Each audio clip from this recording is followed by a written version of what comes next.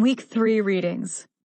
From the time of barter to the age of Bitcoin, most people engaged in business transactions have sought trust. Without trust, which is a fundamental outcome of ethical behavior, not just business relationships, but all relationships would collapse. To develop insight into our own concepts of ethics, this chapter looks at how ethical systems have developed over time, beginning with the distinction between ethics and the law.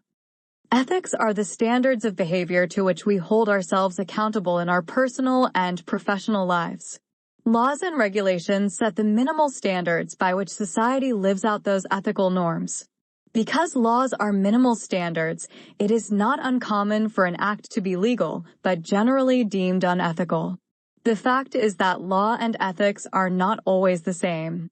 Always, however, they are in dialogue and each informs the other. The greatest challenge in business decision-making is moving beyond the letter of the law to create a culture of ethics. Figure 2.1. Can you identify a moment in your life when it was hard to follow your conscience, or your personal morality conflicted with societal norms? What was the nature of the conflict, and how did you approach it? Ancient Athens. Like a modern metropolis, the city-state, polis, of Athens in the 5th century BC drew people from far afield who wanted a better life. For some, that life meant engaging in trade and commerce, thanks to the openness of the new democracy established under the lawgiver Cleisthenes in 508 BCE. Others were drawn to Athens' incredibly rich architecture, poetry, drama, religious practices, politics, and schools of philosophy. Youth traveled there hoping to study with such brilliant teachers as the mathematicians Archimedes and Pythagoras, dramatists like Sophocles and Euripides, historians Herodotus and Thucydides, Hippocrates, the father of medicine, and, of course, the renowned but enigmatic philosopher Socrates. More than being the equivalent of rock stars of their day, these thinkers, scholars, and artists challenged youth to pursue truth, no matter the cost to themselves or their personal ambitions. These leaders were interested not in fame or even in personal development, but in the creation of an ideal society. This was the golden age of ancient Greece, whose achievements were so profound and enduring that they have formed the pillars of Western civilization for nearly 2.5 millennia.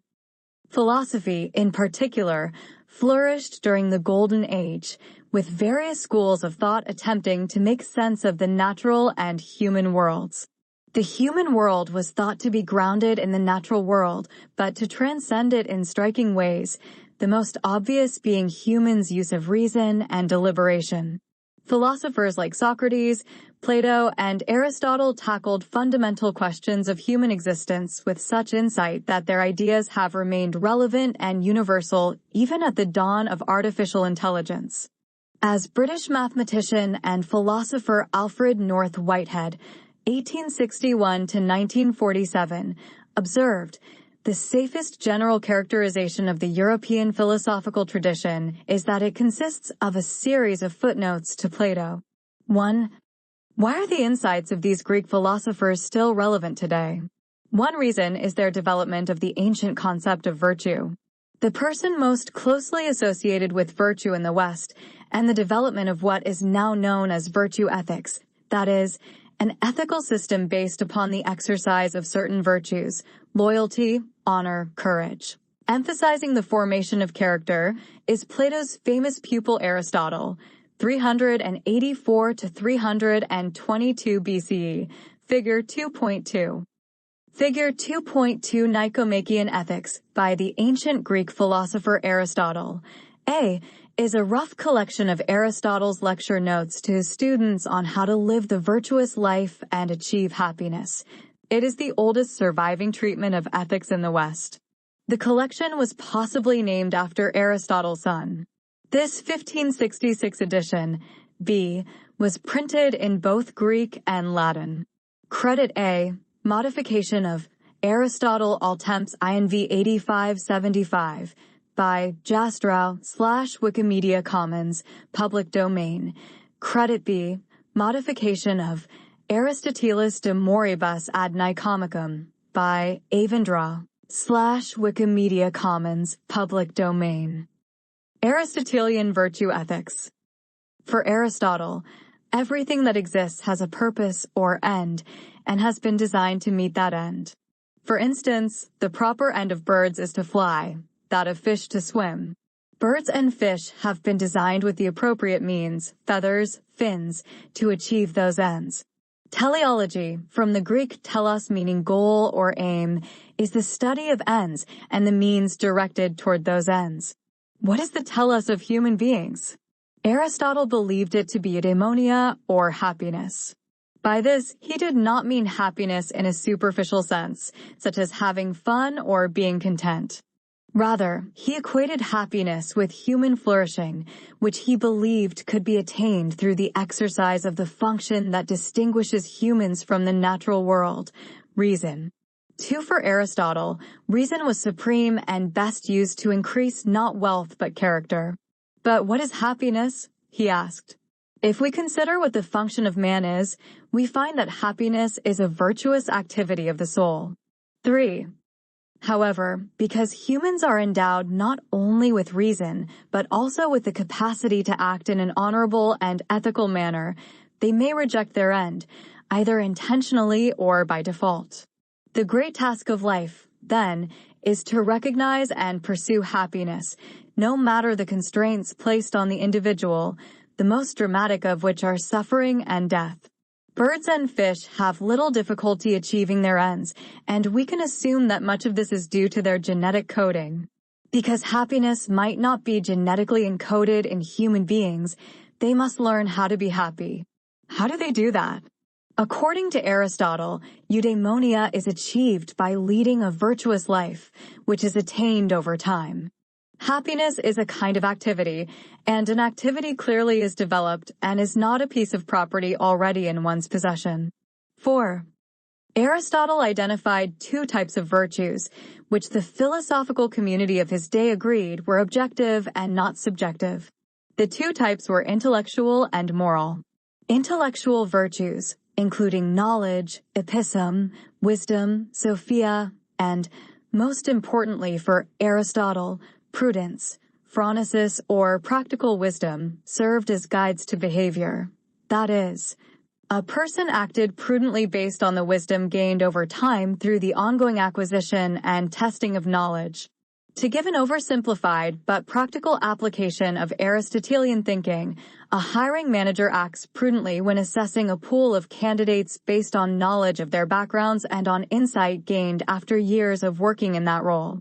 The manager may even use intuitive reason regarding a candidate, which Aristotle believed was another way of arriving at truth.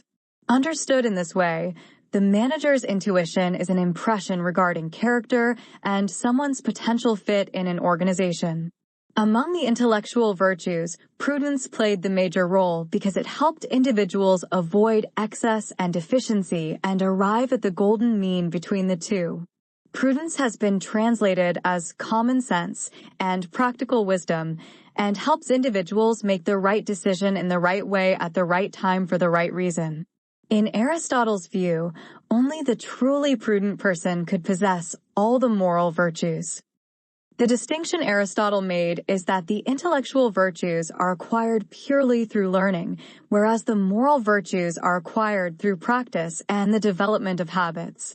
In contrast to the intellectual virtues, which focused on external acts, the moral virtues had to do with character. They included courage, self-control, liberality, magnificence, honor, patience, and amiability. Some of these virtues had different meanings in ancient Greece than they do today. Liberal, for instance, referred not to a political or economic stance, but rather to an aspect of personality. Someone would be considered liberal who was open and sharing of him or herself and his or her talents without fear of rejection or expectation of reciprocity. The paragon of these virtues was the magnanimous individual, someone for whom fame and wealth held little attraction.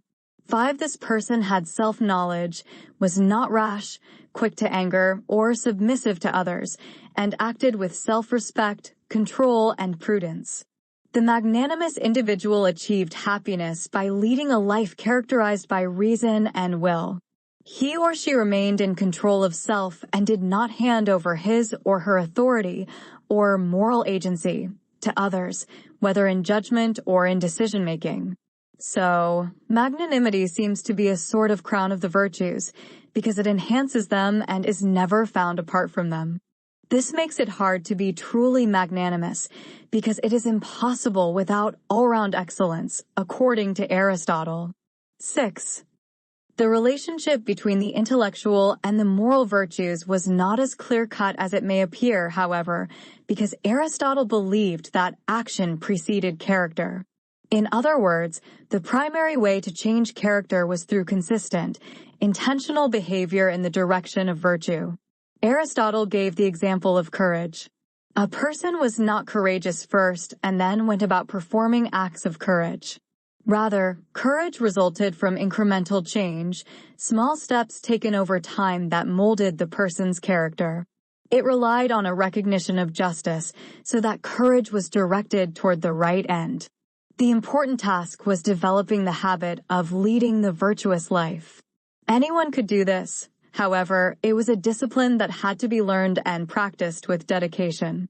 We can see that this habit of virtue is especially relevant for business today when the temptation to conform to an established organizational culture is overwhelming, even when that culture may permit and even encourage questionable practices.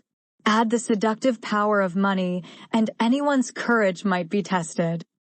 The most notable feature of virtue ethics is that it viewed the basic ethical unit, the fundamental agent of morality, as the individual who lived out his or her worldview publicly.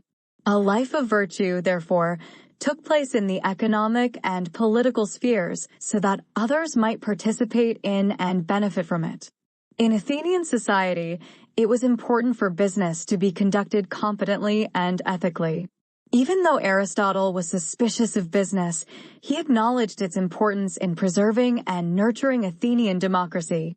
He also praised the creation of money to further the goal of justice, so that a shoemaker and a house builder, for instance, could trade their wares on an equal basis. Virtue in the marketplace was demonstrated through ethical behavior. According to Aristotle, people do in fact seek their own good, and think that they are right to act in this way. It is from this belief that the notion has arisen that such people are prudent. Presumably, however, it is impossible to secure one's own good independently of domestic and political science. 7. This belief in the public nature of virtue was crucial for the flourishing of the city-state and also has implications for contemporary business, which must consider the individual, organization, industry, and society in its development and planning. Ethics across time and cultures. Athenian democracy. Just as time and place influence people's perception of ethics, so is their understanding of democracy also subjective. You might be surprised to learn the Athenian version of democracy was significantly different from our own. For instance, although the word democracy comes from the Greek for people, demos, and power, kratos, only adult men who owned property could vote, and voting was direct. Athens was not a republic with elected representatives, like the United States.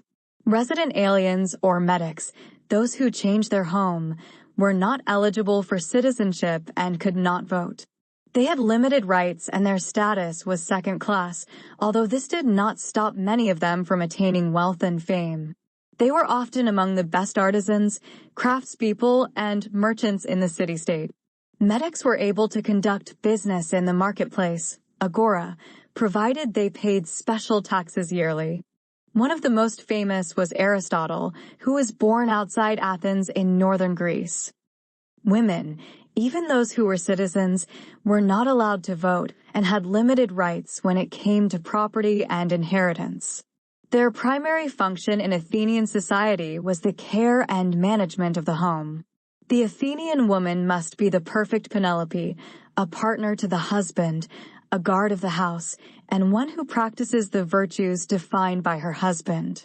Physical beauty was not to be a goal, nor was it even a primary valued attribute. Total dedication to the welfare of husband, children, and household was the ultimate virtue. 8. Figure 2.3. Figure 2.3 Penelope and Odysseus in a scene from Homer's Odyssey, as depicted in 1802 by the German painter Johann Tischbein. For the ancient Greeks, Penelope represented all the virtues of a loving, dutiful partner. She remained faithful to her husband Odysseus despite his absence of some 20 years during and after the Trojan War. Credit: Odysseus and Penelope by H.R. Wacker and James Stickley / Wikimedia Commons, public domain. Finally, not all transactions were as straightforward as selling Egyptian linen, dried fruit, or spices. Slave traders, too, brought their wares to market. Slavery was a customary part of many cultures throughout the ancient world, from Persia to Arabia and Africa and China. In Athens and its surrounding area, it is estimated that during the Golden Age, 5th century BC, there were 21,000 citizens, 10,000 medics, non-native Athenians who still shared some of the benefits of citizenship, and 400,000 slaves. 9. Despite the Athenian emphasis on virtue and honor, there was little or no objection to owning slaves, because they formed an indispensable part of the economy, providing the labor for agriculture and food production. Slavery persists even today. For instance, it is believed that nearly 30 million people worldwide are living and working as slaves, including 3 million in China and 14 million in India. 10. Servitude also exists for migrant workers forced to live and work in inhuman conditions without recourse to legal help or even the basic necessities of life. Such conditions occur in industries as diverse as commercial fishing in Southeast Asia and construction in Qatar. 11. Critical thinking. Consider how democracy has expanded since the Golden Age of Greece, eventually including universal suffrage and fundamental rights for everyone. Although we try not to judge cultures today as having right or wrong practices, we often judge earlier cultures and civilizations. How might you assess a practice like slavery in antiquity without imposing modern values on a civilization that existed more than 2.5 millennia ago? Are there absolute truths and values that transcend time and space? If yes, where might these come from? If not, why not? Honorable behavior in business. The common belief in ancient Greece that business and money were somehow tainted reflected Plato's concept that the physical world was an imperfect expression or shadow of the ideal. Everything in the physical world was somehow less than the ideal, and this included the products of human thought and labor. For example, a cow exists in the physical world as an imperfect and temporary expression of the ideal essence of a cow, what we might call cowness. This imperfection accounted for the many variations found in the earthly creature. Business, as a human invention based on self-interest, also had no appreciable ideal or end. After all, what was the purpose of making money if not having more money? Any end beyond that was not evident. In other words, money existed simply to replicate itself and was fueled by avarice, the love of money, or greed, the love of material goods. As for the life of the businessman, it does not give him much freedom of action. Besides, wealth is obviously not the good that we are seeking, because it serves only as a means, i.e., for getting something else, said Aristotle. 12. Yet, business had an interesting effect that helped invigorate Athenian life and encouraged those engaged in it to be virtuous, or else risk their reputation. This effect was association. Business was based on the free and fair exchange of goods, which brought not only items of merchandise into association with each other, but also buyers, sellers, and public officials. The way to ensure ethically sound association was through the exercise of prudence, especially in its demand that people act not rashly but deliberately. This deliberative aspect of prudence provided a way for buyers, sellers, and everyone engaged in a transaction to act honorably, which was of the utmost importance. Honor was not only a foundational virtue, but the cultural environment in which the ancient world existed. One of the worst offenses anyone could commit, whether man, woman, free, or slave, was to act in a dishonorable way. Of course, although acting deliberately does not guarantee that one is acting honorably, for Athenians, acting in a calculated way was not an indication of dishonor. Dishonorable acts included any that disturbed the basic order, dike, of life in which everyone had a role, including the gods. Interestingly, the Aristotelian approach to business did not condemn money-making or the accumulation of riches. What concerned Aristotle, particularly because of its harmful effects on the individual and the city-state, was greed. Aristotle considered greed and excess that tipped the scales of justice and led to scandal. Money might constitute the bait, but greed causes the person to reach out and grab as much as possible, falling into the trap of scandal. The Greeks considered the exercise of greed an irrational, and therefore ignoble, act. Only attention to honor and deliberative prudence could save someone from acting so foolishly. Honor in ancient Greece was not just an individual characteristic, but also a function of the group to which an individual belonged, and the person derived self-esteem from membership in that group. Civic virtue consisted of honorable living in community. Business scandals today often arise not from conflicts of interest, but from conflicts of honor in which employees feel torn by their allegiance to a coworker, a supervisor, or the organization. 13. Although few people would use the term honor to describe contemporary workplace culture or corporate mission, nearly everyone understands the importance of reputation and its impact, positive or negative, on a business. Reputation is no accident. It is the product of a culture formed by individual and group effort. That effort is directed, intentional, and ongoing. According to Aristotle and later thinkers who expanded upon his work, such as 13th century philosopher and theologian Thomas Aquinas, to act dishonorably casts disrepute on all concerned. Ends and means had to be aligned, particularly in business, which provided people's livelihoods and secured the economic health of the city-state. Acting honorably meant trying to be magnanimous in all transactions and rising above obsession with baser instincts.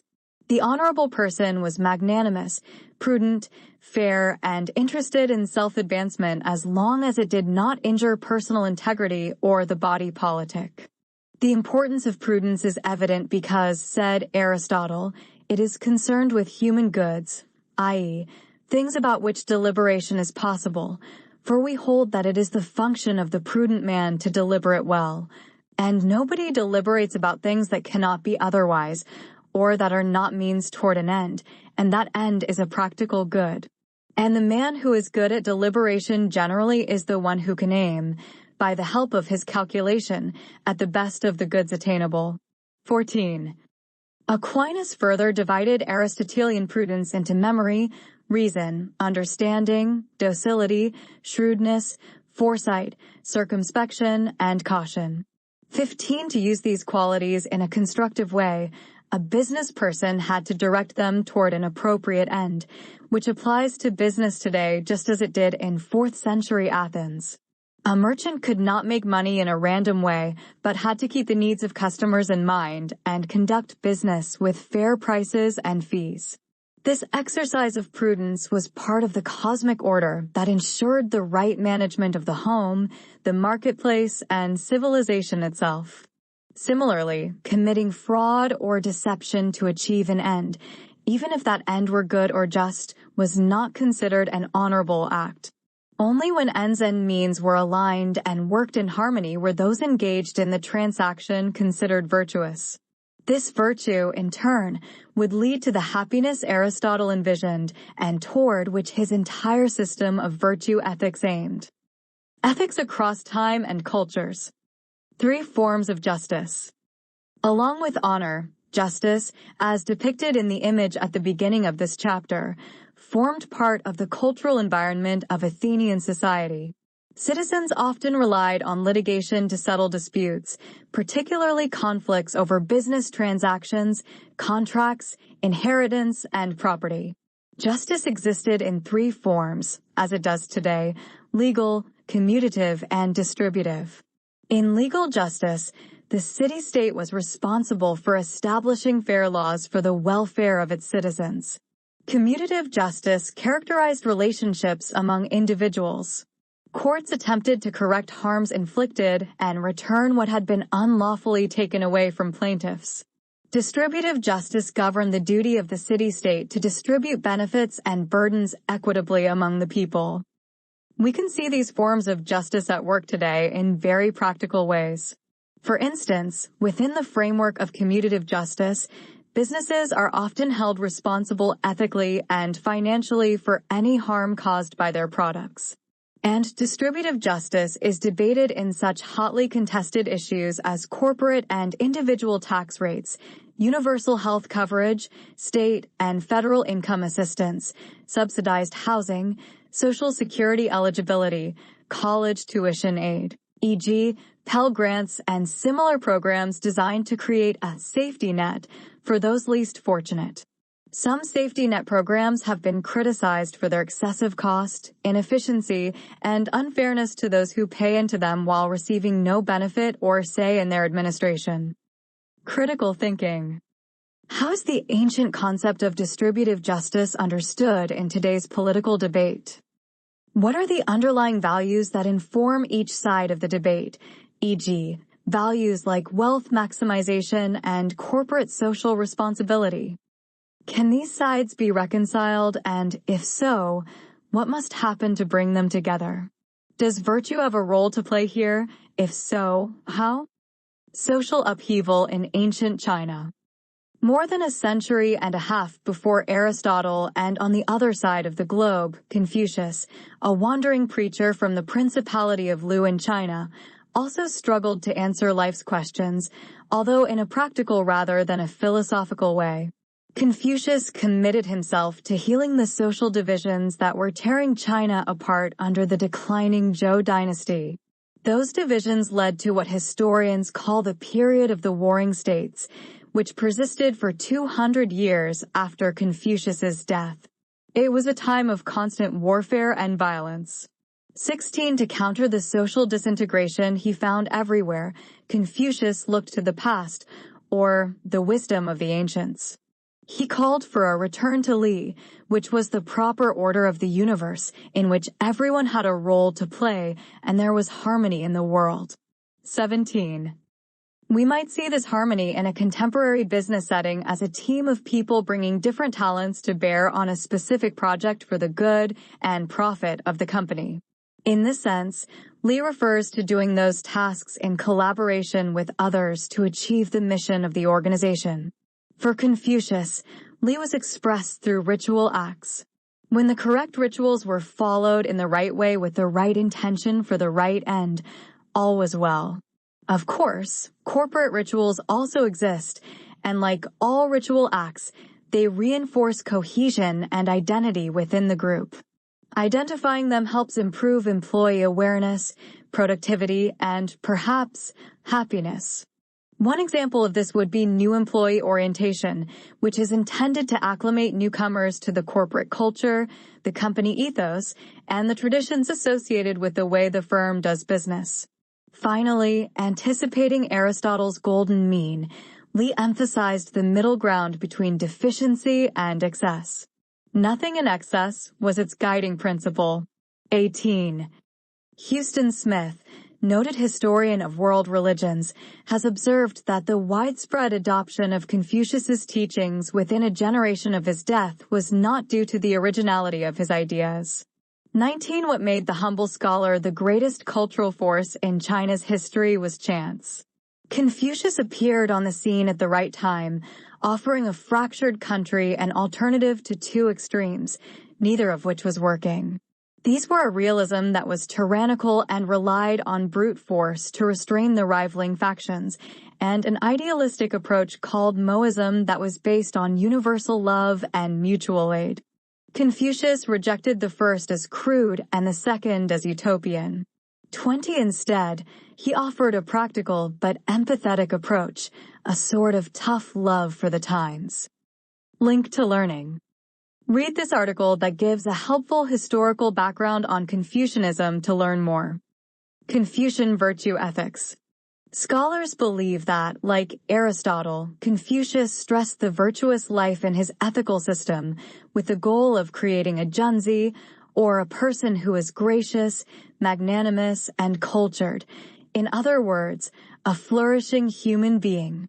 A junzi exhibited refinement, self-control, and balance in all things, acting neither rashly nor timidly. Such a person was the opposite of a small individual who spent his or her time embroiled in petty rivalries and for whom power was the ultimate measure of success. The concept of junzi and the Aristotelian magnanimous individual have much in common, except that for Confucius, there was added urgency. To be a junzi was a matter not just of honor but of survival.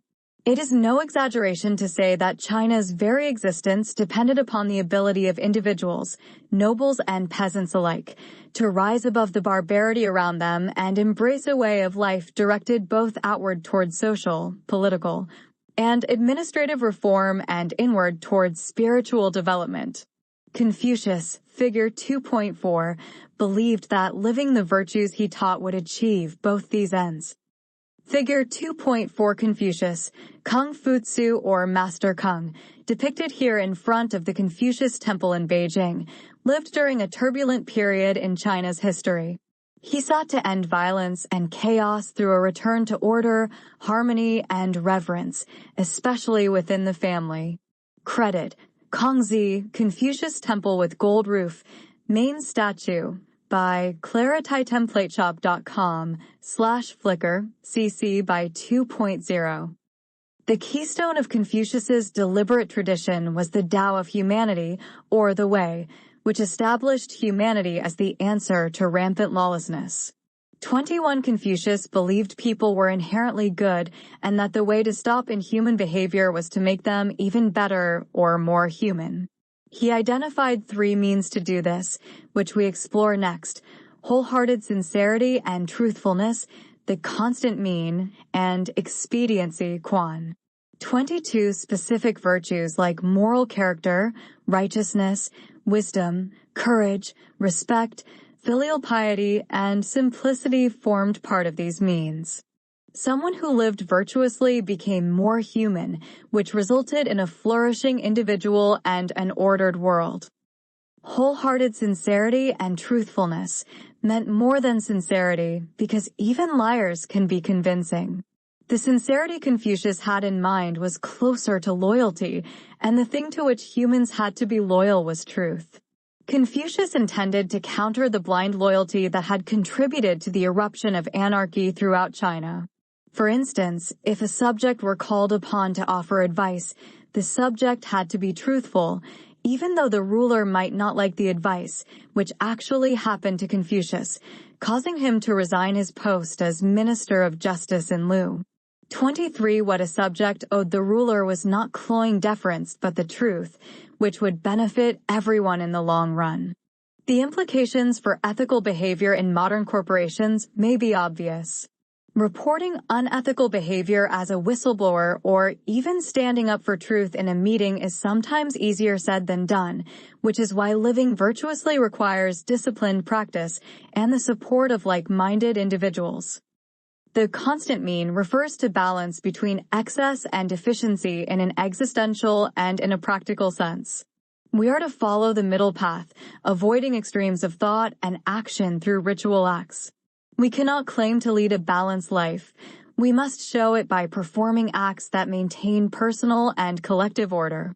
The Book of Li catalogues many of these acts, which form a guide for proper living, indicating the correct way to maintain the 5 great relationships that support Chinese society: parent/child, husband/wife, elder/junior sibling, master/apprentice, and ruler/subject. Confucius and his peers believed that properly observing these key 5 relationships was essential for social good and would invoke divine favor on the people. Note that 3 of these are relationships within the family. The family was the basic unit of society and Confucius's hope for reform because it was the primary and most influential school of character, virtue, and conscience. Thus, the return to Li takes on greater significance than a simple longing for an idyllic past. As Houston Smith noted, that 3 of the 5 relationships pertain within the family is indicative of how important Confucius considered this institution to be. In this he was not inventing but continuing the Chinese assumption that the family is the basic unit of society.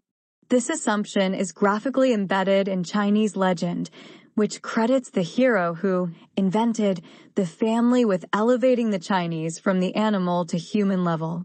24. What would you do? I Ching. The 5 great relationships upon which Chinese civilization is built prescribed definite roles for the social classes and sexes. As in ancient Greece, women in ancient China were in charge of domestic duties and care of the family. They were neither expected nor believed able to assume duties outside the home and certainly not in the competitive world of business. Yet consider the fictional case of I Ching. I Ching was the daughter of the merchant Bailey, who sold farming tools and agricultural products in Chao, which bordered Lu. Bailey's business was very successful and he took great pride in it.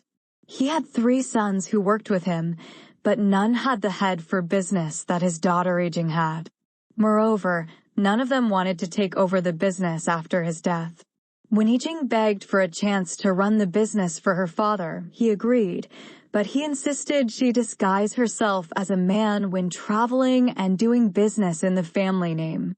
If people knew she was a woman, they would ridicule the family and take advantage of her. Although surprised by her father's request, I Ching agreed and eventually took over the business, making it extremely prosperous. Critical thinking. If you were I Ching, what would you have done? For Confucius, the third approach to the way of humanity was the doctrine of expediency. Where Buddhism and Taoism advocated compassion and Moism advocated universal love, Confucianism defined righteousness as the virtue that would temper compassion and love so that people could live together not just peacefully but justly. 25 Righteousness included a practical approach to problem solving that helped politics, diplomacy, and civil administration to flourish. This expediency, or quan, is a noteworthy feature of Confucianism. Originally referring to a piece of metal used in balancing scales, quan is applied when weighing options in a moral dilemma and acts as a counterbalance to achieve fairness, enabling parties in a transaction to arrive at an equitable agreement. Ultimately, quan allows people and institutions to prioritize responsive action over ritual and serves as the way to align what people do with who they are, thus allowing them to become more human. For the business person, it might mean not fleeing the tawdry world of the marketplace, but recognizing the humanity within it. One example of the use of quan is the Broad Group, a Chinese manufacturer of central air conditioning products. The company produces clean energy systems and has developed an alternative to Freon. The new coolant has changed the way energy is delivered to such an extent that Zheng Yu, the company's chief executive officer, was awarded the Champions of the Earth Prize by the United Nations in 2011 for his work in green energy. 26 Certainly, there is more opportunity for sustainable manufacturing and ethical business practices throughout China, and the state is attempting to promote such efforts. A Confucian business model. The spirituality that emerges from quan as righteousness is not solely about the individual, it is about the act itself, that is, the transaction, whether that takes place in a market, shop, or a loading dock. When righteousness is directed outward in this way, it becomes justice, compelling all parties in a transaction to act in good faith or risk upsetting the proper order of things. Justice in this sense allows for wealth creation, investment, and strategic planning as long as all fulfill their roles and act in the manner of a junzi. An overarching spirituality of business may even develop, arising from the people who collectively make up the company. This is a traditionally Confucian way of looking at corporate culture as the reflection of a larger network of relationships. The other two Confucian ways of humanity also relate to business because wholeheartedness and sincerity can serve as models of risk assessment, requiring clear-headed thinking and action balanced with respect for markets, competitors, and stakeholders. The Tao of humanity rejects the premise that greed reigns supreme by itself. Instead, its ethical counterpart is truth. Both qualities exist within business practices. In this ethical framework, loyalty to truth is not just a stock phrase, but a commitment to value in all aspects of an enterprise, such as sales, finance, marketing, and the employment and hiring chain. An investment advisor might recommend the constant mean to clients so their money is in a diversified portfolio with a long-term strategy. The Tao of humanity, wholeheartedness, sincerity, and the other virtues are treated in the Analects. Figure 2.5. Figure 2.5, the Analects of Confucius, is a collection of Confucius's teachings and sayings regarding the virtuous life and how to attain harmony. They were compiled by his followers and written with ink and brush on strips of bamboo. Credit, Rongo Analects 02, by Fukutaro, /Wikimedia Commons, public domain. Some have criticized Confucianism for impeding progress in China in areas like education, the natural sciences, and business, because it has failed to adapt to the modern context. High-frequency trading, blockchain technology, artificial intelligence, and robotics do not work with cultural values thousands of years old, these critics say. So what we need is a new consciousness for a new era in human history. However, these criticisms miss the point. Confucius was interested in the same thing that concerned Aristotle, namely, the character of the person or persons making decisions rather than the decisions themselves. The importance of character has been proven repeatedly through business scandals like Enron, Libor, and the 2008 financial crisis, as well as the recent problems of Uber and Volkswagen, in which personal irresponsibility resulted in disaster. Indeed, business schools now offer seminars for executives integrating virtue ethics, both Aristotelian and Confucian-inspired models, in leadership development. The recent campaign of China's central government against unethical business practices has made a point of prosecuting executives for corruption in the form of bribery, kickbacks, and embezzlement, demonstrating that some Confucian thought has survived from ancient times. Jack Ma, co-founder of the giant Chinese e-commerce site Alibaba, has called this clean communism, which might be another way of characterizing the form of state-sponsored capitalism that exists in China. 27. Of course, the former communist regime did not embrace Confucian virtue. Mao Zedong was deeply suspicious of Confucius, holding him to be a relic of the imperial era and having little value for the new China he intended to create with the founding of the People's Republic of China in 1949. East meets West.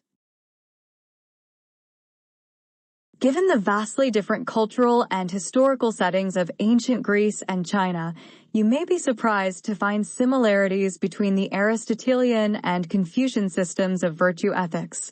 Yet not only are there similarities, but the two systems share the theme of control. For Aristotle, control manifested itself through the deliberative process of phronesis, resulting in virtuous living, harmony, and happiness. This application of practical wisdom was related to self-restraint or temperance. In Confucian virtue ethics, control was a function of self-regulation. Primitive instincts were held at bay and the person gained the capacity and courage to act more humanely. Figure 2.6. This achievement of control benefited not only the individual, but also the family and, by extension, the nation. Self-regulation was Confucius's way of establishing order. Figure 2.6. The Aristotelian and Confucian systems of virtue ethics have in common the theme of control, as this comparison shows. Attribution.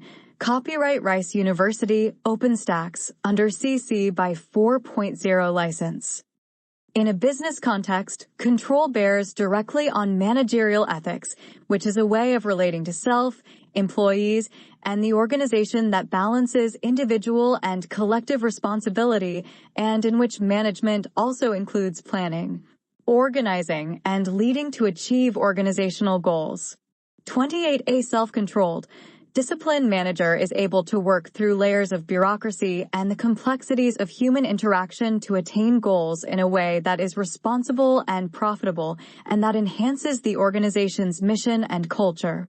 These goals are achieved not at the expense of stakeholders, but in a way that is fair for all. We might even say that righteousness leads to justice, which includes profit. We saw earlier that neither Aristotle nor Confucius disapproved of profit as long as it benefited humanity in some way. Both men would have a very definite opinion about the optimization of shareholder wealth. Despite these similarities between the two traditions, there are differences, the most notable being the locus of ethics. Aristotle placed this locus on individuals who were called to fulfill their purpose honorably, accepting fate with dignity and aplomb. The basis of this acceptance was reason. For Confucius, reflecting the historical plight of China, the locus was the family, which he envisioned as putting an end to anarchy and setting the nation on its proper course by providing the basic pattern of relationships for personal and professional life.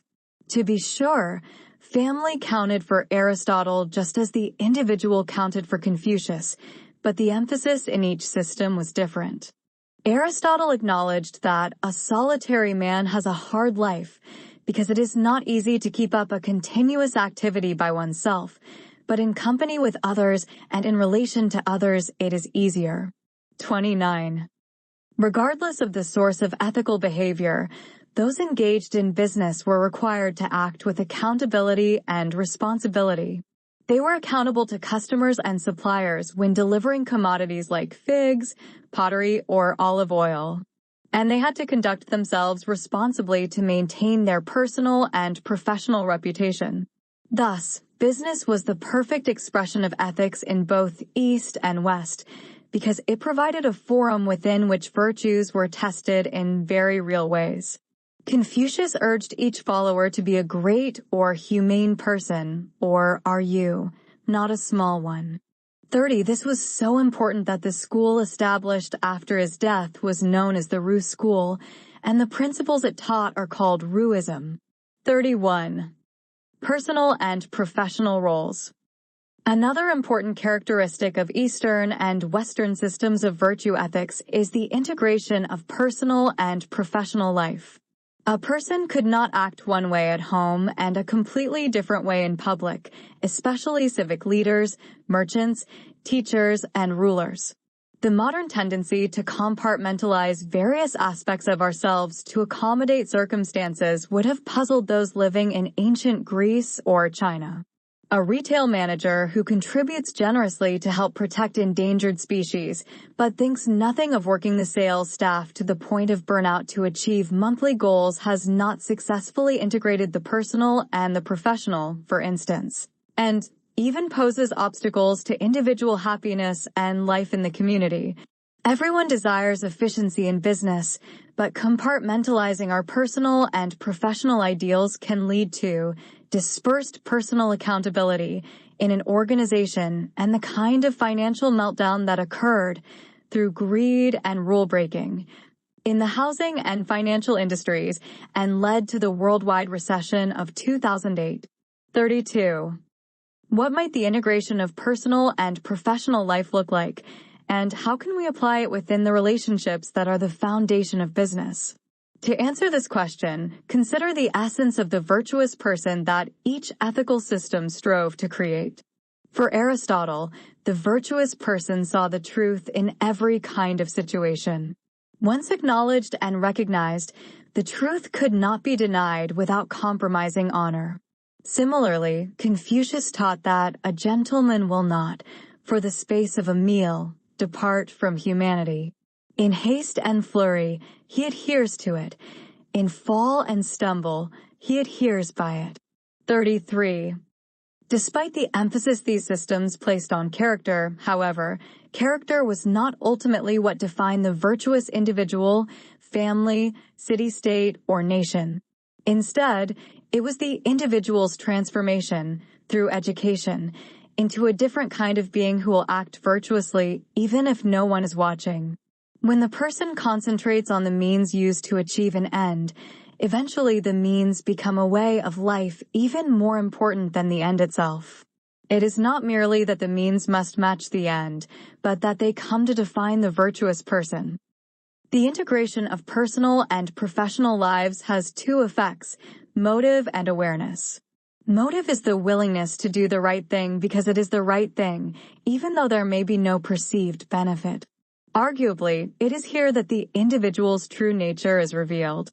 The other effect, awareness, is the ability to see the ethical dimension in all events, choices, decisions, and actions. Many business scandals could be avoided if more people understood the value of human capital and the need to see the larger picture. To put it differently, responsibility over profitability. Or, as Confucius would say, it is the person who can broaden the way, not the way that broadens the person. 34. Is there a universal ethics? A fundamental question in the study of ethics is whether we can identify universal, objective moral truths that cut across cultures, geographic settings, and time. At the most foundational level, the answer might be yes. As Aristotle noted, ethics is not a science but an art. 35. Perhaps the best way to answer the question is to consider the methods used for moral decision-making. This strategy would be in line with Aristotelian and Confucian models if we assume that once they attain insight, most people will follow their conscience and act in reasonable, responsible ways. Methods of decision-making then could be adapted to any context or dilemma. But what constitutes a reasonable, responsible method, and who gets to choose it? It is possible that standards of ethical conduct could be created to guide business affairs fairly and justly. Such standards already exist in most industries and professions. The Generally Accepted Accounting Principles, GAAP, give direction to those working in accounting and finance in the United States.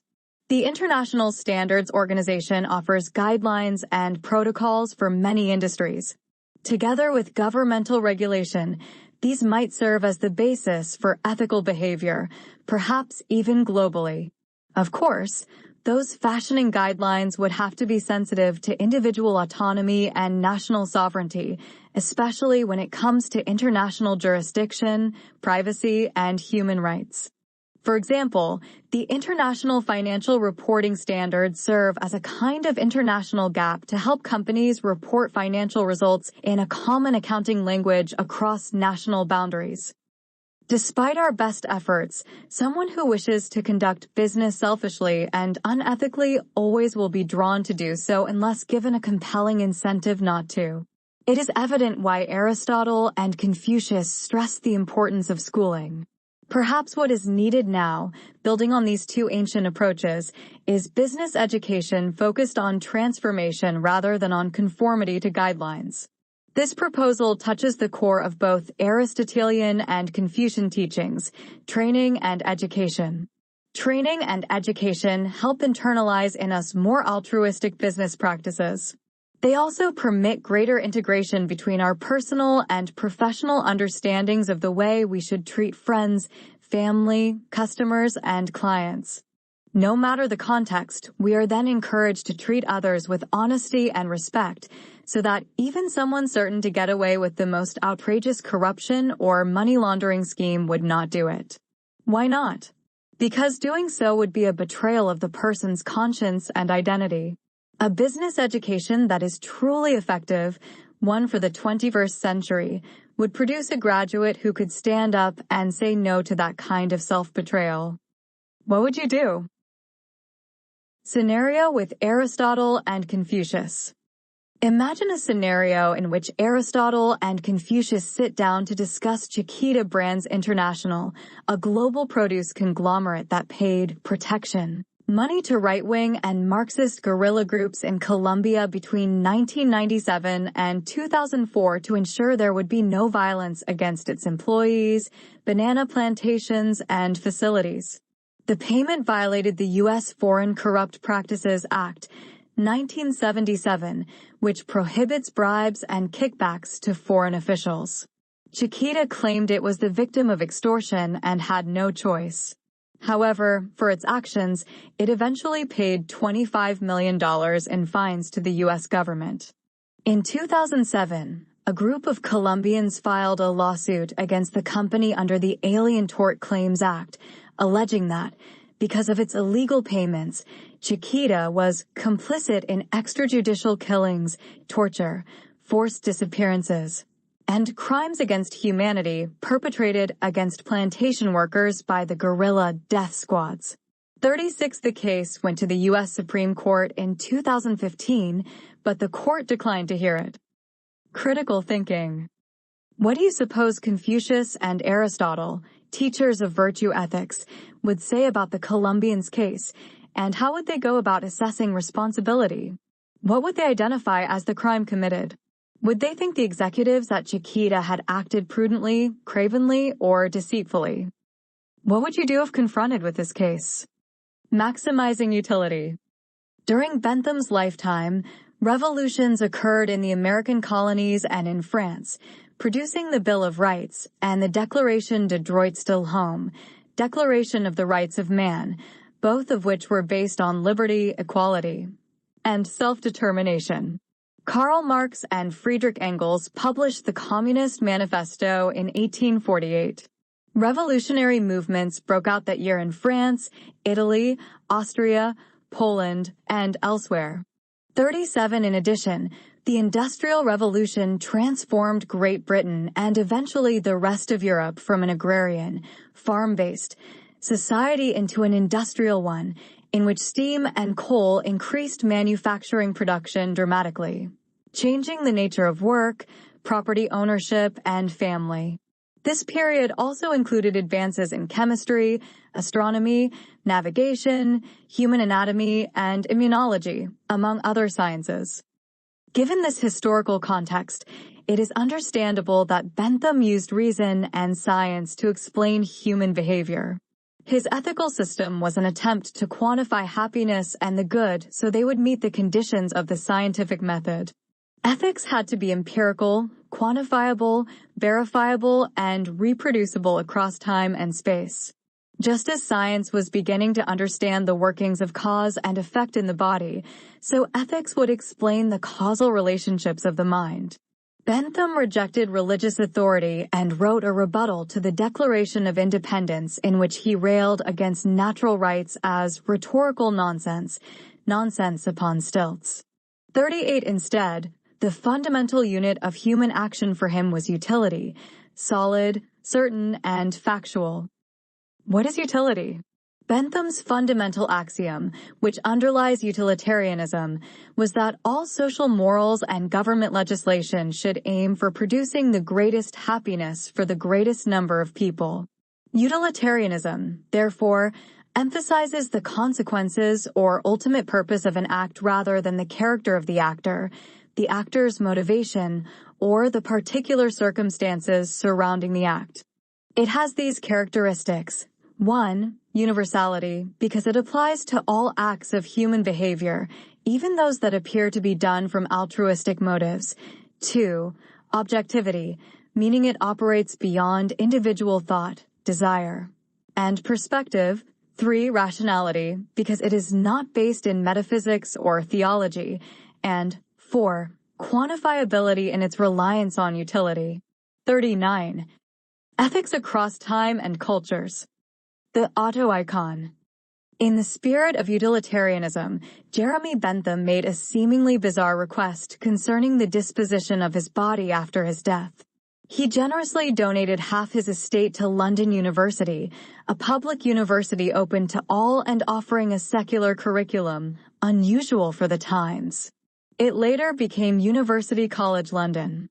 Bentham also stipulated that his body be preserved for medical instruction, Figure 2.7, and later placed on display in what he called an auto-icon or self-image.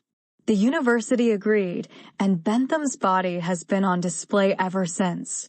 Bentham wanted to show the importance of donating one's remains to medical science in what was also perhaps his last act of defiance against convention. Critics insist he was merely eccentric.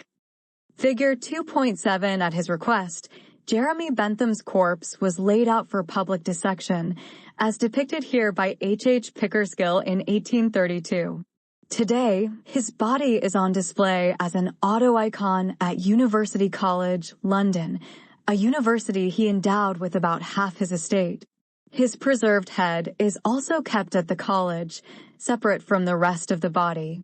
Credit: Mortal Remains of Jeremy Bentham, 1832, by Weld Taylor and H. Pickersgill/Wikimedia Commons, CC by 4.0. Critical thinking. What do you think of Bentham's final request? Is it the act of an eccentric or of someone deeply committed to the truth and courageous enough to act on his beliefs? Do you believe it makes sense to continue to honor Bentham's request today? Why is it honored? Do requests have to make sense? Why or why not? Bentham was interested in reducing utility to a single index so that units of it could be assigned a numerical and even monetary value, which could then be regulated by law. This utility function measures in utils the value of a good, service, or proposed action relative to the utilitarian principle of the greater good, that is, increasing happiness or decreasing pain. Bentham thus created a hedonic calculus to measure the utility of proposed actions according to the conditions of intensity, duration, certainty, and the probability that a certain consequence would result. 40. He intended utilitarianism to provide a reasoned basis for making judgments of value rather than relying on subjectivity, intuition, or opinion. The implications of such a system on law and public policy were profound and had a direct effect on his work with the British House of Commons, where he was commissioned by the Speaker to decide which bills would come up for debate and vote. Utilitarianism provided a way of determining the total amount of utility or value a proposal would produce relative to the harm or pain that might result for society. Utilitarianism is a consequentialist theory. In consequentialism, actions are judged solely by their consequences, without regard to character, motivation, or any understanding of good and evil, and separate from their capacity to create happiness and pleasure. Thus, in utilitarianism, it is the consequences of our actions that determine whether those actions are right or wrong. In this way, consequentialism differs from Aristotelian and Confucian virtue ethics, which can accommodate a range of outcomes as long as the character of the actor is ennobled by virtue. For Bentham, character had nothing to do with the utility of an action. Everyone sought pleasure and avoided pain regardless of personality or morality. In fact, too much reliance on character might obscure decision-making. Rather than making moral judgments, utilitarianism weighed acts based on their potential to produce the most good, pleasure, for the most people. It judged neither the good nor the people who benefited. In Bentham's mind, no longer would humanity depend on inaccurate and outdated moral codes. For him, utilitarianism reflected the reality of human relationships and was enacted in the world through legislative action. To illustrate the concept of consequentialism, consider the hypothetical story told by Harvard psychologist Fiery Cushman. When a man offends two volatile brothers with an insult, John wants to kill him. He shoots, but misses. Matt, who intends only to scare the man, but kills him by accident, will suffer a more severe penalty than his brother in most countries, including the United States. Applying utilitarian reasoning, can you say which brother bears greater guilt for his behavior? Are you satisfied with this assessment of responsibility? Why or why not? 41. Link to learning. A classic utilitarian dilemma considers an out-of-control streetcar and a switch operator's array of bad choices. Watch the video on the streetcar thought experiment and consider these questions. How would you go about making the decision about what to do? Is there a right or a wrong answer? What values and criteria would you use to make your decision about whom to save? Synthesizing rights and utility. As you might expect, utilitarianism was not without its critics. Thomas Hodgkin, 1787 to 1869, pointed out what he said was the absurdity of insisting that the rights of man are derived from the legislator and not nature. 42, in a similar vein, the poet Samuel Taylor Coleridge, 1772 to 1834, accused Bentham of mixing up morality with law.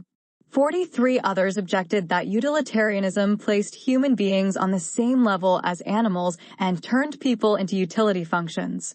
There were also complaints that it was mechanistic, anti-religious, and too impractical for most people to follow. John Stuart Mill sought to answer these objections on behalf of his mentor, but then offered a synthesis of his own that brought natural rights together with utility, creating a new kind of utilitarianism, one that would eventually serve to underpin neoclassical economic principles. 44. Mill's father, James, was a contemporary and associate of Bentham's who made sure his son was tutored in a rigorous curriculum.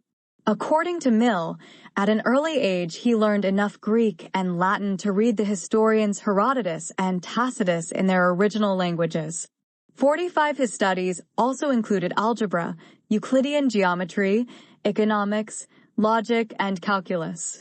46. His father wanted him to assume a leadership position in Bentham's political movement, known as the Philosophical Radicals. 47. Unfortunately, the intensity and duration of Mill's schooling, utilitarian conditions of education, were so extreme that he suffered a nervous breakdown at the age of 20 years. The experience left him dissatisfied with Bentham's philosophy of utility and social reform.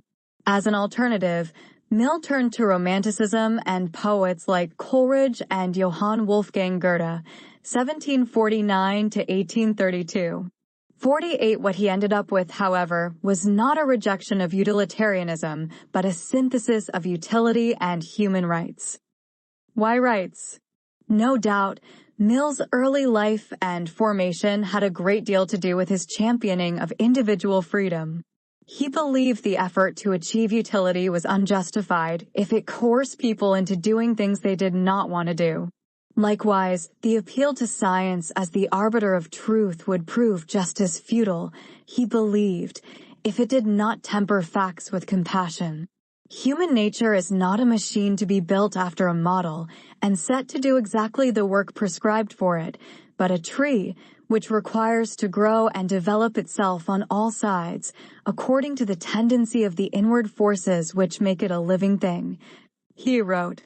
49. Mill was interested in humanizing Bentham's system by ensuring that everyone's rights were protected, particularly the minorities, not because rights were God-given, but because that was the most direct path to truth.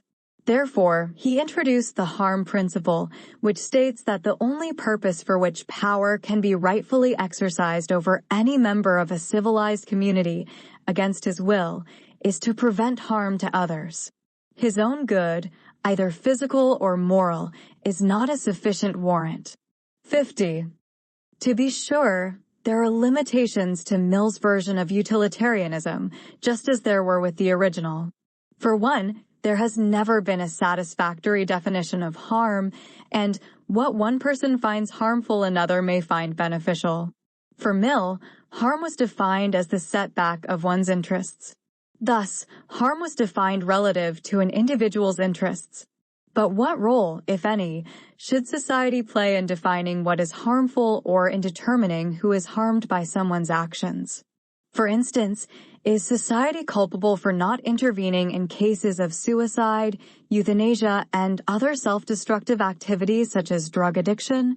These issues have become part of the public debate in recent years and most likely will continue to be as such actions are considered in a larger social context.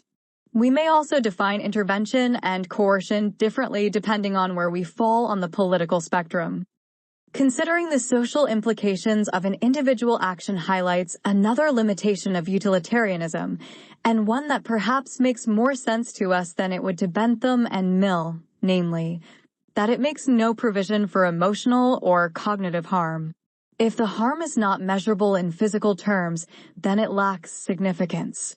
For example, if a reckless driver today irresponsibly exceeds the speed limit, crashes into a concrete abutment, and kills himself while totaling his vehicle, which he owns, utilitarianism would hold that in the absence of physical harm to others, no one suffers except the driver. We may not arrive at the same conclusion. Instead, we might hold that the driver's survivors and friends, along with society as a whole, have suffered a loss. Arguably, all of us are diminished by the recklessness of his act. Link to learning. Watch this video for a summary of utilitarian principles along with a literary example of a central problem of utility and an explanation of John Stuart Mill's utilitarianism. The role of utilitarianism in contemporary business. Utilitarianism is used frequently when business leaders make critical decisions about things like expansion, store closings, hiring, and layoffs. They do not necessarily refer to a utilitarian calculus, but whenever they take stock of what is to be gained and what might be lost in any significant decision, e.g., in a cost-benefit analysis, they make a utilitarian determination. At the same time, one might argue that a simple cost-benefits analysis is not a utilitarian calculus unless it includes consideration of all stakeholders and a full accounting of externalities, worker preferences, potentially coercive actions related to customers or community and environmental effects. As a practical way of measuring value, Bentham's system also plays a role in risk management. The utility function, or the potential for benefit or loss, can be translated into decision-making, risk assessment, and strategic planning. Together with data analytics, market evaluations, and financial projections, the utility function can provide managers with a tool for measuring the viability of prospective projects. It may even give them an opportunity to explore objections about the mechanistic and impractical nature of utilitarianism, especially from a customer perspective. Utilitarianism could motivate individuals within the organization to take initiative, become more responsible, and act in ways that enhance the organization's reputation rather than tarnish it. Mills on Liberty, Figure 2.8, a short treatment of political freedoms in tension with the power of the state, underscored the importance of expression and free speech, which Mill saw not as one right among many, but as the foundational right, reflective of human nature from which all others' rights derive their meaning. And therein lay the greatest utility for society and business. For Mill, the path to utility led through truth, and the main way of arriving at truth was through a deliberative process that encouraged individual expression and the clash of ideas. Figure 2.8 in On Liberty, 1859. A. John Stuart Mill. B. Combined utility with human rights. He emphasized the importance of free speech for correcting error and creating value for the individual and society. Credit A. Modification of On Liberty, first edition title page by a facsimile, by Yoden, /Wikimedia Commons, public domain. Credit B. Modification of John Stuart Mill by London's Stereoscopic Company, c. 1870, by Suing, /Wikimedia Commons, public domain. As for Mill's harm principle, the first question in trying to arrive at a business decision might be, does this action harm others? If the answer is yes, we must make a utilitarian calculation to decide whether there is still a greater good for the greatest number. Then we must ask, who are the others we must consider? All stakeholders? Only shareholders? What does harm entail, and who decides whether a proposed action might be harmful? This was the reason science and debate were so important to Mill, because the determination could not be left to public opinion or intuition. That was how tyranny started. By introducing deliberation, Mill was able to balance utility with freedom, which was a necessary condition for utility. Where Bentham looked to numerical formulas for determining value, relying on the objectivity of numbers, Mill sought value in reason and in the power of language to clarify where truth lies. The lesson for contemporary business, especially with the rise of big data, is that we need both numbers and reason principles. If we apply the Aristotelian and Confucian rule of the mean, we see that balance of responsibility and profitability makes the difference between sound business practices and poor ones. Aroused from dogmatic slumber. In 1781, at the age of 56 years, Kant published Critique of Pure Reason, Kritik der reinen Vernunft, in Königsberg, Prussia, figure 2.9. 51 almost immediately, it transformed him from an obscure professor of metaphysics and logic into a preeminent figure in the world of philosophy. In the 800-page tome, Kant criticized the way rationalism, pure reason, had assumed the mantle of absolute truth, supplanting both religious faith and empirical science. Kant referred to the unquestioned acceptance of rationalism as dogmatism. Whether Christian or revolutionary, dogmatic thinking was to be avoided because it obscured the truths of science and religion through flawed logic. Figure 2.9, first published in 1781, Immanuel Kant's Critique of Pure Reason provided a new system for understanding experience and reality. It defended religious faith against atheism and the scientific method against the skepticism of the Enlightenment. Credit A. Modification of Immanuel Kant, 1724 to 1804, by Dobe A.U.S. Boblingen, /Wikimedia Commons, public domain. Credit B. Modification of title page of 1781 edition of Immanuel Kant's Critique of Pure Reason by Themisti, /Wikimedia Commons, public domain. Kant credited the skepticism of empirical philosopher David Hume, 1711 to 1776, with awakening him from dogmatic slumber, although he disagreed with Hume, who claimed that the mind did not exist at all, but was the result of mental associations derived from sensory experience. 52 for Kant. Reality could be discerned not through reasoning or sensory experience alone, but only by understanding the nature of the human mind. Kant argued that sensory experience did not create the mind, but rather that the mind created experience through its internal structures. And within the mind's complex structures there also existed an inherent and unconditional duty to act ethically, which Kant called the categorical imperative, first outlined in Groundwork of the Metaphysic of Morals, 1785. 53.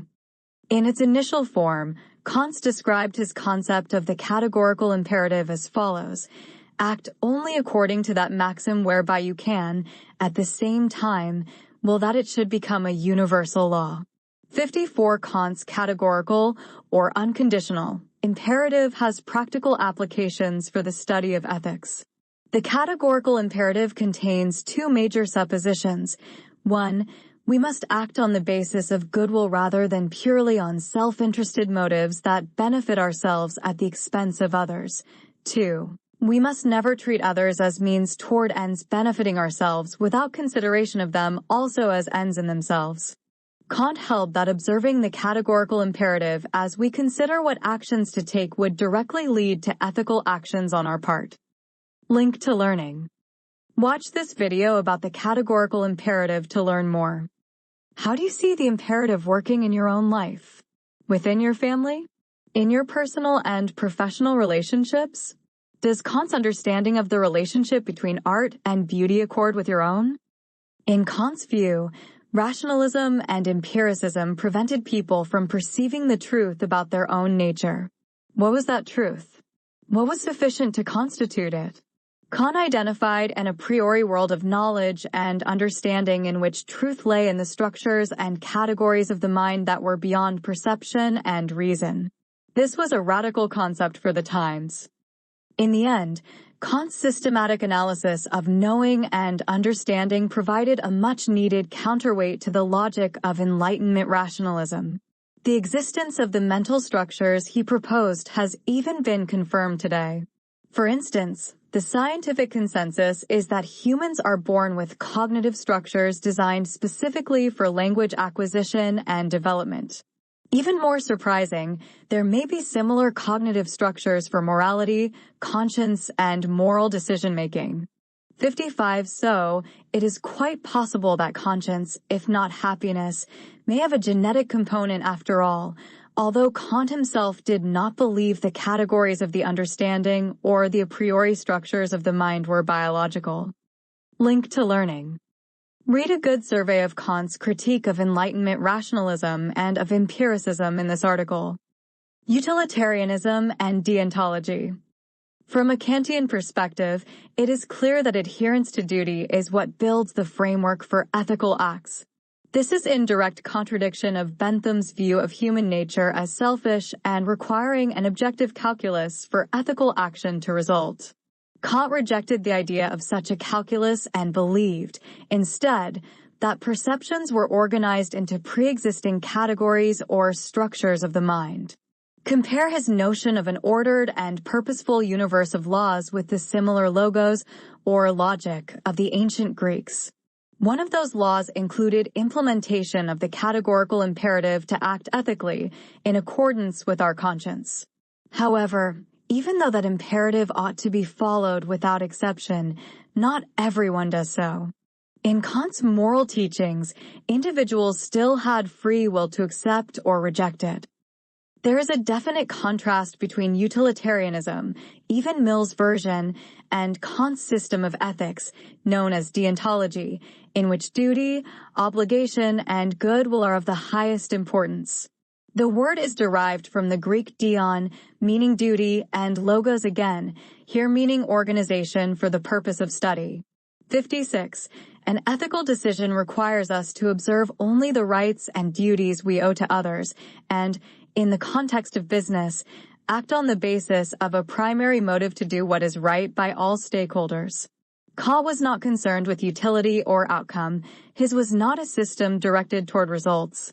The question for him was not how to attain happiness, but how to become worthy of it. Rather like Aristotle and Confucius, Kant taught that the transcendent aspects of human nature, if followed, would lead us inevitably to treat people as ends rather than means. To be moral meant to renounce uninformed dogmatism and rationalism, abide by the categorical imperative, and embrace freedom, moral sense, and even divinity. This was not a lofty or unattainable goal in Kant's mind, because these virtues constituted part of the systematic structuring of the human mind. It could be accomplished by living truthfully or, as we say today, authentically. Such a feat transcended the logic of both rationalism and empiricism. What would you do? Les Miserables.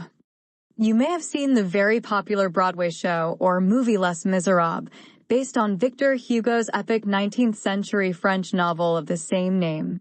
The main character, Jean Valjean, steals a loaf of bread to feed his sister's starving family and is arrested and sent to prison.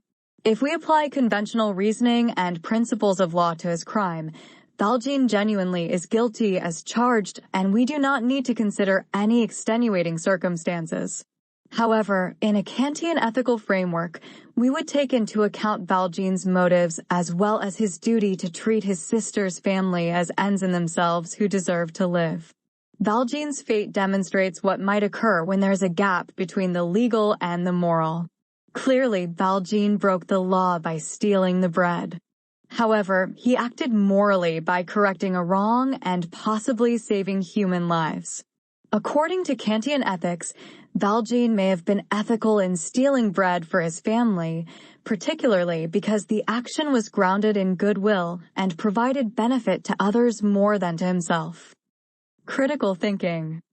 It has been said that in Kantian ethics, duty comes before beauty and morality before happiness.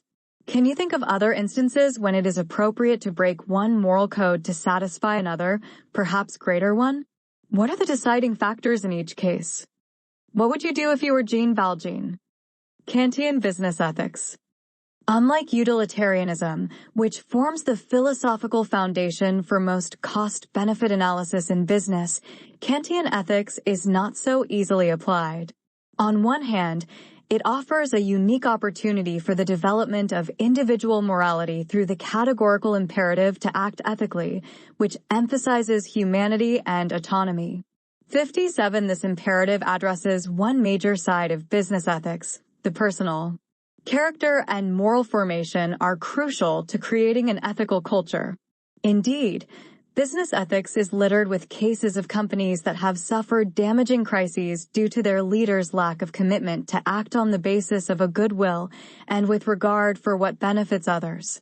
Recent examples include Uber, where a toxic work environment was allowed to prevail, and Volkswagen, which knowingly misrepresented the emissions level of its cars.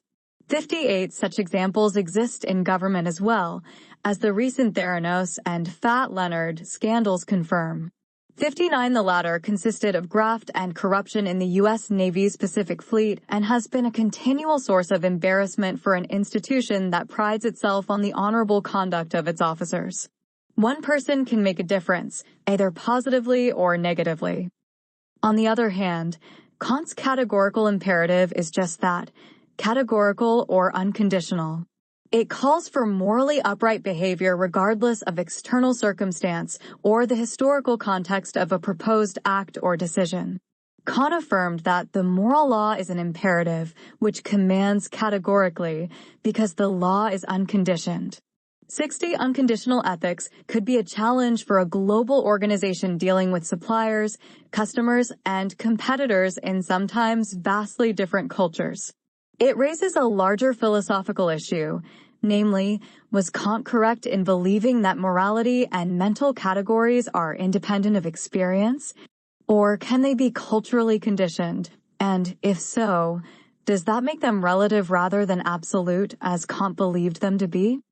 This question whether ethics is universal is distinctly Kantian, because Kant believed that not only must a moral agent act with others' interests in mind and have the right intentions, but also that the action be universally applicable. Think of how Kantian ethics might be applied not just on an individual level, but throughout an organization and then society. Kant would judge a corporate act to be ethical if it benefited others at the same time it benefited company leadership and stockholders, and if it did not place their interests above those of other stakeholders. If loyalty to a coworker conflicted with loyalty to a supervisor or the organization, for instance, then acts resulting from such loyalty might not meet the conditions of deontology. Either the supervisor or the company would be treated as a means rather than an end. Although the qualitative or humanizing element of Kantian ethics has broad appeal, it runs into limitations in an actual business setting. Whether the limitations have good or bad effects depends on the organization's culture and leadership. In general, however, most companies do not adhere to strict Kantian theories because they look to the outcome of their decisions rather than focusing on motives or intentions. Cases from the real world. Samsung. In the fall of 2016, Samsung Electronics experienced a massive public relations disaster when its Galaxy Note 7 smartphone started exploding due to faulty batteries and casings. Initially, the company denied there were any technical problems. Then, when it became obvious the exploding phones posed a safety and health threat, they were banned from airplanes. Samsung accused its suppliers of creating the problem. In reality, the rush to beat Apple's iPhone 7 release date was the most likely reason corners were cut in production. Samsung finally owned up to the problem, recalled more than 2 million phones worldwide, and replaced them with new, improved Galaxy Note 7s. The company's response and its replacement of the phones went a long way toward defusing the disaster and even boosting the company's share price. Whether management knew it, its response was Kantian. Samsung focused on the end, i.e., customer safety and satisfaction, with the motive of doing the ethically responsible thing. Although some might argue the company could have done far more and much more quickly, perhaps it still acted in accordance with the categorical imperative. What do you think? Critical thinking. How might the categorical imperative become a part of organizational culture? Could it ever work in business? Do you see the categorical imperative as applicable to your own interests and hope for a career? Justice theory. Rawls developed a theory of justice based on the Enlightenment ideas of thinkers like John Locke, 1632 to 1704, and Jean-Jacques Rousseau, 1712 to 1778, who advocated social contract theory. Social contract theory held that the natural state of human beings was freedom, but that human beings will rationally submit to some restrictions on their freedom to secure their mutual safety and benefit, not subjugation to a monarch, no matter how benign or well-intentioned. This idea parallels that of Thomas Hobbes, 1588 to 1679, who interpreted human nature to be selfish and brutish to the degree that, absent the strong hand of a ruler, chaos would result. So people willingly consent to transfer their autonomy to the control of a sovereign so their very lives and property will be secured. Rousseau rejected that view, as did Rawls, who expanded social contract theory to include justice as fairness. In A Theory of Justice, 1971, Rawls introduced a universal system of fairness and a set of procedures for achieving it. He advocated a practical, empirically verifiable system of governance that would be political, social, and economic in its effects. Rawls's justice theory contains 3 principles and 5 procedural steps for achieving fairness. The principles are 1. An original position, 2. A veil of ignorance, and 3. Unanimity of acceptance of the original position. 61 by original position, Rawls meant something akin to Hobbes' understanding of the state of nature. A hypothetical situation in which rational people can arrive at a contractual agreement about how resources are to be distributed in accordance with the principles of justice as fairness. This agreement was intended to reflect not present reality, but a desired state of affairs among people in the community. The veil of ignorance, figure 2.10, is a condition in which people arrive at the original position imagining they have no identity regarding age, sex, ethnicity, education, income, physical attractiveness, or other characteristics. In this way, they reduce their bias and self-interest. Last, unanimity of acceptance is the requirement that all agree to the contract before it goes into effect. Rawls hoped this justice theory would provide a minimum guarantee of rights and liberties for everyone, because no one would know until the veil was lifted, whether they were male, female, rich, poor, tall, short, intelligent, a minority, Roman Catholic, disabled, a veteran, and so on. The 5 procedural steps, or conjectures, are 1. Entering into the contract, 2. Agreeing unanimously to the contract, 3. Including basic conditions in the contract such as freedom of speech, 4. Maximizing the welfare of the most disadvantaged persons, and 5. Ensuring the stability of the contract. 62 these steps create a system of justice that Rawls believed gave fairness its proper place above utility and the bottom line. The steps also supported his belief in people's instinctual drive for fairness and equitable treatment. Perhaps this is best seen in an educational setting, for example, the university. By matriculating, students enter into a contract that includes basic freedoms such as assembly and speech. Students at a disadvantage, e.g., those burdened with loans, jobs, or other financial constraints, are accommodated as well as possible. The contract between the university and students has proven to be stable over time, from generation to generation. This same procedure applies on a micro level to the experience in the classroom between an individual teacher and students. Over the past several decades, for better or worse, the course syllabus has assumed the role of a written contract expressing this relationship. Rawls gave an example of what he called pure procedural justice, in which a cake is shared among several people. 63. By what agreement shall the cake be divided? Rawls determined that the best way to divide the cake is to have the person slicing the cake take the last piece. This will ensure that everyone gets an equal amount. What is important is an independent standard to determine what is just and a procedure for implementing it. 64. The problem of redistribution. Part of Rawls's critique of utilitarianism is that its utility calculus can lead to tyranny. If we define pleasure as that which is popular, the minority can suffer in terrible ways and the majority become mere numbers. This became clear in Mills's attempt to humanize Bentham's calculus. But Mills's harm principle had just as bad an effect, for the opposite reason. It did not require anyone to give up anything if it had to be done through coercion or force. To extend Rawls's cake example, if one person owned a bakery and another were starving, like Jean Valjean's sister in Les Miserables, utilitarianism would force the baker to give up what he had to satisfy the starving person without taking into account whether the baker had greater debts, a sick spouse requiring medical treatment, or a child with educational loans. In other words, the context of the situation matters, as opposed to just the consequences. However, Mill's utilitarianism, adhering to the harm principle, would leave the starving person to his or her own devices. At least he or she would have one slice of cake. This was the problem of distribution and redistribution that Rawls hoped to solve, not by calculating pleasure and pain, profit and loss, but by applying fairness as a normative value that would benefit individuals and society. 65.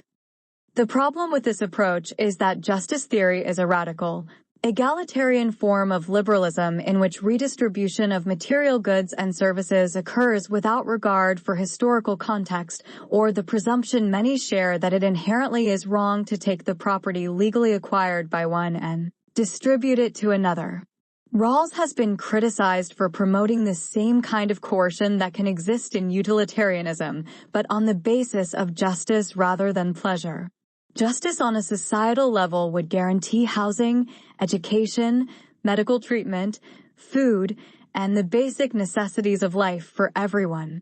Yet, as recent political campaigns have shown, the question of who will pay for these guaranteed goods and services through taxes is a contentious one. These are not merely fiscal and political issues. They are philosophical ones requiring us to answer questions of logic and, especially in the case of justice theory, fairness. And, naturally, we must ask, what is fair? Rawls's principles and steps assume that the way in which the redistribution of goods and services occurs would be agreed upon by people in the community to avoid any fairness issues. But questions remain. For one, Rawls's justice, like the iconic depiction, is blind and cannot see the circumstances in which goods and services are distributed. Second, we may question whether a notion of fairness is really innate. Third, despite the claim that justice theory is not consequentialist, meaning outcomes are not the only thing that matters, there is a coercive aspect to Rawls's justice once the contract is in force, replacing utility with mandated fairness. Fourth, is this the kind of system in which people thrive and prosper, or, by focusing on the worst off, are initiative, innovation, and creativity dampened on the part of everyone else? Perhaps the most compelling critic of Rawls in this regard was his colleague at Harvard University, Robert Nozick, 1938 to 2002, who wrote A Theory of Entitlement, 1974, as a direct rebuttal of Rawlsian justice theory. 66. Nozick argued that the power of the state may never ethically be used to deprive someone of property he or she has legally obtained or inherited in order to distribute it to others who are in need of it. Still, one of the advantages of justice theory over the other ethical systems presented in this chapter is its emphasis on method as opposed to content. The system runs on a methodology or process for arriving at truth through the underlying value of fairness. Again, in this sense, it is similar to utilitarianism, but by requiring unanimity, it avoids the extremes of Bentham's and Mill's versions. As a method in ethics, it can be applied in a variety of ways and in multiple disciplines, because it can be adapted to just about any value-laden content. Of course, this raises the question of content versus method in ethics, especially because ethics has been defined as a set of cultural norms based on agreed-upon values.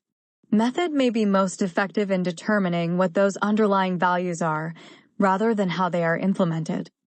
Figure 2.10, the veil of ignorance, in Rawls's original position. Those in the original position have no idea who they will be once the veil, wall, has been lifted. Rawls thought such ignorance would motivate people in the community to choose fairly. Attribution. Copyright Rice University, OpenStax, under CC by 4.0 license. Link to learning. The veil of ignorance is a central concept in Rawls's justice theory. What is it? What does it attempt to accomplish? Watch this video on how ignorance can improve decision-making to explore further. Justice in business. Although no ethical framework is perfect or fits a particular era completely, Rawls's justice theory has distinct advantages when applied to business in the 21st century. First, as businesses become interdependent and globalized, they must pay more attention to quality control, human resources, and leadership in diverse settings. What will give greater legitimacy to an organization in these areas than fairness? Fairness is a value that is cross-cultural, embraced by different social groups, and understood by nearly everyone. However, what is considered fair depends on a variety of factors, including underlying values and individual characteristics like personality. For instance, not everyone agrees on whether or how diversity ought to be achieved. Neither is there consensus about affirmative action or the redistribution of resources or income. What is fair to some may be supremely unfair to others. This presents an opportunity for engaged debate and participation among the members of Rawls's community. Second, as we saw earlier, justice theory provides a method for attaining fairness, which could make it a practical and valuable part of training at all levels of a company. The fact that its content, justice, and fairness, is more accessible to contemporary people than Confucian virtue ethics and more flexible than Kant's categorical imperative makes it an effective way of dealing with stakeholders and organizational culture. Justice theory may also provide a seamless way of engaging in corporate social responsibility outwardly and employee development inwardly. Fairness as a corporate doctrine can be applied to all stakeholders and define a culture of trust and openness, with all the corresponding benefits in marketing, advertising, board development, client relations, and so on. It is also an effective way of integrating business ethics into the organization, so ethics is no longer seen as the responsibility solely of the compliance department or legal team. Site leaders and middle managers understand fairness. Employees probably even more so, because they are more directly affected by the lack of it. Fairness, then, is as much part of the job as it is an ongoing process of an ethics system. It no doubt makes for a happier and more productive workforce. An organization dedicated to it can also play a greater role in civic life and the political process, which, in turn, helps everyone. What would you do? John Rawls's thought experiment.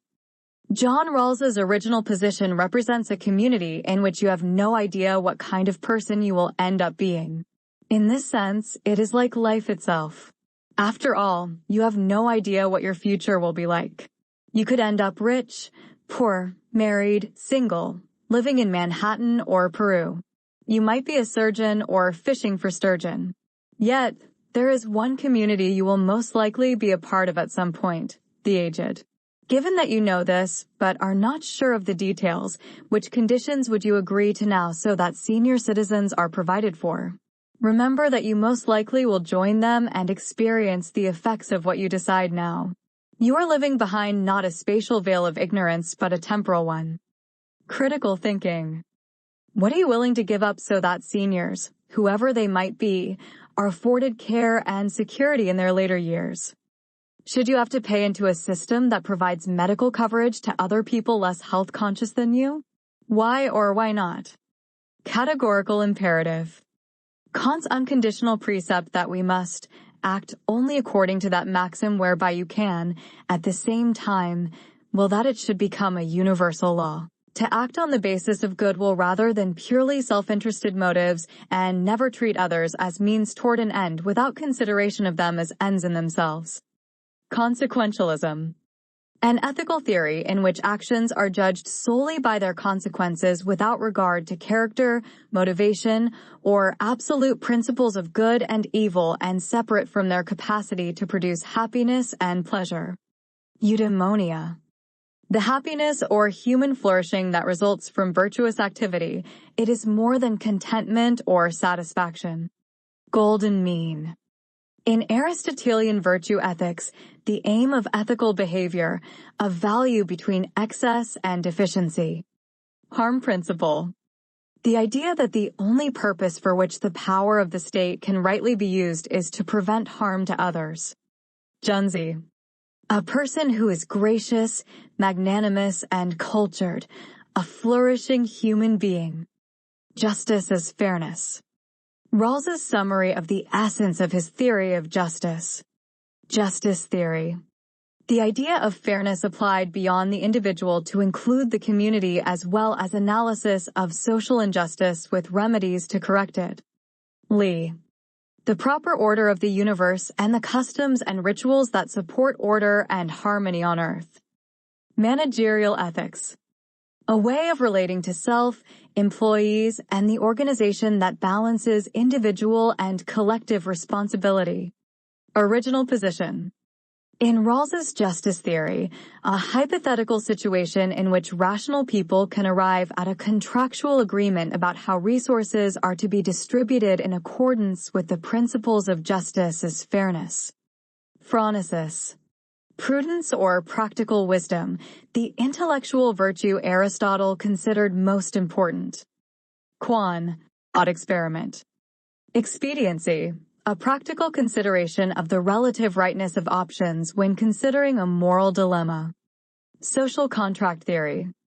A theory that holds the natural state of human beings as freedom, but that human beings will rationally submit to some restrictions on their freedom to secure their mutual safety and benefit. Unanimity of acceptance. In Rawls's theory, the requirement that all agree to the contract before it goes into effect. Utility function. A measure in utils of the value of a good, service, or proposed action relative to the utilitarian principle of the greater good, that is, increasing happiness or decreasing pain. Veil of ignorance.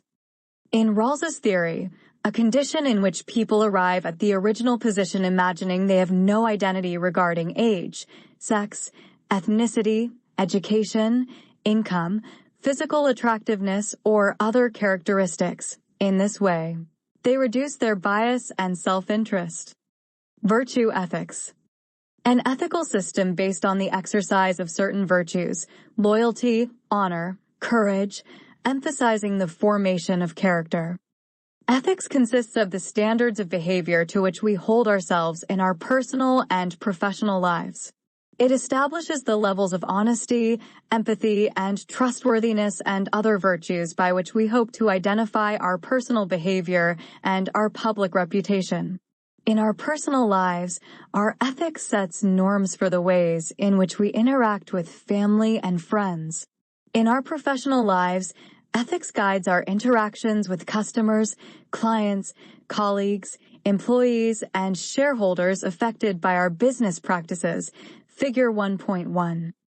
Should we care about ethics in our lives? In our practices in business and the professions? That is the central question we will examine in this chapter and throughout the book. Our goal is to understand why the answer is yes. Whatever hopes you have for your future, you almost certainly want to be successful in whatever career you choose. But what does success mean to you, and how will you know you have achieved it? Will you measure it in terms of wealth, status, power, or recognition? Before blindly embarking on a quest to achieve these goals, which society considers important, stop and think about what a successful career means to you personally. Does it include a blameless reputation, colleagues whose good opinion you value, and the ability to think well of yourself? How might ethics guide your decision-making and contribute to your achievement of these goals? Acting with integrity. Clients, customers, suppliers, investors, retailers, employees, the media, the government, members of the surrounding community, competitors, and even the environment are stakeholders in a business. That is, they are individuals and entities affected by the business's decisions. Figure 1.2. Stakeholders typically value a leadership team that chooses the ethical way to accomplish the company's legitimate for-profit goals. For example, Patagonia expresses its commitment to environmentalism via its 1% for the Planet program, which donates 1% of all sales to help save the planet. In part because of this program, Patagonia has become a market leader in outdoor gear. Figure 1.2 stakeholders are the individuals and entities affected by a business's decisions, including clients, customers, suppliers, investors, retailers, employees, the media, the government, members of the surrounding community, the environment, and even competitors. Attribution. Copyright Rice University OpenStax under CC by 4.0 license. Being successful at work may therefore consist of much more than simply earning money and promotions. It may also mean treating our employees, customers, and clients with honesty and respect. It may come from the sense of pride we feel about engaging in honest transactions, not just because the law demands it, but because we demand it of ourselves. It may lie in knowing the profit we make does not come from shortchanging others. Thus, business ethics guides the conduct by which companies and their agents abide by the law and respect the rights of their stakeholders, particularly their customers, clients, employees, and the surrounding community and environment. Ethical business conduct permits us to sleep well at night. Link to learning. Are business ethics an oxymoron? Read Why Ethics Matter to understand just a few of the reasons to have values-driven management. Nearly all systems of religious belief stress the building blocks of engaging others with respect, empathy, and honesty. These foundational beliefs, in turn, prepare us for the codes of ethical behavior that serve as ideal guides for business and the professions. Still, we need not subscribe to any religious faith to hold that ethical behavior in business is still necessary. Just by virtue of being human, we all share obligations to one another, and principal among these is the requirement that we treat others with fairness and dignity, including in our commercial transactions. For this reason, we use the words ethics and morals interchangeably in this book, though some philosophers distinguish between them. We hold that an ethical person conveys the same sense as a moral person, and we do not regard religious belief as a requirement for acting ethically in business and the professions.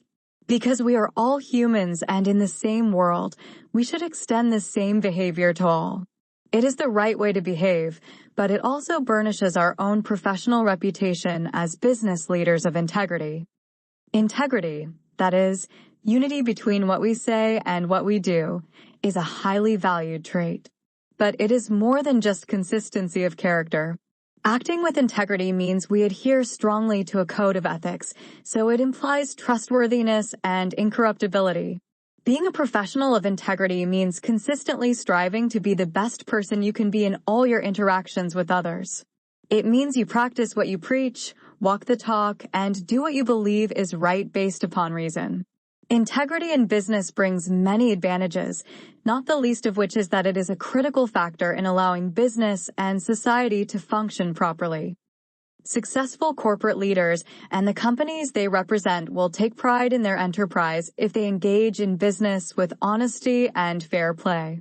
To treat customers, clients, employees, and all those affected by a firm with dignity and respect is ethical. In addition, laudable business practices serve the long-term interests of corporations. Why? Because customers, clients, employees, and society at large will much more willingly patronize a business and work hard on its behalf if that business is perceived as caring about the community it serves. And what type of firm has long-term customers and employees? One whose track record gives evidence of honest business practice. Link to learning. In this interview, Mark Ferris, a white-collar criminal convicted of fraud, claims that greed, arrogance, and ambition were motivating factors in his actions. He also discusses the human ability to rationalize our behavior to justify it to ourselves. Note his proposed solutions, practicing ethical leadership and developing awareness at an individual level via corporate training. Many people confuse legal and ethical compliance. They are, however, totally different and call for different standards of behavior. The concepts are not interchangeable in any sense of the word. The law is needed to establish and maintain a functioning society. Without it, our society would be in chaos. Compliance with these legal standards is strictly mandatory. If we violate these standards, we are subject to punishment as established by the law. Therefore, compliance in terms of business ethics generally refers to the extent to which a company conducts its business operations in accordance with applicable regulations, statutes, and laws. Yet this represents only a baseline minimum. Ethical observance builds on this baseline and reveals the principles of an individual business leader or a specific organization. Ethical acts are generally considered voluntary and personal, often based on our perception of or stand on right and wrong. Some professions, such as medicine and the law, have traditional codes of ethics. The Hippocratic Oath, for example, is embraced by most professionals in healthcare today as an appropriate standard always owed to patients by physicians, nurses, and others in the field. This obligation traces its lineage to ancient Greece and the physician Hippocrates. Business is different in not having a mutually shared standard of ethics. This is changing, however, as evidenced by the array of codes of conduct and mission statements many companies have adopted over the past century. These have many points in common, and their shared content may eventually produce a code universally claimed by business practitioners. What central point might constitute such a code? Essentially, a commitment to treat with honesty and integrity customers, clients, employees, and others affiliated with a business. The law is typically indebted to tradition and precedents, and compelling reasons are needed to support any change. Ethical reasoning often is more topical and reflects the changes in consciousness that individuals and society undergo. Often, ethical thought precedes and sets the stage for changes in the law. Behaving ethically requires that we meet the mandatory standards of the law, but that is not enough. For example, an action may be legal that we personally consider unacceptable. Companies today need to be focused not only on complying with the letter of the law, but also on going above and beyond that basic mandatory requirement to consider their stakeholders and do what is right. Link to learning. To see an example of a corporate ethical code or mission statement, visit Johnson & Johnson and read Our Credo, written by former Chair Robert Wood Johnson. Forbes provides an annual list of companies recently deemed the most ethical according to their standards and research. Ends, means, and character in business. How then should we behave? Philosophy and science help us answer this question. From philosophy, 3 different perspectives help us assess whether our decisions are ethical on the basis of reason. These perspectives are called normative ethical theories and focus on how people ought to behave. We discuss them in this chapter and in later chapters. In contrast, descriptive ethical theories are based on scientific evidence, primarily in the field of psychology, and describe how people tend to behave within a particular context. However, they are not the subject of this book. The first normative approach is to examine the ends, or consequences, a decision produces in order to evaluate whether those ends are ethical. Variations on this approach include utilitarianism, teleology, and consequentialism. For example, Utilitarianism suggests that an ethical action is one whose consequence achieves the greatest good for the greatest number of people. So if we want to make an ethical decision, we should ask ourselves who is helped and who is harmed by it. Focusing on consequences in this way generally does not require us to take into account the means of achieving that particular end, however. That fact leads us to the second normative theory about what constitutes ethical conduct. The second approach does examine the means or actions we use to carry out a business decision. An example of this approach is deontology, which essentially suggests that it is the means that lend nobility to the ends. Deontology contends that each of us owes certain duties to others. Deon is a Greek word for duty or obligation, and that certain universal rules apply to every situation and bind us to these duties. In this view, whether our actions are ethical depends only on whether we adhere to these rules. Thus, the means we use is the primary determinant of ethical conduct. The thinker most closely associated with deontology is the 18th century German philosopher Immanuel Kant, Figure 1.3. Figure 1.3 Immanuel Kant was an 18th century philosopher, now associated with deontology, who spent nearly all his professional life teaching at the university in Königsberg, which today is Kaliningrad, the westernmost point in Russia. Credit right. Modification of Kant photo by Becker /Wikimedia Commons, public domain. The third normative approach, typically called virtue theory, focuses on the character of the decision-maker, a character that reflects the training we receive growing up. In this view, our ethical analysis of a decision is intimately connected with the person we choose to be. It is through the development of habits, the routine actions in which we choose to engage, that we are able to create a character of integrity and make ethical decisions. Put differently, if a 2-year-old is taught to take care of and return borrowed toys, even though this runs contrary to every instinct they have, they may continue to perfect their ethical behavior so that at age 40, they can be counted on to safeguard the tens of millions of dollars investors have entrusted to their care in brokerages. Virtue theory has its roots in the Greek philosophical tradition, whose followers sought to learn how to live a flourishing life through study, teaching, and practice. The cardinal virtues to be practiced were courage, self-control, justice, and wisdom. Socrates was often cited as a sage and a role model whose conduct in life was held in high regard. Ethics across time and cultures. Aristotle and the concept of phronesis or practical wisdom. Phronesis, is a type of practical wisdom that enables us to act virtuously. In The Big Idea, The Wise Leader, a Harvard Business Review article on leadership and ethical decision-making, Ikujiro Nanaka, a Japanese organizational theorist, and Hirotaka Takeuchi, a professor of management practice at Harvard Business School, discussed the gap between the theory and practice of ethics and which characteristics make a wise leader. One, the authors conclude that the use of explicit and tacit knowledge isn't enough. Chief executive officers, CEOs, must also draw on a third, often forgotten kind of knowledge, called practical wisdom.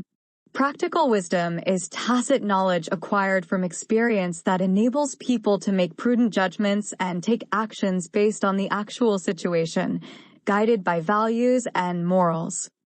The concept of practical wisdom dates back to Aristotle, who considered phronesis, which can also be defined as prudence, to be a key intellectual virtue.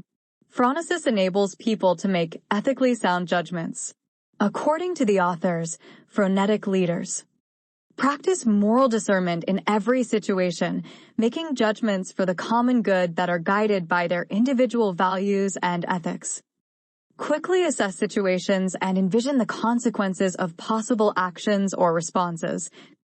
Create a shared sense of purpose among executives and employees and inspire people to work together in pursuit of a common goal.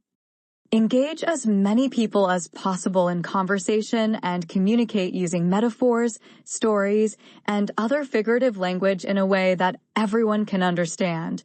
And Encourage practical wisdom in others and support the training of employees at all levels in its use. In essence, the first question any company should ask itself is, do we have a moral purpose? Having a moral purpose requires focusing on the common good, which precedes the accumulation of profit and results in economic and social benefits. If companies seek the common good, profits generally will follow. Critical thinking. In the article cited, the authors stress the importance of being well-versed in the liberal arts, such as philosophy, history, literature, and in the fine arts to cultivate judgment. How do you think a strong background in the liberal arts would impart practical wisdom or help you make ethical decisions? Profitability and success. Thinking long-term. Decades ago, some management theorists argued that a conscientious manager in a for-profit setting acts ethically by emphasizing solely the maximization of earnings. Today, most commentators contend that ethical business leadership is grounded in doing right by all stakeholders directly affected by a firm's operations, including, but not limited to, stockholders or those who own shares of the company's stock. That is, business leaders do right when they give thought to what is best for all who have a stake in their companies. Not only that, firms actually reap greater material success when they take such an approach, especially over the long run. Nobel Prize. Winning economist Milton Friedman stated in a now famous New York Times Magazine article in 1970 that the only social responsibility of a business is to increase its profits. This concept took hold in business and even in business school education. However, although it is certainly permissible and even desirable for a company to pursue profitability as a goal, managers must also have an understanding of the context within which their business operates and of how the wealth they create can add positive value to the world. The context within which they act is society, which permits and facilitates a firm's existence. Thus, a company enters a social contract with society as whole, an implicit agreement among all members to cooperate for social benefits. Even as a company pursues the maximizing of stockholder profit, it must also acknowledge that all of society will be affected to some extent by its operations. In return for society's permission to incorporate and engage in business, a company owes a reciprocal obligation to do what is best for as many of society's members as possible, regardless of whether they are stockholders. Therefore, when applied specifically to a business, the social contract implies that a company gives back to the society that permits it to exist, benefiting the community at the same time it enriches itself. Link to learning. What happens when a bank decides to break the social contract? This press conference held by the National Whistleblower Center describes the events surrounding the $104 million whistleblower award given to former UBS employee Bradley Birkenfeld by the U.S. Internal Revenue Service. While employed at UBS, Switzerland's largest bank, Birkenfeld assisted in the company's illegal offshore tax business, and he later served 40 months in prison for conspiracy. But he was also the original source of incriminating information that led to a Federal Bureau of Investigation examination of the bank and to the U.S. government's decision to impose a $780 million fine on UBS in 2009. In addition, Birkenfeld turned over to investigators the account information of more than 4,500 U.S. private clients of UBS. 3. In addition to taking this more nuanced view of profits, managers must also use a different time frame for obtaining them. Wall Street's focus on periodic, i.e., quarterly and annual, earnings has led many managers to adopt a short-term perspective, which fails to take into account effects that require a longer time to develop. For example, charitable donations in the form of corporate assets or employees' volunteered time may not show a return on investment until a sustained effort has been maintained for years. A long-term perspective is a more balanced view of profit maximization that recognizes that the impacts of a business decision may not manifest for a longer time. As an example, consider the business practices of Toyota when it first introduced its vehicles for sale in the United States in 1957. For many years, Toyota was content to sell its cars at a slight loss because it was accomplishing two business purposes. It was establishing a long-term relationship of trust with those who eventually would become its loyal U.S. customers. And it was attempting to disabuse U.S. consumers of their belief that items made in Japan were cheap and unreliable. The company accomplished both goals by patiently playing its long game, a key aspect of its operational philosophy, the Toyota Way, which includes a specific emphasis on long-term business goals, even at the expense of short-term profit. 4. What contributes to a corporation's positive image over the long term? Many factors contribute, including a reputation for treating customers and employees fairly and for engaging in business honestly. Companies that act in this way may emerge from any industry or country. Examples include Fluor, the large U.S. engineering and design firm, Illycaf, the Italian food and beverage purveyor, Marriott, the giant U.S. hotelier, and Nokia, the Finnish telecommunications retailer. The upshot is that when consumers are looking for an industry leader to patronize and would-be employees are seeking a firm to join, companies committed to ethical business practices are often the first to come to mind. Why should stakeholders care about a company acting above and beyond the ethical and legal standards set by society? Simply put, being ethical is simply good business. A business is profitable for many reasons, including expert management teams, focused and happy employees, and worthwhile products and services that meet consumer demand. One more and very important reason is that they maintain a company philosophy and mission to do good for others. Year after year, the nation's most admired companies are also among those that had the highest profit margins. Going green, funding charities, and taking a personal interest in employee happiness levels adds to the bottom line. Consumers want to use companies that care for others and our environment. During the years 2008 and 2009, many unethical companies went bankrupt. However, those companies that avoided the quick buck, risky and unethical investments, and other unethical business practices often flourished. If nothing else, consumer feedback on social media sites such as Yelp and Facebook can damage an unethical company's prospects. Cases from the real world. Competition and the markers of business success. Perhaps you are still thinking about how you would define success in your career. For our purposes here, let us say that success consists simply of achieving our goals. We each have the ability to choose the goals we hope to accomplish in business, of course, and if we have chosen them with integrity, our goals and the actions we take to achieve them will be in keeping with our character. Warren Buffett, Figure 1.4, whom many consider the most successful investor of all time, is an exemplar of business excellence as well as a good potential role model for professionals of integrity and the art of thinking long-term. He had the following to say: ultimately, there's one investment that supersedes all others. Invest in yourself. Nobody can take away what you've got in yourself, and everybody has potential they haven't used yet.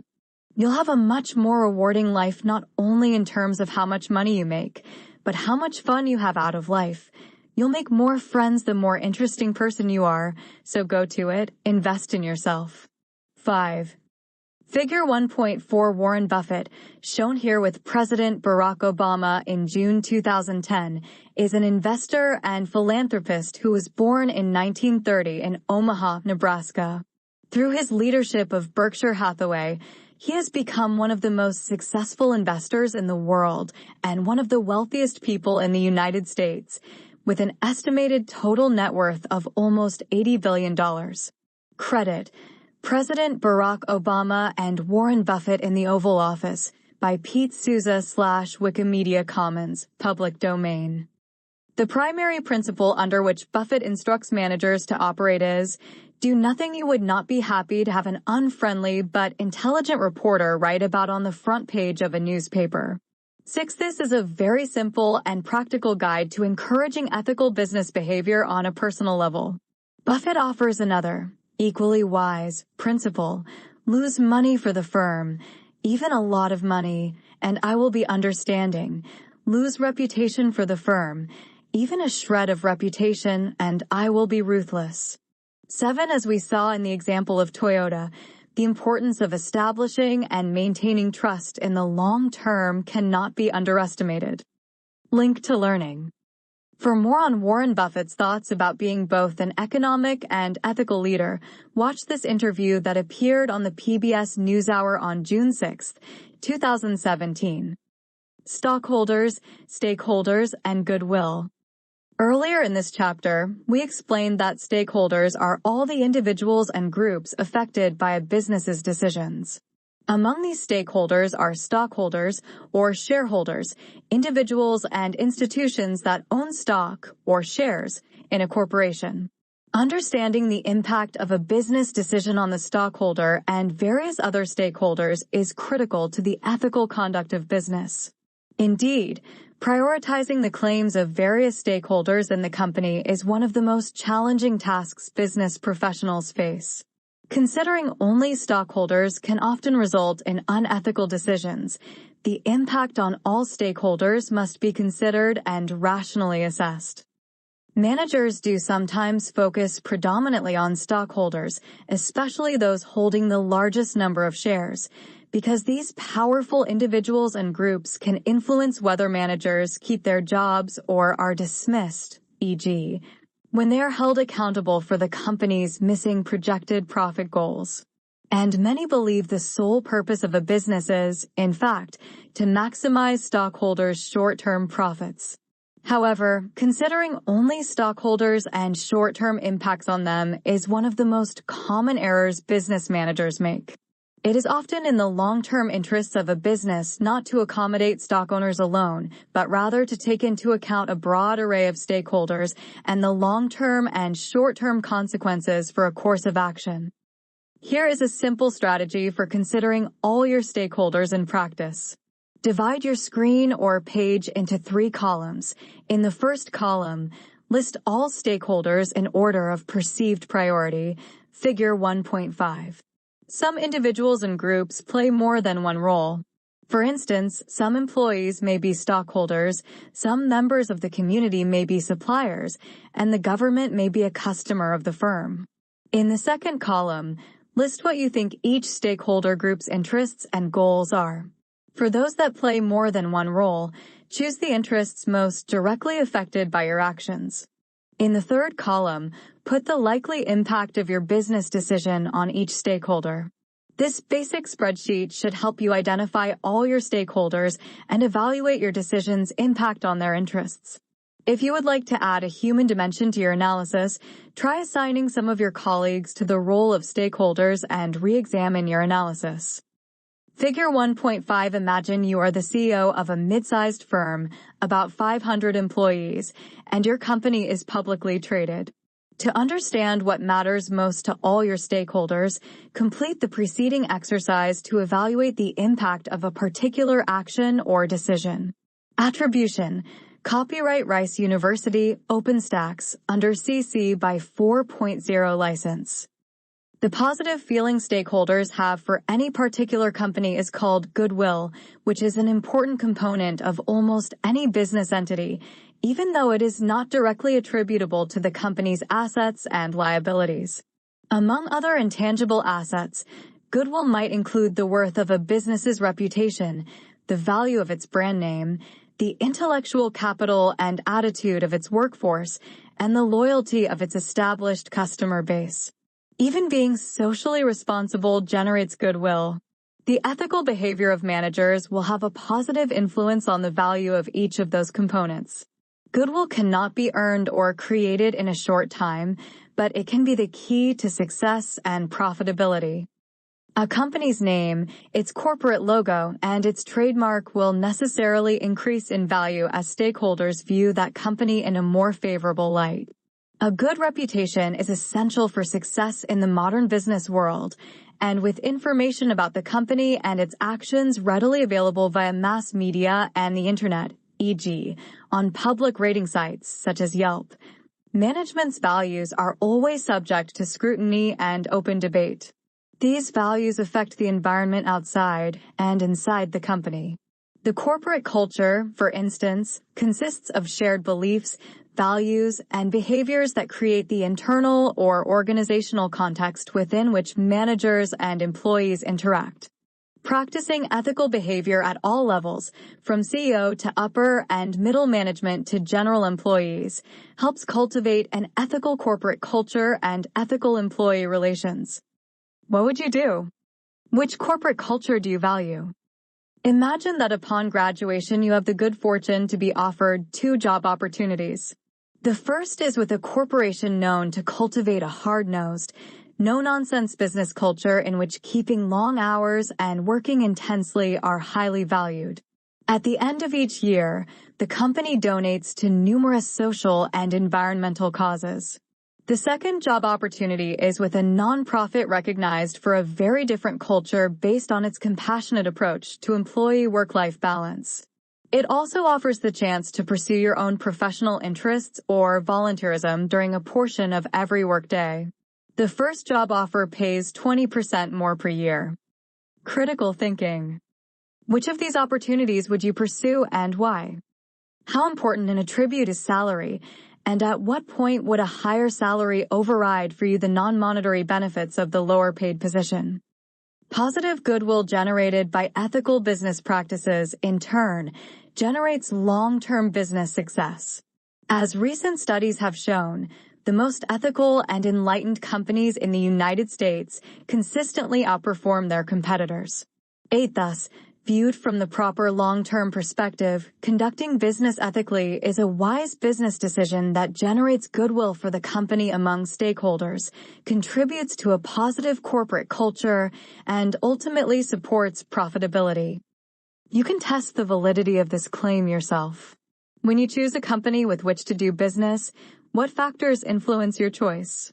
Let us say you are looking for a financial advisor for your investments and retirement planning, and you have found several candidates whose credentials, experience, and fees are approximately the same.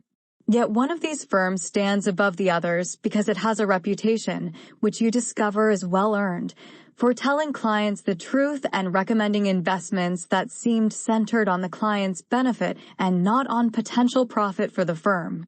Wouldn't this be the one you would trust with your investments? Or suppose one group of financial advisors has a long track record of giving back to the community of which it is part. It donates to charitable organizations in local neighborhoods, and its members volunteer service hours toward worthy projects in town. Would this group not strike you as the one worthy of your investments? That it appears to be committed to building up the local community might be enough to persuade you to give it your business. This is exactly how a long-term investment in community goodwill can produce a long pipeline of potential clients and customers. Cases from the real world. The Equifax data breach. In 2017, from mid-May to July, hackers gained unauthorized access to servers used by Equifax, a major credit reporting agency, and accessed the personal information of nearly one-half the U.S. population. 9 Equifax executives sold off nearly $2 million of company stock they owned after finding out about the hack in late July, weeks before it was publicly announced on September 7, 2017, in potential violation of insider trading rules. The company's shares fell nearly 14% after the announcement, but few expect Equifax managers to be held liable for their mistakes, face any regulatory discipline, or pay any penalties for profiting from their actions. To make amends to customers and clients in the aftermath of the hack, the company offered free credit monitoring and identity theft protection. On September 15, 2017, the company's chief information officer and chief of security retired. On September 26, 2017, the CEO resigned, days before he was to testify before Congress about the breach. To date, Numerous government investigations and hundreds of private lawsuits have been filed as a result of the hack. Critical thinking. Which elements of this case might involve issues of legal compliance? Which elements illustrate acting legally but not ethically? What would acting ethically and with personal integrity in this situation look like? How do you think this breach will affect Equifax's position relative to those of its competitors? How might it affect the future success of the company? Was it sufficient for Equifax to offer online privacy protection to those whose personal information was hacked? What else might it have done? A brief introduction to corporate social responsibility. If you truly appreciate the positions of your various stakeholders, you will be well on your way to understanding the concept of corporate social responsibility, CSR. CSR is the practice by which a business views itself within a broader context, as a member of society with certain implicit social obligations and environmental responsibilities. As previously stated, there is a distinct difference between legal compliance and ethical responsibility, and the law does not fully address all ethical dilemmas that businesses face. CSR ensures that a company is engaging in sound ethical practices and policies in accordance with the company's culture and mission, above and beyond any mandatory legal standards. A business that practices CSR cannot have maximizing shareholder wealth as its sole purpose, because this goal would necessarily infringe on the rights of other stakeholders in the broader society. For instance, a mining company that disregards its corporate social responsibility may infringe on the right of its local community to clean air and water if it pursues only profit. In contrast, CSR places all stakeholders within a proper contextual framework. An additional perspective to take concerning CSR is that ethical business leaders opt to do good at the same time that they do well. This is a simplistic summation, but it speaks to how CSR plays out within any corporate setting. The idea is that a corporation is entitled to make money, but it should not only make money. It should also be a good civic neighbor and commit itself to the general prospering of society as a whole. It ought to make the communities of which it is part better at the same time it pursues legitimate profit goals. These ends are not mutually exclusive, and it is possible, indeed, praiseworthy, to strive for both. When a company approaches business in this fashion, it is engaging in a commitment to corporate social responsibility. Business people sometimes apply different ethical standards in different contexts, especially if they are working in a culture different from the one in which they were raised or with coworkers from other traditions. If we look outside ourselves for ethical guidance, relying on the context in which we find ourselves, we can grow confused about what is ethical business behavior. Stakeholders then observe that the messages we send via our conduct lack a consistent ethical core, which can harm our reputation and that of the business. To avoid falling back on ethical relativism, a philosophy according to which there is no right or wrong and what is ethical depends solely on the context, we must choose a coherent standard we can apply to all our interactions with others. Some people who adopt multiple ethical standards may choose to exhibit the highest standards with their families, because these are the people they most revere. In a business setting, however, this same person may choose to be an unethical actor whose sole goal is the ruthless accumulation of wealth by any means. Because work and family are not the only two settings in which we live our lives, such a person may behave according to yet another standard to competitors in a sporting event, to strangers on the street, or to those in his or her religious community. Although the ethical standard we adopt is always a choice, certain life experiences can have more profound effects on our choice than others. Among the most formative experiences are family upbringing and cultural traditions, broadly defined here to include religious and ethnic norms, the standard patterns of behavior within the context in which we live. Culture and family also influence each other because the family exists in and responds to its cultural context, as well as providing us with the bedrock for our deepest values. Regardless of this initial coding, however, we can choose the ethical standards we apply in the business context. Why should we choose a single ethical code for all the contexts in which we live? The Greek philosophers and later proponents of the normative ethical theories we discussed earlier would say that if you apply your reason to determine how to behave, it makes rational sense to abide by a single ethical code for all interactions with all persons in all contexts.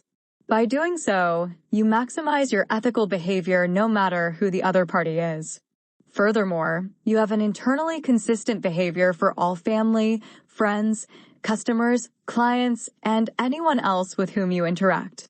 Thus, we need not choose different values in different contexts, and when people see us in different situations, they are more likely to trust us because they see we uphold the same values regardless of the context. Indeed, proponents of all the normative ethical theories would insist that the only rational choice is to have a single ethical standard. A deontologist would argue that you should adhere to particular duties in performing your actions, regardless of the parties with whom you interact. A utilitarian would say that any act you take should result in the greatest good for the greatest number. A virtue ethicist would state that you cannot be virtuous if you lack integrity in your behavior toward all. Adopting a consistent ethical standard is both selfless and in the manager's self-interest. That is, would-be customers and clients are more likely to seek out a business that treats all with whom it interacts with honesty and fairness, believing that they themselves will be treated likewise by that firm.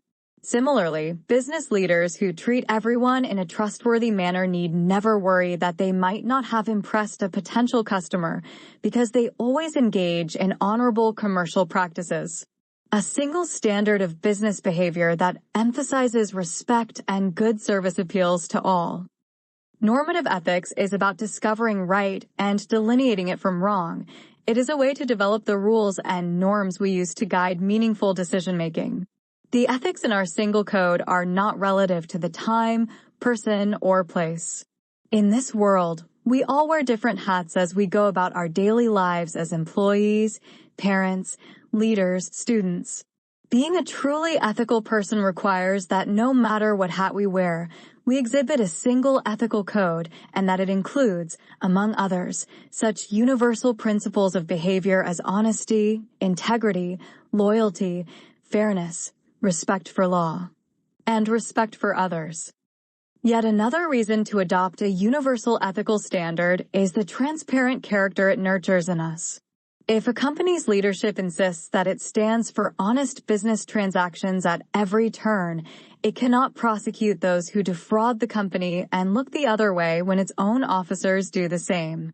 Stakeholders recognize such hypocrisy and rightly hold it against the business's leaders. Business leaders are not limited to only one of the normative ethical theories we have described, however.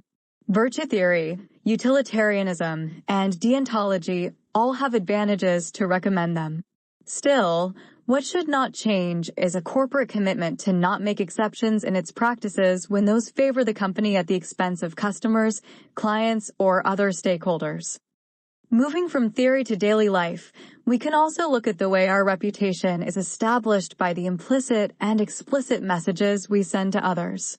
If we adopt ethical relativism, friends, family, and coworkers will notice that we use different standards for different contexts. This lack of consistency and integrity can alter their perception of us and likely damage our reputation. Business ethics. The conduct by which companies and their agents abide by the law and respect the rights of their stakeholders, particularly their customers, clients, employees, and the surrounding community and environment. Compliance. The extent to which a company conducts its business operations in accordance with applicable regulation and statutes. Corporate culture. The shared beliefs, values, and behaviors that create the organizational context within which employees and managers interact. Corporate social responsibility, CSR. The practice in which a business views itself within a broader context as a member of society with certain implicit social obligations and responsibility for its own effects on environmental and social well-being. Stakeholders. Deontology.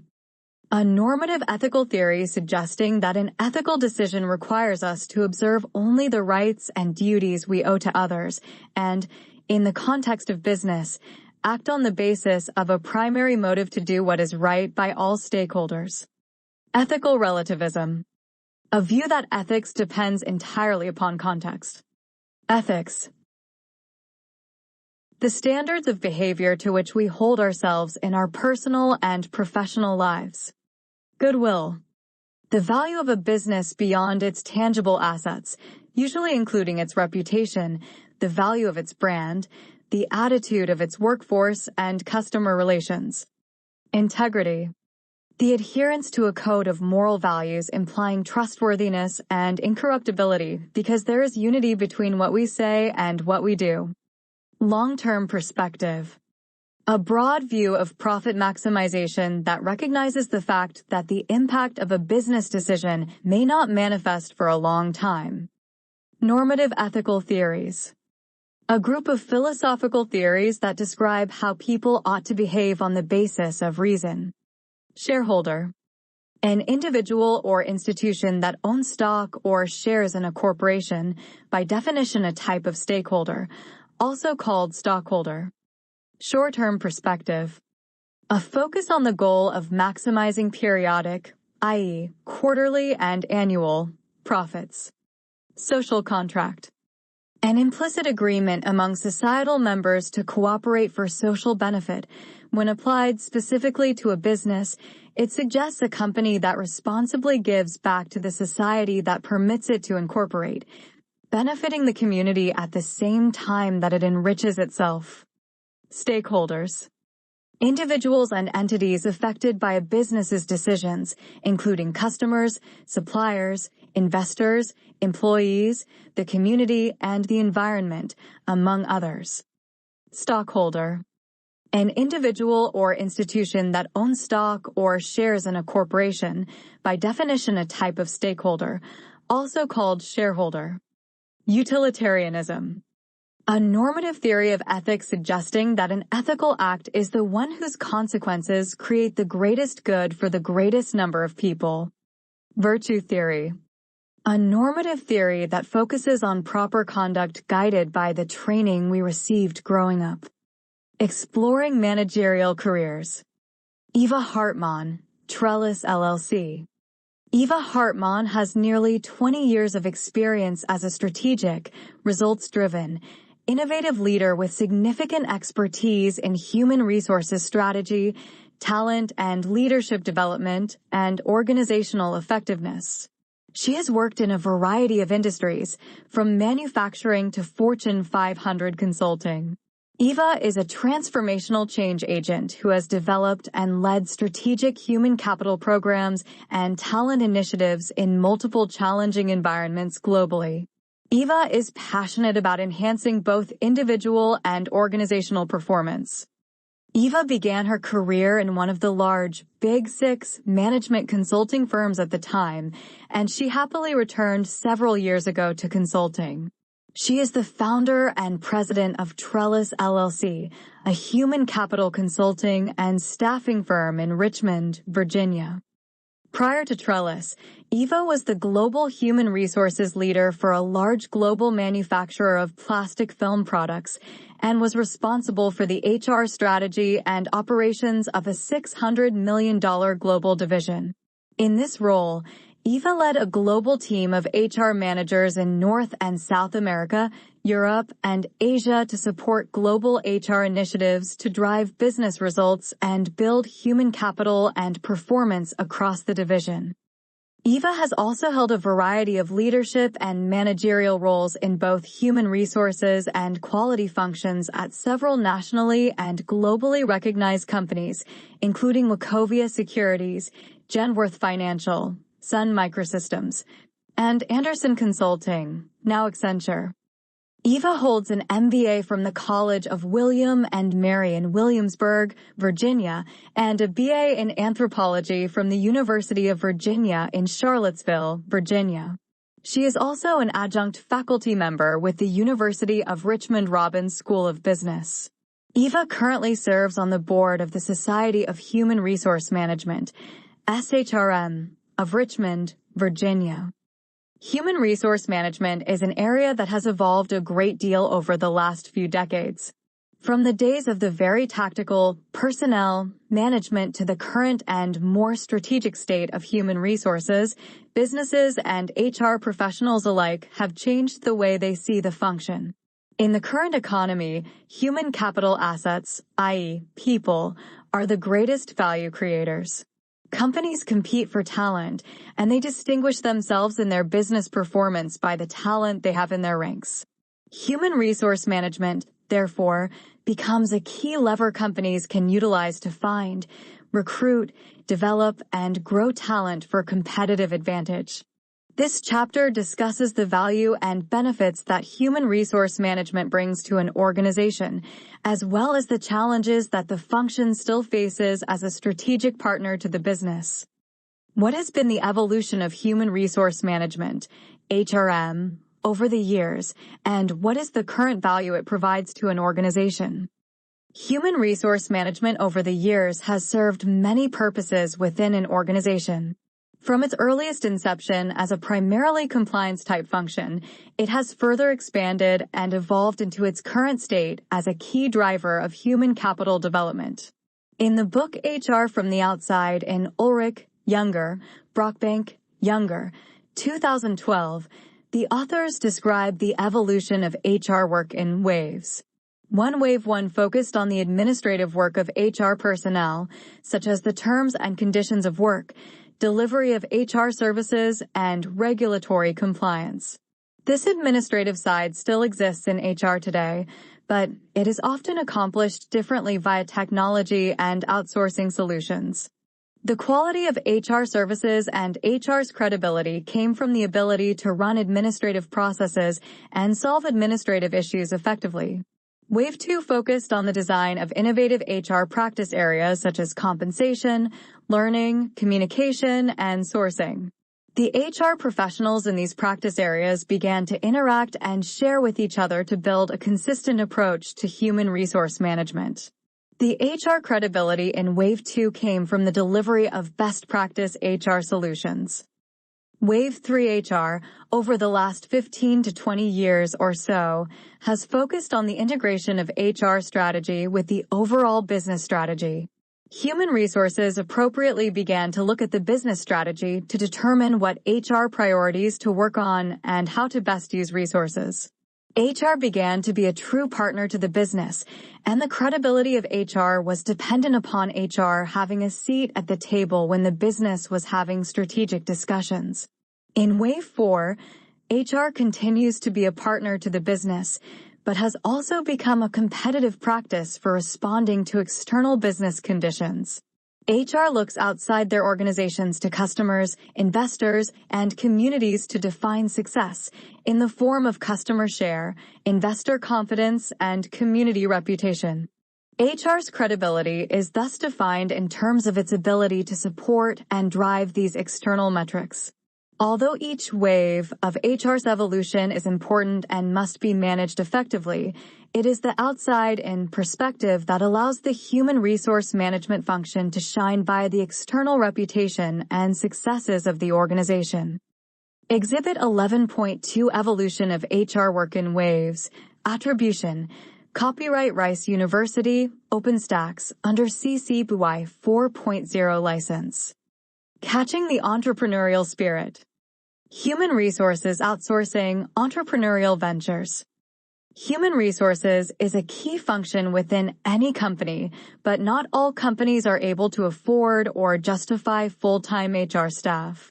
Over the last decade, HR outsourcing has become a good business decision for many small companies whose current staff doesn't have the bandwidth or expertise to take on the risks of employee relations issues, benefits and payroll, or HR compliance responsibilities. This has led many HR practitioners to try out their entrepreneurial skills in the areas of HR outsourcing and fractional HR. Human resources outsourcing is very commonly used by smaller companies and often large companies too, to cover such tasks as benefits and payroll management. This is an area that has been outsourced to third parties for many years. More recent is the trend to have fractional HR resources to help with the daily/weekly/monthly HR compliance, employee relations, and talent management issues that companies need to address. Fractional HR is a growing industry, and it has become the service offering of many entrepreneurial HR ventures.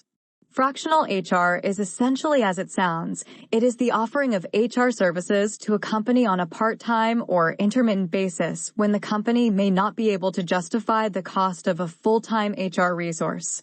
An HR professional can be available on-site for a specified number of hours or days weekly or monthly, depending on the company's needs and budget. The HR professional handles everything from HR compliance issues and training to employee issues support. Also, for companies that are keen on development of employees, the HR resource can drive the talent management processes, such as performance management, succession planning, training, and development, for companies who require more than just basic HR compliance services. How does a business leader decide whether HR outsourcing is needed? There are generally two factors that drive a leader to consider fractional HR or HR outsourcing time and risk. If a leader is spending too much time on HR issues and employee relations, he may decide that it is a smart trade-off to outsource these tasks to a professional. In addition, the risk inherent in some HR issues can be very great, so the threat of having a lawsuit or feeling that the company is exposed can lead the company to seek help from a fractional HR professional. HR entrepreneurs have taken full advantage of this important trend, which many say will likely continue as small companies grow and large companies decide to offload HR work to third parties. Some HR companies offer fractional HR as part of their stated HR services, in addition to payroll and benefits support, compensation, and other HR programmatic support. Having a fractional HR resource in place will often illuminate the need for other HR services and program builds, which are generally supported by those same companies. Whether you are an individual HR practitioner or have a small company of HR practitioners and consultants, fractional HR and HR outsourcing can be a very viable and financially rewarding business model. It can also be very personally rewarding, as the HR professional enables smaller companies to grow and thrive, knowing that its HR compliance and processes are covered. Human resource management provides value to an organization, to a large extent, via its management of the overall employee life cycle that employees follow, from hiring and onboarding to performance management and talent development, all the way through to transitions such as job change and promotion, to retirement and exit. Human capital is a key competitive advantage to companies, and those who utilize their human resource partners effectively to drive their human capital strategy will reap the benefits. Human resource management includes the leadership and facilitation of the following key life cycle process areas: human resources compliance, employee selection, hiring, and onboarding, performance management, compensation rewards and benefits, talent development and succession planning. Human resources is responsible for driving the strategy and policies in these areas to be in accordance with and in support of the overall business strategy. Each of these areas provides a key benefit to the organization and impacts the organization's value proposition to its employees. How does the human resources compliance role of HR add value to an organization? Human resources compliance is an area that traces back to the very origin of the human resources function, to administrative and regulatory functions. Compliance continues to be a very important area that HR manages, and there are numerous regulations and laws that govern the employment relationship. HR professionals must be able to understand and navigate these laws to help their organizations remain compliant and avoid having to pay fines or penalties. The additional threat of reputational harm to the organization is another reason that HR needs to be aware and alert to any potential gaps in compliance. Some of the most common examples of laws and regulations that govern the employer-employee relationship include the following: SHRM.org, Age Discrimination in Employment Act, ADA, Americans with Disabilities Act, ADA, Fair Labor Standards Act, FLSA, Family and Medical Leave Act, FMLA, National Labor Relations Act, NLRA, Worker Adjustment and Retraining Notification Act, WARN, the Age Discrimination in Employment Act, ADA, of 1967 protects individuals who are 40 years of age or older from employment discrimination based on age. These protections apply to both employees and job applicants. It also makes it unlawful to discriminate based on age with respect to any terms of employment, such as hiring, firing, promotion, layoff, compensation, benefits, job assignments, and training. The Americans with Disabilities Act, ADA, of 1990 prohibits private employers, state and local governments, employment agencies, and labor unions from discriminating against qualified individuals with disabilities. The ADA defines an individual with a disability as a person who, 1, has a mental or physical impairment that substantially limits one or more major life activities, 2, has a record of such impairment, or 3, is regarded as having such impairment.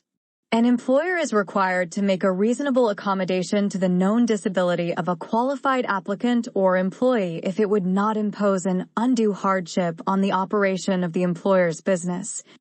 The Fair Labor Standards Act, FLSA, of 1938 establishes the minimum wage, overtime pay, record-keeping, and youth employment standards affecting full-time and part-time workers in the private sector and in federal, state, and local governments.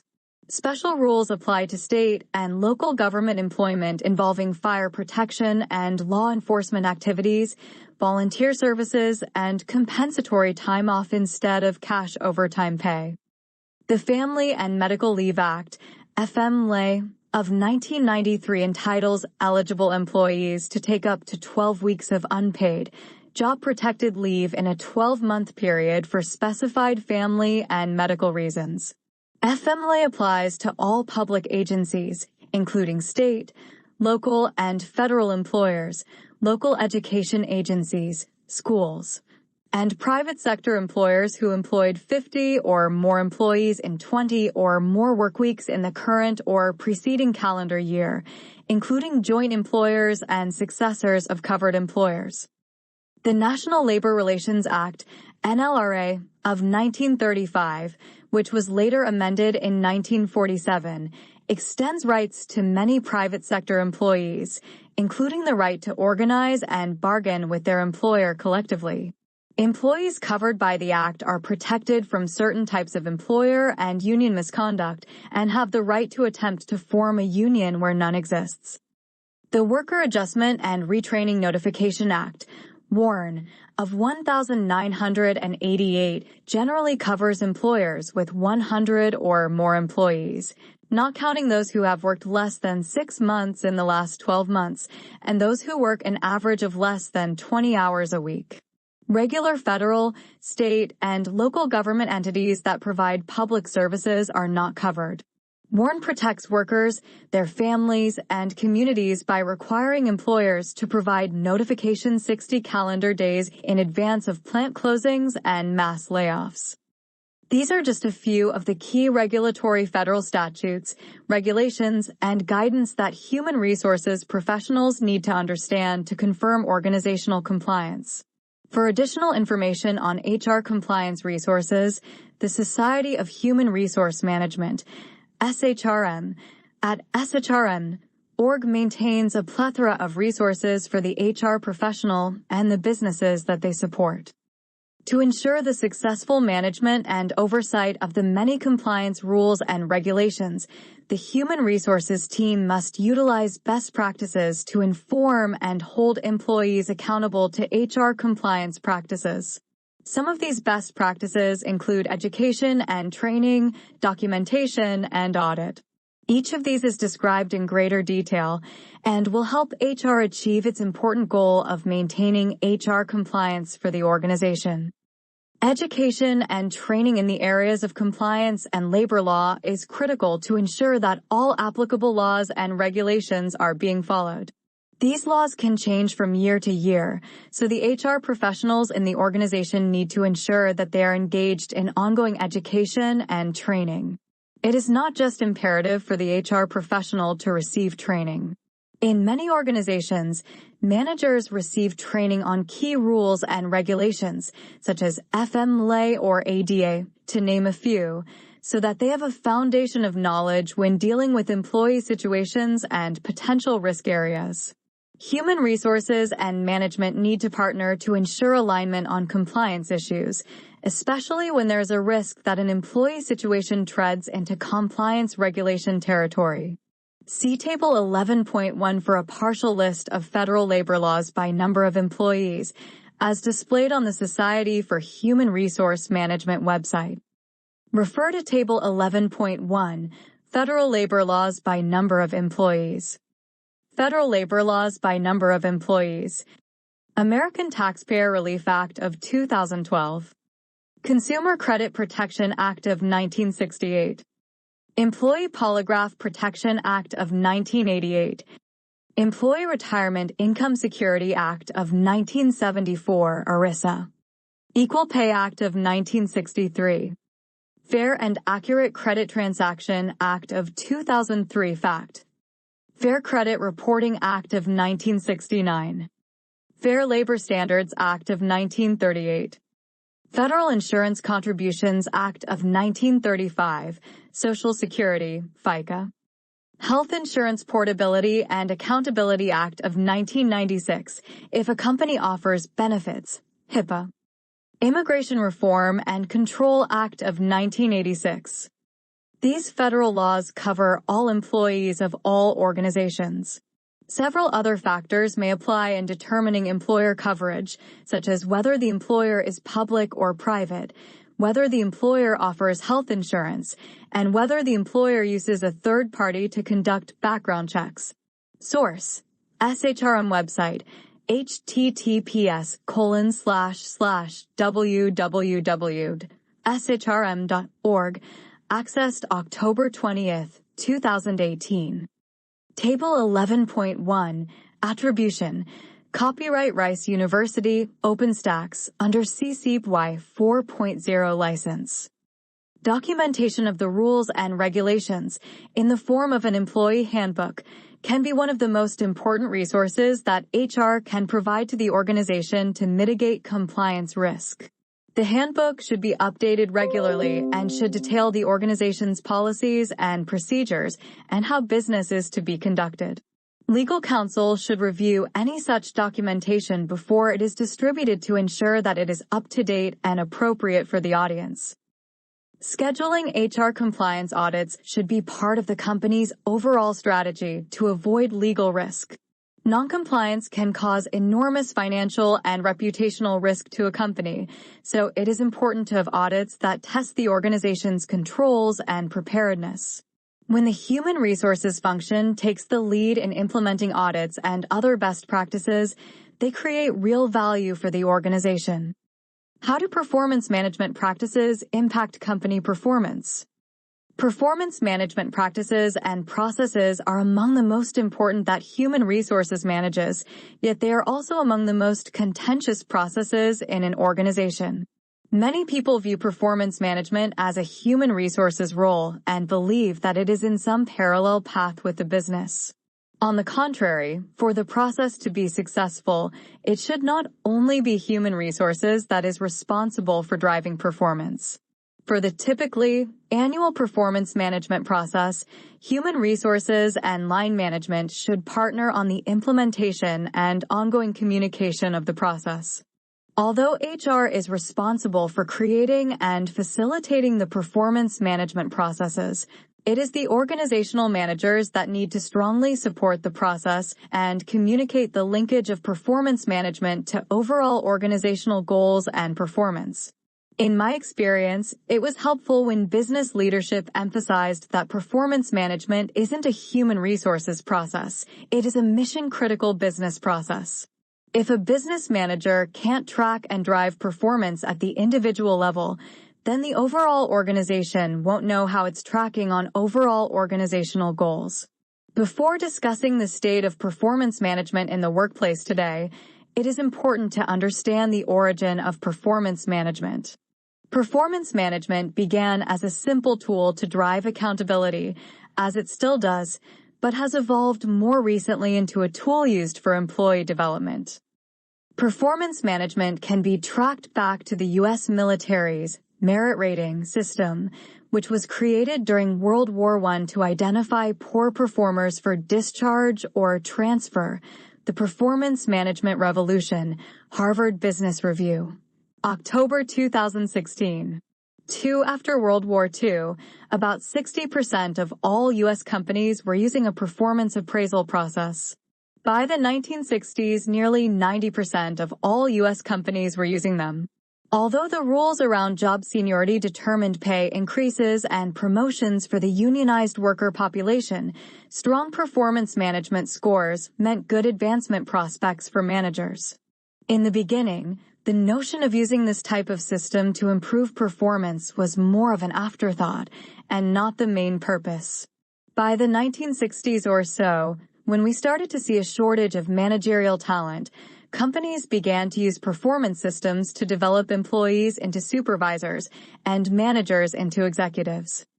In 1981, when Jack Welch became CEO of General Electric, he championed the forced ranking system, another military creation. He did this to deal with the long-standing concern that supervisors failed to label real differences in performance, HBR, the Performance Management Revolution. GE utilized this performance management system to shed the people at the bottom. They equated performance with people's inherent capabilities and ignored their potential to grow. People were categorized as A players, to be rewarded, B players, to be accommodated, and C players, to be dismissed. In the GE system, development was reserved for the A players, and those with high potential were chosen to advance to senior positions. Since the days of GE's forced ranking, many companies have implemented a similar forced ranking system, but many have backed away from the practice. After Jack Welch retired, GE backed away from the practice as well.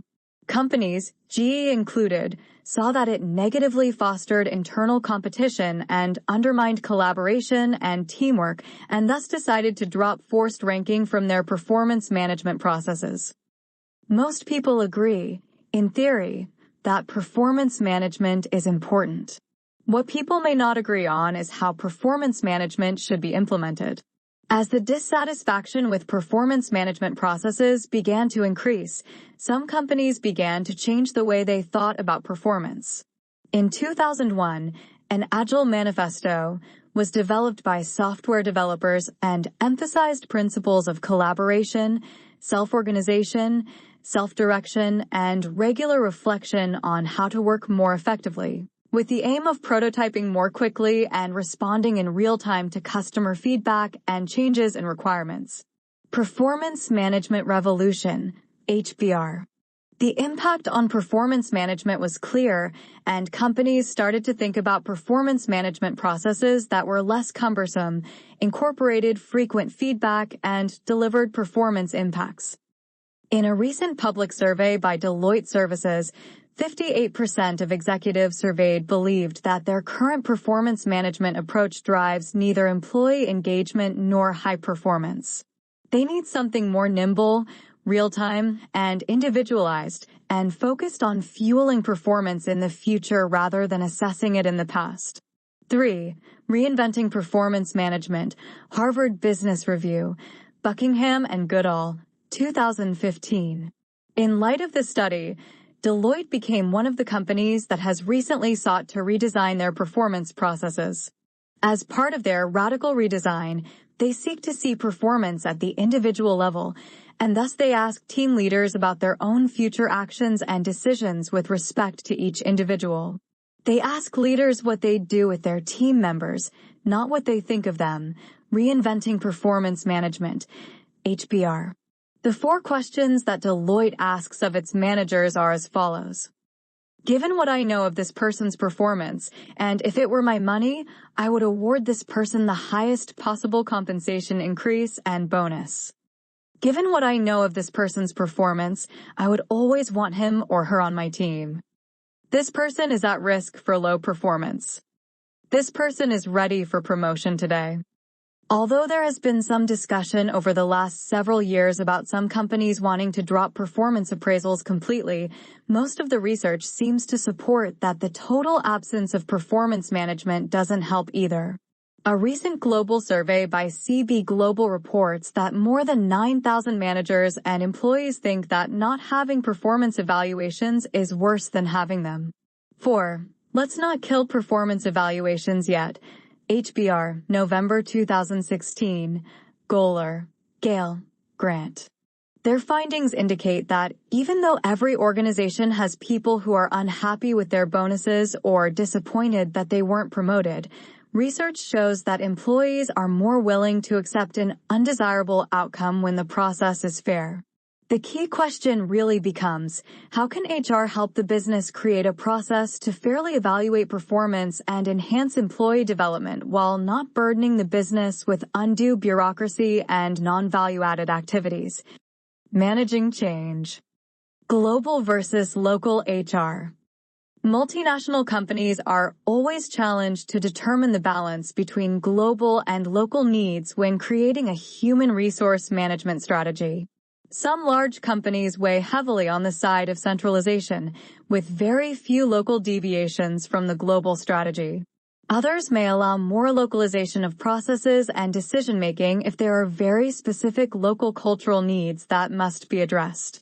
In either case, companies are well served by maintaining global standards while also allowing for local market adaptation in the human resources areas where it makes the most sense.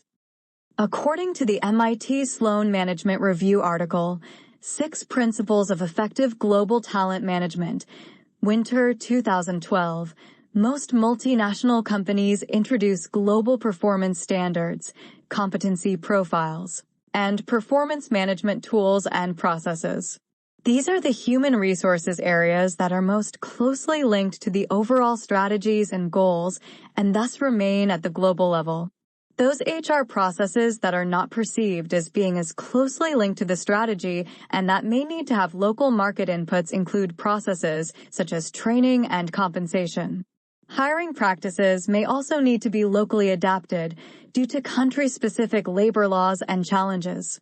One caveat, however, is that a company may limit itself in terms of its global talent management if it has too many country-specific adaptations to hiring, assessment, and development processes for top talent. It is important that the company takes a global approach to talent management so that cross-learning opportunities and cross-cultural development opportunities can take place. One of the most important aspects of global talent management is that a company can break down silos and pollinate the business with talented employees from around the globe. Some companies even have global leadership programs that bring together high-potential leaders from across the organization to build camaraderie, share knowledge, and engage in learning. Others have created rotational programs for leaders to be able to experience new roles in other cultures in order to build their personal resumes and cultural intelligence. Human resources can have an enormous impact on the company's ability to harness the power of a global talent pool when they create a global network for talent while also balancing this with the requirements of the local market. Discussion questions. What are the challenges of a company developing a different competency model or performance management process for each of its local offices? Why might compensation programs and hiring practices need to have local adaptation? What would be the risks if these were not adapted to local markets? As organizations evaluate their options for a performance management system, human resources and business leadership need to consider several challenges that will need to be addressed, no matter what the system. 5. The Performance Management Revolution, Capelli and Tavis, HBR, pages 9 to 11. The first is the challenge of aligning individual and company goals. Traditionally, the model has been to cascade goals down through the organization, and employees are supposed to create goals that reflect and support the direction set at the top.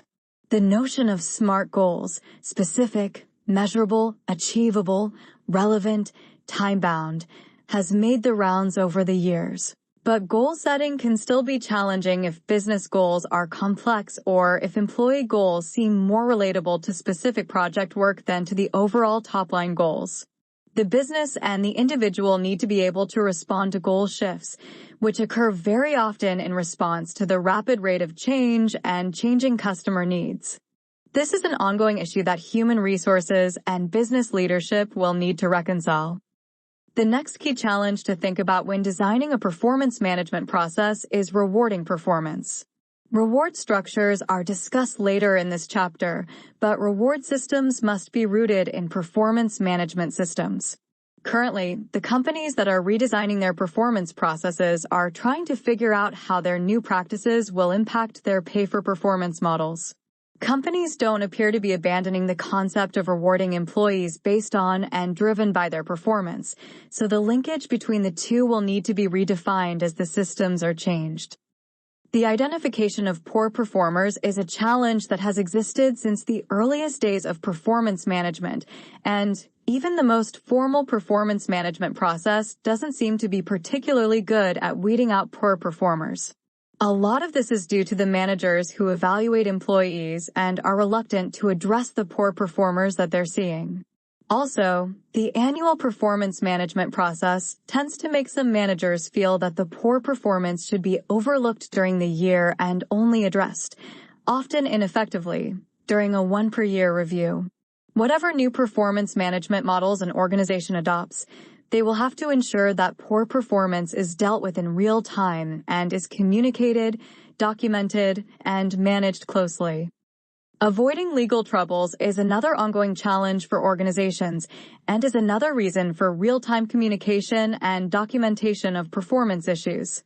Human resources supports managers as they deal with employee relations issues, and the thought of not having a formal, numerical rating system is unfathomable for some people who worry about defending themselves against litigation.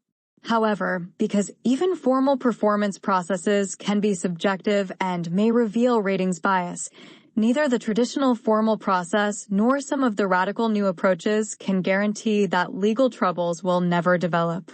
From my experience, the best strategy for effective and fair performance management is real-time communication and documentation of issues. The employee is told about his or her performance issues in as close to real time as possible, and the manager has documented the performance issues and conversations objectively and has engaged human resources with any larger or more complex issues.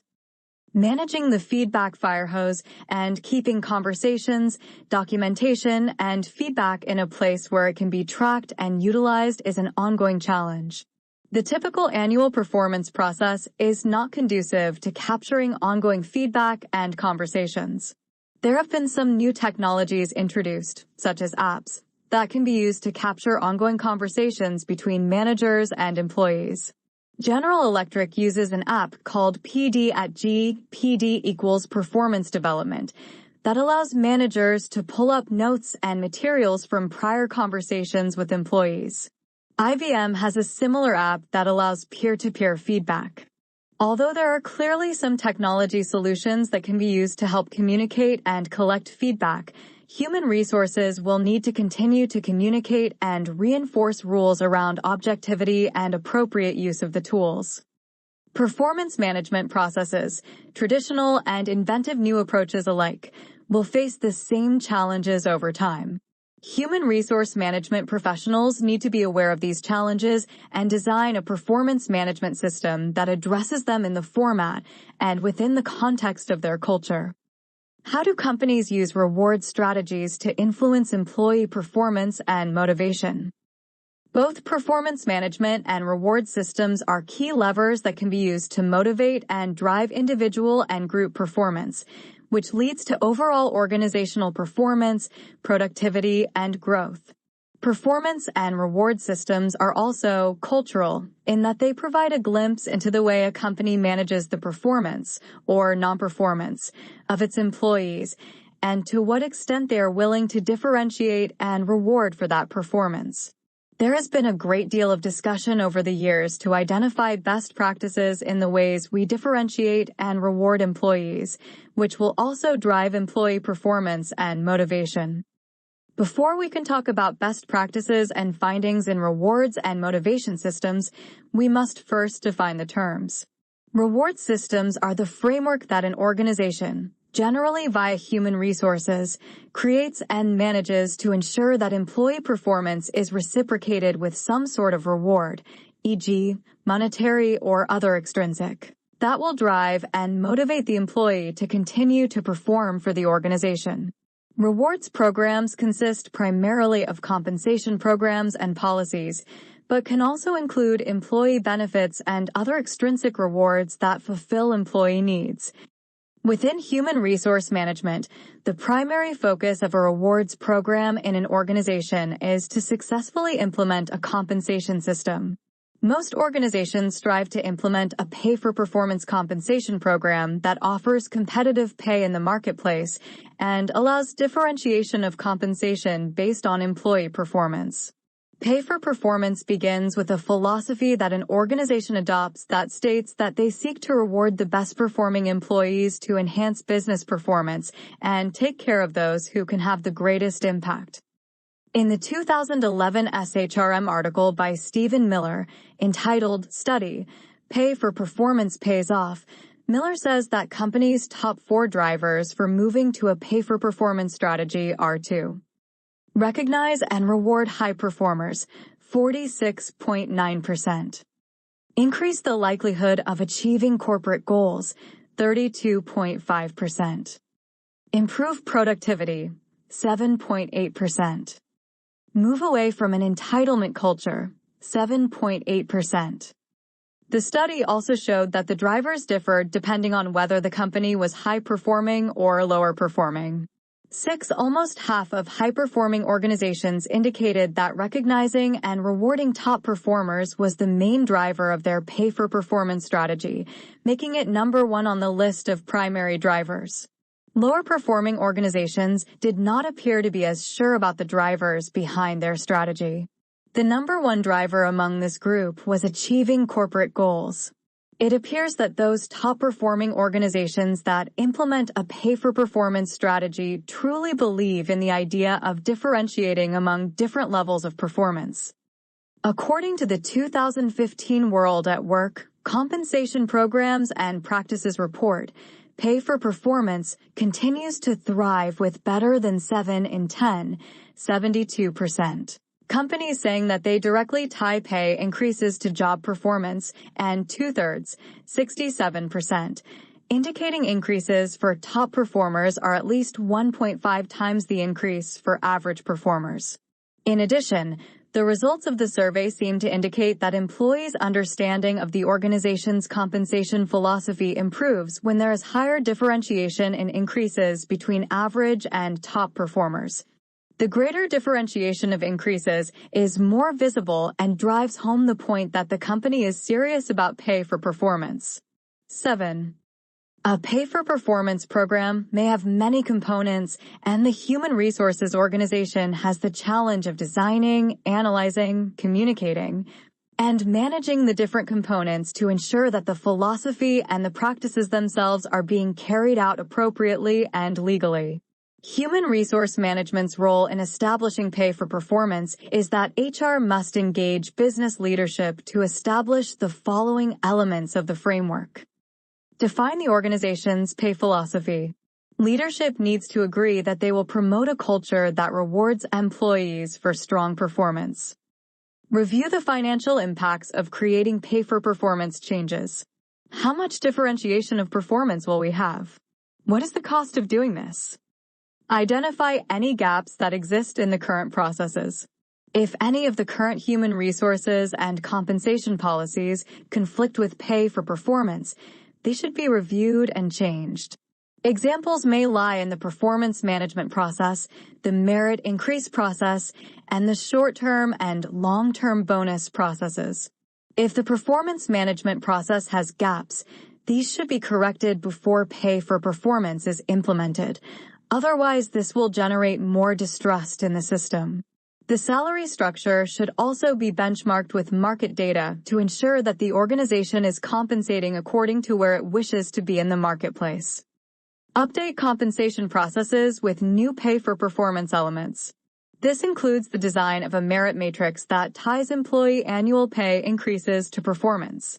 Other areas of focus should be the design of a short-term bonus matrix and a long-term bonus pay-for-performance strategy. In other words, how does performance drive the bonus payouts? What is the differential or multiplier for each level? Communicate and train managers and employees on the pay-for-performance philosophy and process changes. Explain the changes in the context of the overall culture of the organization. This is a long-term investment in talent and performance. Human resource management professionals play a key role in the rewards processes, and employee compensation is only one piece, although a key piece of the total rewards pie. World at Work defines total rewards as a dynamic relationship between employers and employees. World at Work also defines a total reward strategy as the 6 elements of total rewards that collectively define an organization's strategy to attract, motivate, retain, and engage employees. These 6 elements include compensation, pay provided by an employer to its employees for services rendered, i.e., time, effort, and skill. This includes both fixed and variable pay tied to performance levels. Benefits, programs, and employer uses to supplement the cash compensation employees receive. These health, income protection, savings, and retirement programs provide security for employees and their families. Work-life effectiveness, a specific set of organizational practices, policies, and programs, plus a philosophy that actively supports efforts to help employees achieve success at both work and home. Recognition, formal or informal programs that acknowledge or give special attention to employee actions, efforts, behavior, or performance and support business strategy by reinforcing behaviors, e.g., extraordinary accomplishments, that contribute to organizational success. Performance management, the alignment of organizational, team, and individual efforts toward the achievement of business goals and organizational success. Performance management includes establishing expectations, skill demonstration, assessment, feedback, and continuous improvement. Talent development provides the opportunity and tools for employees to advance their skills and competencies in both their short and long-term careers. Exhibit 11.3 Total Rewards Model, World at Work, Attribution, Copyright Rice University, OpenStax, under CC BY 4.0 license. Human resource management is responsible for defining and driving the various elements of an organization's total reward strategy and ensuring that it is engaging enough to attract and retain good employees. It is easy to see that there are many different types of rewards that can motivate individuals for many different reasons. In the HBR article, Employee Motivation, a Powerful New Model, Noria, Groisberg, Lee, August 2008, the authors describe 4 different drives that underlie motivation. They assert that these are hardwired into our brains and directly affect our emotions and behaviors. These include the drives to acquire, bond, comprehend, and defend. Table 11.2 illustrates each of these drives, the primary levers found in an organization to address those drives, and the actions that should be taken to support the primary levers. 8. The drive to acquire describes the notion that we are all driven to acquire scarce goods that bolster our sense of well-being. This drive also seems to be relative. We compare ourselves to others in what we have, and insatiable, we always want more. Within an organization, the primary lever to address this drive is the reward system, and the actions are to differentiate levels of performance, link performance to rewards, and pay competitively. The drive to bond describes the idea that humans extend connections beyond just individuals to organizations, associations, and nations. In organizations, this drive is fulfilled when employees feel proud to be a part of the company and enjoy being a member of their team. Within an organization, the primary lever to address this drive is culture, and the actions are to foster mutual reliance and friendships, to value collaboration and teamwork, and to encourage best practice sharing. The drive to comprehend is the concept of all of us wanting to make sense of the world around us and producing different theories and accounts to explain things. People are motivated by the idea of figuring out challenges and making a contribution. In organizations, the primary lever to address this drive is job design, and the actions are to design jobs that have distinct and important roles in the organization, as well as jobs that are meaningful and foster a sense of contribution. The drive to defend is our instinct to defend ourselves, our families, and our friends, and it describes our defensiveness against external threats. This drive also tells us a lot about our level of resistance to change and why some employees have especially guarded or emotional reactions. In organizations, the primary levers that address this drive are performance management and resource allocation processes, and the actions are to increase process transparency and fairness, and to build trust by being just in granting rewards, assignments, and other recognition. Within human resource management, the area of compensation and reward systems is exceedingly complicated. In organizations, we think primarily of compensation rewards, which are very important drivers and motivators for most people. We need to also remember the other aspects of the total reward strategy, as well as the drives and levers we can utilize to motivate employees. What is talent acquisition, and how can it create a competitive advantage for a company? We've discussed some of the key focus areas that human resource management professionals need to address to ensure that employees are performing their roles well and are being fairly rewarded for their contributions. We haven't yet addressed how we think about where these employees come from. Whom do we hire? What skills do we need now and in the future? Where will we even look for these employees? What are some best practices? Talent acquisition is the area within human resource management that defines the strategy for selection, recruiting, and hiring processes and helps the organization fight the war for talent during good times and bad. Hiring strong talent is a key source of competitive advantage for a company, yet so many companies do it poorly. Often, the recruiting and hiring processes happen reactively. Someone leaves the organization, and then people scramble to fill the gap.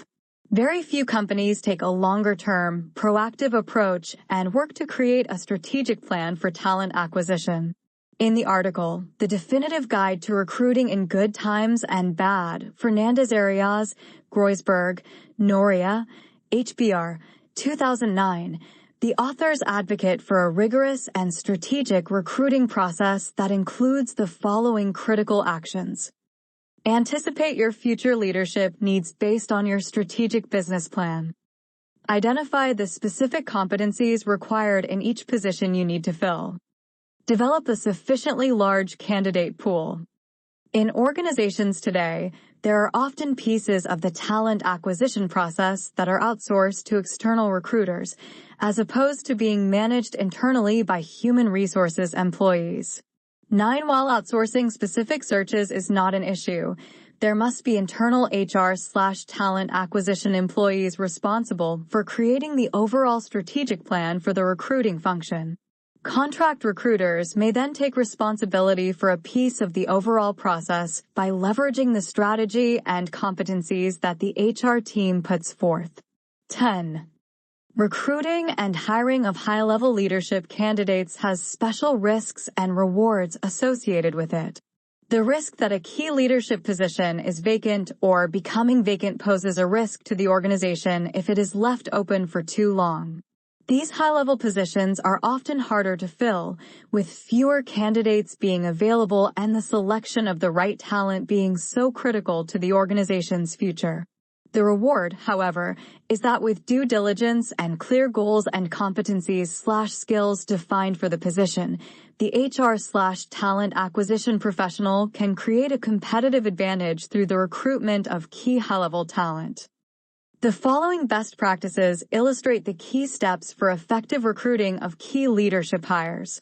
Both human resources and business leadership should partner to discuss and define each of the elements to ensure alignment and support of the recruiting plan and process. Definitive Guide to Recruiting, HBR, 2009. Anticipate your needs. Every 2 to 3 years, there should be a review of high-level leadership requirements based on the strategic plan. Some of the questions to answer here are: how many people will we need, and in what positions, in the next few years? What will the organizational structure look like? What must our leadership pipeline contain today to ensure that we find and develop tomorrow's leaders? Specify the job. For each leadership position identified, specify competencies needed in each role. For example, job-based: what capabilities will the job require? Team-based: will the applicant need to manage political dynamics? Firm-based: what resources, supporting, talent, technology will the organization need to provide the person who fills this role? Develop the pool. Cast a wide net for candidates by asking suppliers, customers, board members, professional service providers, and trusted insiders for suggestions. It helps to start this process even before you have a role that you're hiring for. During succession planning and talent discussions internally, it helps to start making a list of internal and external contacts and potential candidates before the need arises. Assess the candidates. Have the hiring manager, the second-level manager, and the top HR manager conduct a behavioral event interview with each candidate. Candidates will describe experiences they've had that are like situations they'll face in the organization. Gain an understanding of how the candidate acted and the reasoning behind their actions. Make sure to evaluate a broad range of references to ask about results the candidate achieved. Exhibit 11.4 The Job Fair. A job fair, career fair, or career expo, like this one at the College of DuPage, is an event in which employers, recruiters, and schools give information to potential employees and job seekers attend, hoping to make a good impression on potential employers. They also interact with potential coworkers by speaking face-to-face, exchanging resumes, and asking questions in an attempt to get a good feel for the work needed. Likewise, online job fairs give seekers another way to get in contact with probable employers using the internet. Credit: Tavi Burns/Flickr/Attribution 2.0 Generic, CC by 2.0. Close the deal. Once you have chosen the final candidate, you can increase the chance that the job offer will be accepted by sharing passion about the company and role and showing genuine interest in the candidate. Acknowledging the opportunities and challenges of the role, differentiating the opportunities at your organization from those of your competitor. Striking a creative balance between salary, bonuses, and other long-term incentives. Integrate the newcomer. It is important to integrate new hires into the company's culture. During the first few months, have the managers and the HR team check in with each new hire. Assign a mentor, star employee, to provide ongoing support to each new hire. Check in with the new hire to ensure that they're getting enough support and inquire about what other support might be needed.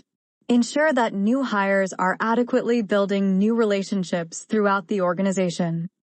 What are the benefits of talent development and succession planning? Talent development and succession planning are, in my opinion, two of the most critical human resource management processes within an organization. You can work tirelessly to recruit and hire the right people, and you can spend a lot of time defining and redesigning your performance and rewards programs. But if you can't make decisions that effectively assess and develop the key talent that you have, then everything else feels like a wasted effort. Talent development describes all process and programs that an organization utilizes to assess and develop talent. Succession planning is the process for reviewing key roles and determining the readiness levels of potential internal and external candidates to fill these roles. It is an important process that is a key link between talent development and talent acquisition/recruiting. The human resources function facilitates talent development activities and processes, but they are also heavily reliant on business inputs and support. Each of the talent development processes that will be discussed require heavy involvement and feedback from the business. Like performance management, talent development is a process that HR owns and facilitates, but it is a true business process that has a fundamental impact on an organization's performance. Talent is a competitive advantage, and in the age of the war for talent, an organization needs to have a plan for developing its key talent. One of the key tools that is used in talent development is the talent review. This process generally follows an organization's performance management process, which is primarily focused on current employee performance, and is more focused on employee development and potential for the future. Talent reviews often employ the use of a 9-box template, which plots employee performance versus employee potential and provides the reviewer with 9 distinct options, or boxes, to categorize where the employee is. The performance axis ratings are low/medium/high and based on the employee's recent performance management rating. Low equals below target, medium equals at target, and high equals above target. Like the performance rating, this reflects performance against objectives and the skills and competencies required in the employee's current role and function. Performance can change over time, for example, with a promotion or job change. Performance is overall a more objective rating than potential, which leaves the rater to make some assumptions about the future. Potential is defined as an employee's ability to demonstrate the behaviors necessary to be successful at the next highest level within the company. Competencies and behaviors are a good indicator of an employee's potential.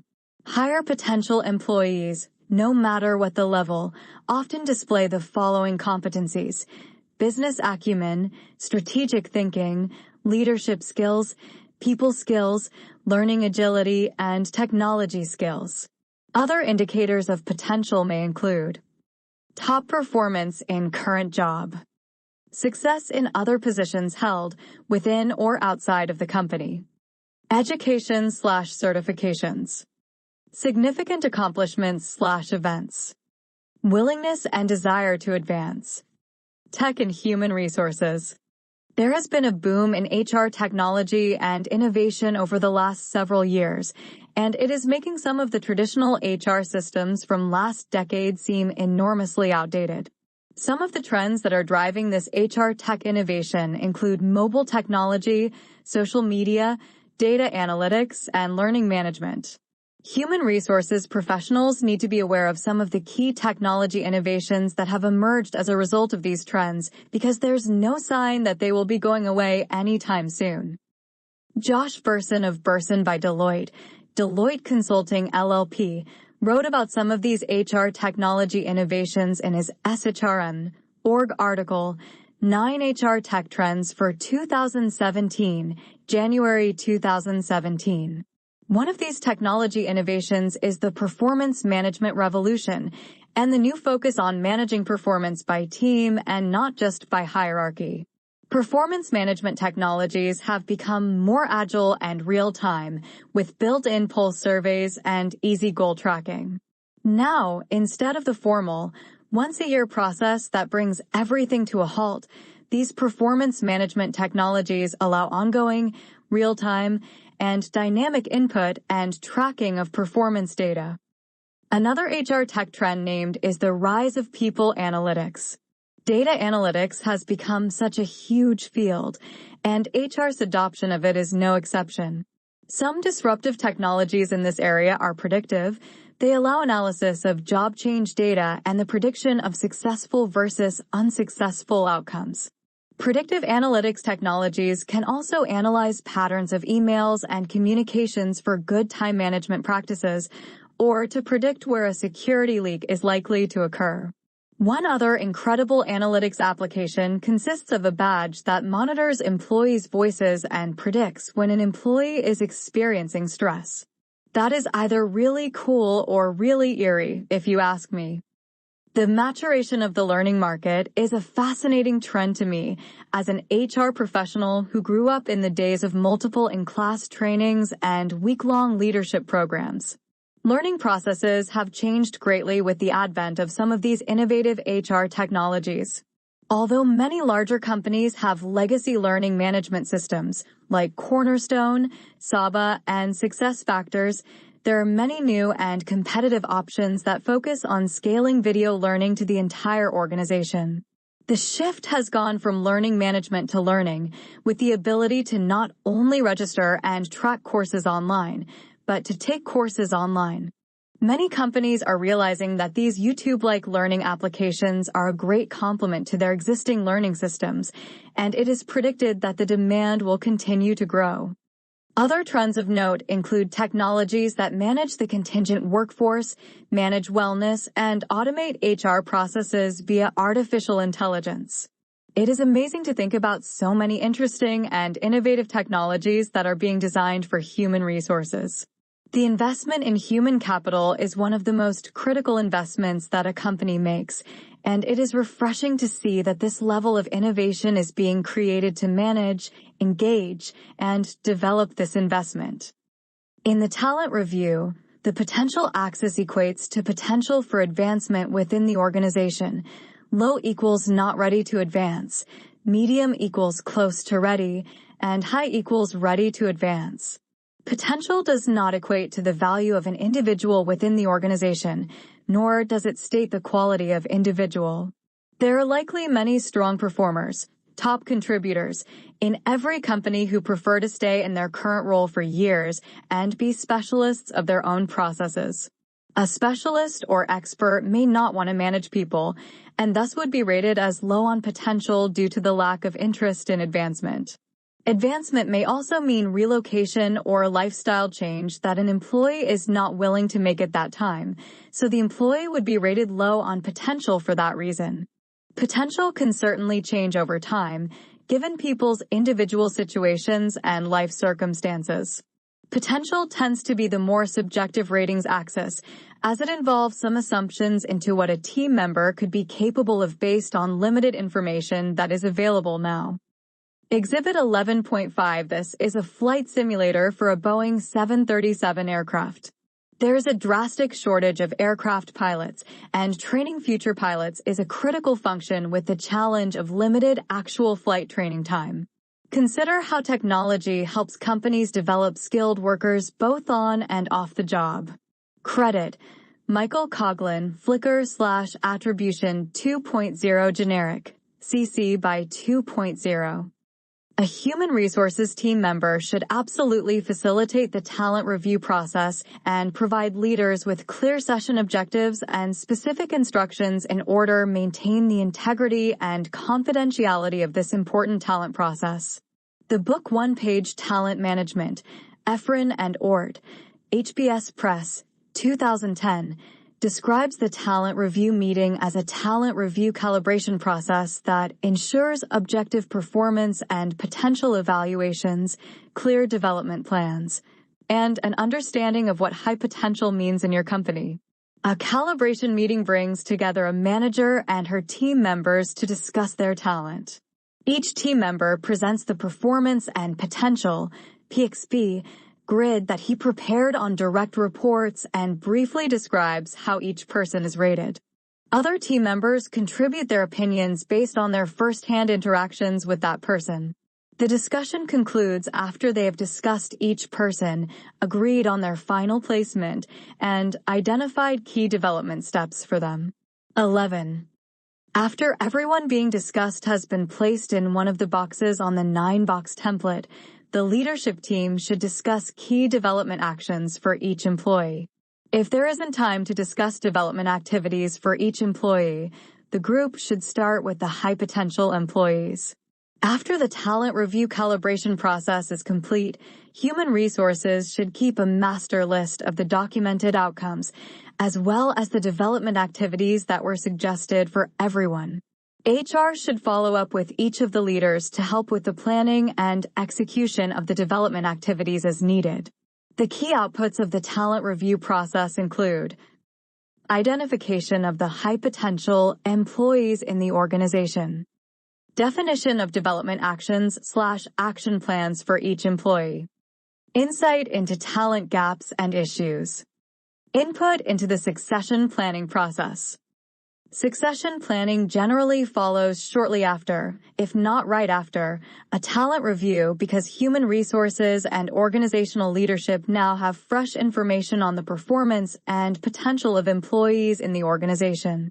Succession planning is a key process used to identify the depth of talent on the bench and the readiness of that talent to move into new roles. The process can be used to identify gaps or a lack of bench strength at any levels of the organization, but it is usually reserved for leadership roles and other key roles in the organization. In succession planning, human resources will generally sit down with the group leader to discuss succession planning for his group and create a defined list of leadership and other critical roles that will be reviewed for potential successors. Once the roles for succession planning analysis have been defined, both HR and the business leader will define the following elements for each role. Name of incumbent. Attrition risk of incumbent. Names of short-term successor candidates ready in less than 1 year. Names of midterm successor candidates ready in 1 to 3 years. Names of long-term successor candidates ready in 3+ years. Optional, 9-box rating next to each successor candidate's name. The names of longer-term successor candidates are not as critical, but it is always helpful to understand the depth of the bench. With the information recently collected during the talent review process, HR and management will have a lot of quality information on the internal successor candidates. It is important to include external successor candidates in the succession planning analysis as well. If there are no candidates that are identified as short dash, mid dash, or long-term successor candidates for a role, then the word external should automatically be placed next to that role. Even if there are internal candidates named, any external successor candidates should still be captured in the analysis as appropriate. Talent reviews and succession planning processes both generate excellent discussions and very insightful information on the state of talent in the organization. Human resources facilitates both processes in very close partnership with the business and ultimately keeps the output information from the sessions, i.e., the final succession plan, the final 9-box, and the follow-up development actions and activities as defined in the talent review session. With this information, human resources possesses a level of knowledge that will allow it to drive talent development and coach managers on the follow-up actions that they need to set in motion. Some examples of follow-up development activities that may be appropriate based on the outputs of the succession and 9-box events include training, stretch assignments, individual assessments, and individual development plans. Training and training plans identify the learning events that an individual would benefit from, either in a classroom or online format. Stretch assignments may be an appropriate development action for an employee who is being tested for or who wants to take on additional responsibility. Individual assessments, such as a 360 assessment for managers, is a good developmental tool to provide feedback for manager, peers, direct reports, customers, or others who interact with the employee regularly. Finally, an individual development plan is an important document that employees should use to map out their personal development goals and actions, and to track their own status and progress toward those goals. Talent development is a collection of organization-wide processes that help to evaluate talent strengths and gaps within the organization. Although many of the processes are carried out in a group setting, the output of talent development needs to be very individualized via a collection of development tools and strategies to enhance performance. Human resources is a key resource and partner for these tools and strategies, and thus plays a critical role in the future of talent for the organization. Conclusion. Human resource management is a complex and often difficult field because of the nature of the key area of focus, people. In working with people, we begin to understand both the expressed and the hidden drives, intentions and emotions that add complexity and additional context to the processes and tasks that we set forth. We also begin to understand that an organization is a group of individuals and that human resources plays a critical role in ensuring that there are philosophies, structures, and processes in place to guide, teach, and motivate individual employees to perform at their best possible levels. How to write an employee handbook with free template downloads. Edited by Indeed Employer Content Team. Last updated March 10, 2025. On this page. Key takeaways. What is an employee handbook? Why you need an employee handbook. When to distribute your employee handbook. See more. Key takeaways. An employee handbook provides essential information on company policies, employee benefits, and workplace expectations. It is crucial for setting the tone for company culture and helping employees understand their rights and responsibilities. Clear, accessible language ensures that employees can easily refer to the handbook when questions arise. Regular updates to the handbook help address changes in laws, company policy, or employee concerns. Helpful templates are included to help get you started. An employment handbook compiles all your company's essential policies, procedures, and information into one place for easy reference. Creating an employee handbook streamlines communication between the company and employees and eliminates any confusion about what's expected from both sides. Find out how to put together a manual and whether to write it from scratch or use one of our employee handbook examples as a guide. Ready to get started? Post a job. What is an employee handbook? An employee handbook is a collection of documents, HR policies, procedures, and guidelines that explain how your workplace functions for employees. Most employee handbooks are a combination of federal and state employment policies, along with company-specific guidelines and expectations. It highlights expectations for your employees as well as their rights and responsibilities. Employee handbooks are living documents, meaning they're regularly updated to reflect changes to industry regulations, labor laws, or company policies. Some organizations provide a physical, printed, and bound book for their employees to keep, while others maintain the employee handbook in digital form for easy updating and dissemination.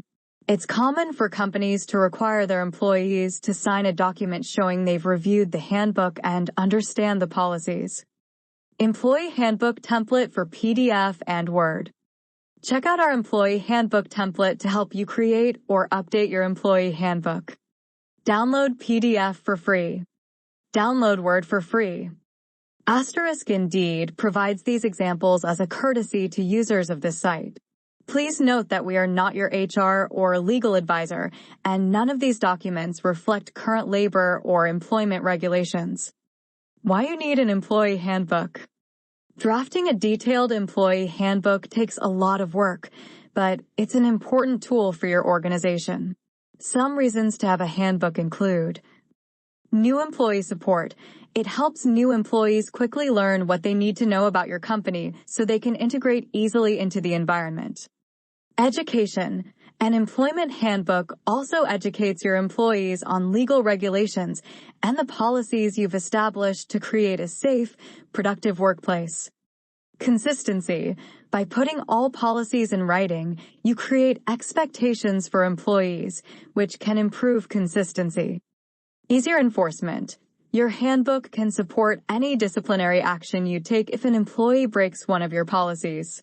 Their signature on the handbook receipt form shows that they had access to information on the policy they disregarded. Compliance. State and federal regulations may apply to your business in various ways. Creating policies related to the regulations that apply to you can improve compliance. It gives your employees the information they need to follow those regulations. When to distribute your employee handbook. New hires typically receive the employee handbook on their first day of work during the onboarding process. Employee training often includes going over some or all of the employee handbook to make sure your newest team members are aware of essential information. In some cases, you might send your new hires the employee handbook before their first day so they can review it independently and ask questions on their first day.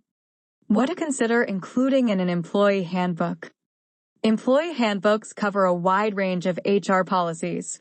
Knowing what to include ensures you cover all the crucial components. Within each section, include customized details based on your company's expectations and regulations. Here are common inclusions in an employee handbook. Introduction and overview. Most employee handbooks begin with an introduction to the company and the handbook itself. This overview covers what the employee can expect to find inside. Common subsections for the introduction include handbook's purpose, CEO's welcome, company information, conduct. The handbook sets expectations for conduct at work and when representing the company outside of the workplace. It helps maintain your company's ethics and image while creating a positive work environment. These policies and codes help establish clear guidelines for employee conduct. Code of conduct. Non-solicitation policy. Employment relationship. The policies and procedures within the employment relationship section clearly define the roles of the employer and employee. Often, this section contains descriptions of the legal types of employment the company engages in, for most, at-will employment. Consider including policies such as employer and employee confidentiality agreement, non-compete agreement, at-will employment, employee acknowledgement, general employment information. This section is usually robust and includes many subsections explaining the day-to-day functions of the workplace and special supports available for employees. Common subsections include equal employment opportunity policy, promotions, expenses and reimbursements, special accommodations, employment of relatives, personnel file policy, harassment and discrimination, fraternization, workers' compensation, attendance. Work hours can vary based on the industry and your expectations. Define work hours for your employees and other attendance-related topics. Details to put in this section include exempt versus non-exempt employees, work hours and overtime, breaks, exceptions, weather, remote work, termination due to inability to work, professionalism. Some companies create a separate professionalism section, while others add this information to the conduct section. In it, explain the expectations for behavior within the workplace or when representing the company outside the office. Dress code, smoking policy, drugs and alcohol policy, violence in the workplace, weapons, security, parking, visitors in the workplace, conflicts of interest, giving and receiving gifts, compensation and benefits. This section of the employee handbook describes the general compensation package and benefits available to all company employees. It doesn't provide each individual employee with their specific compensation package details, but instead explains what's generally available to everyone. This could include payroll schedule, time tracking, benefits eligibility, health insurance, dental insurance, vision insurance, life insurance, disability insurance, COBRA, retirement benefits, bonuses, workers' compensation, unemployment assistance, educational assistance, employee assistance program, paid legal aid, supplemental insurance, stock options, employee discounts, time off, The time off section details when employees can take time off work and explains the process for requesting paid or unpaid time off. Common subsections include paid holidays, paid time off, vacation policy, sick leave policy, attendance policy, Family and Medical Leave Act, FMLA, bereavement leave, jury duty, military leave, acceptable use. Many employees use company property such as computers and telephones to conduct work. The acceptable use section of the employee handbook clearly explains the expectations and limits of acceptable use, such as telephone use, cell phone use, company electronics and equipment use, computer and internet use, social media and blogging policy, employee monitoring. Some companies may perform monitoring on company electronics or in company workspaces. If you do, include a section detailing how your monitoring works and what employees should expect. Subsections might include digital surveillance, physical surveillance, performance expectations. The performance expectations section of the employee handbook describes how the company evaluates performance, promotes professional development, and manages infractions related to performance or interactions with others. Consider these additions to the manual. Professional development, employee performance, immediate termination, discipline, conflict resolution, formal complaints, exit policy. The exit policy section of the manual explains how employees can terminate their employment, including in cases of retirement and the other expectations and procedures related to leaving the company.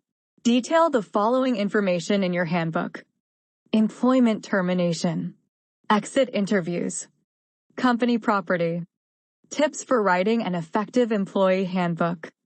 Employee handbooks are lengthy, comprehensive documents that require regular review and updating. Use these tips to help you write and maintain your employee handbook. Write it yourself. You can easily find an employee handbook template to help you get started on your handbook. However, it's important to customize the employee handbook sample to fit your specific situation. Customizing it helps to ensure the policies are accurate for your business and the language reflects your company's brand. Have it reviewed. Writing the handbook yourself ensures that it fits your needs, but it doesn't guarantee that everything is compliant. Having a legal professional review your draft ensures you cover topics related to state and federal regulations. It also helps you avoid poor wording choices that could cause legal action or create a gray area.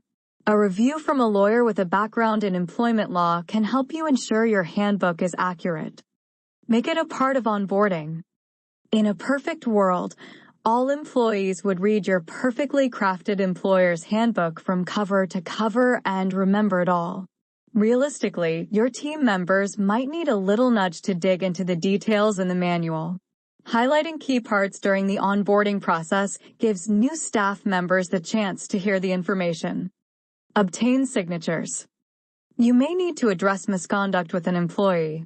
If this happens, they might claim they weren't aware of the policy. By having all employees sign an acknowledgement of receipt, you can prove they had access to the policy. Keep this receipt in their personnel file. This way, should an employee claim they weren't aware of a certain policy, you can remind them they received the policy in writing, and you can show them their signature on the receipt. Review it regularly. Establish regular review dates for your employee handbook. At least one review per year is a good idea to make sure everything is still accurate. You might review it more often or outside of your usual review schedule if you experience major changes. This might include a large employee turnover or massive growth overall. Ask your human resources team to assist with the review and restructuring. Create a digital copy. While you might provide a hard copy of the employee handbook to new hires, it's also helpful to offer a digital copy.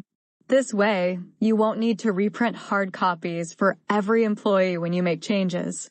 Ensure all team members have access to the digital version and know how to find it. Ensure it's readable. The employee handbook isn't the most exciting thing to read. However, you can make it more appealing by writing it in your company's spirit. Use readable, everyday language rather than complex legalese while still maintaining an accurate message. This makes the material easier for your staff to understand. Include disclaimers. Adding disclaimers to your handbook can protect you. One important disclaimer states that the handbook isn't an enforceable employment contract. Another disclaimer to include is that the contents are subject to change at any time. FAQs about employment handbooks. Do small businesses need an employment handbook? Even small businesses with just a few employees benefit from having a written handbook. Well-defined policies help avoid confusion or conflict. The employee handbook provides clear guidelines on various situations, which can save time when issues arise. As your organization grows, you already have a base handbook to help manage the larger number of employees. How long should an employee handbook be? The length of a handbook can vary depending on how many policies and how much detail you include. Some companies can sum it up in around 10 pages, while others take 40 to 50 pages or more. Shorter handbooks are easier to search if an employee has a concern. Keep your policies detailed enough to be helpful yet clear and concise to avoid being long-winded. Is an employee handbook required by law? You're not legally required to create and maintain an employer's handbook. Some states require companies to create written policies related to certain topics, such as leave types. Regardless, it's helpful to have a manual. Without one, policies can be unclear and might be applied inconsistently. You create structure and consistency by creating a handbook even when it's not required by law. Playing with a purpose at Hasbro. Hasbro is a global play and entertainment company that takes corporate social responsibility, CSR, very seriously. Founded nearly a century ago in Rhode Island, Hasbro integrates its CSR efforts throughout the organization with the goal of helping to make the world a better place for children of all ages. In 2017, the company achieved the #1 spot in the 100 Best Corporate Citizens rankings, published annually by Corporate Responsibility magazine. Hasbro is no stranger to this achievement. Over the past 5 years, Hasbro has consistently been in the top 5 spots on this prestigious list, and that is no accident. With more than 5,000 employees, Hasbro relies heavily on its strategic brand blueprint to guide its efforts in CSR, innovation, philanthropy, and product development. With a business portfolio that includes such well-known brands as Nerf, Play-Doh, Transformers, Monopoly, and the Game of Life, the company focuses its CSR efforts on 4 key areas: product safety, environmental sustainability, human rights and ethical sourcing, and community. According to the company, product safety is its highest priority. Hasbro uses a 5-step quality assurance process that starts with design and then moves to engineering, manufacturing, and packaging. Another key part of product safety at Hasbro is incorporating continuous feedback from both consumers and retailers and insisting that these high standards and quality processes apply to all third-party factories worldwide that manufacture its products. Hasbro is also committed to finding new ways to reduce its environmental footprint. Over the past several years, the company has reduced energy consumption, cut greenhouse gas emissions, and reduced water consumption and waste production in its production facilities. In addition, Hasbro has totally eliminated the use of wire ties in all of its product packaging, saving more than 34,000 miles of wire tires, more than enough to wrap around the Earth's circumference. Human rights and ethical sourcing remain a key ingredient of Hasbro's CSR success. Treating people fairly is a core company value, as well as working diligently to make great strides in diversity and inclusion at all levels of the organization. Company personnel work closely with third-party factories to ensure that the human rights of all workers in the Hasbro global supply chain are recognized and upheld. Philanthropy, corporate giving, and employee volunteering are key components of the Hasbro community. Through its various charitable programs, Hasbro made close to $15 million in financial contributions and product donations in 2016, which reached close to an estimated 4 million children around the globe. Several years ago, the company started an annual Global Day of Joy as a way of engaging its employees worldwide in community service. In a recent year, more than 93% of Hasbro's employees participated in service projects in more than 40 countries.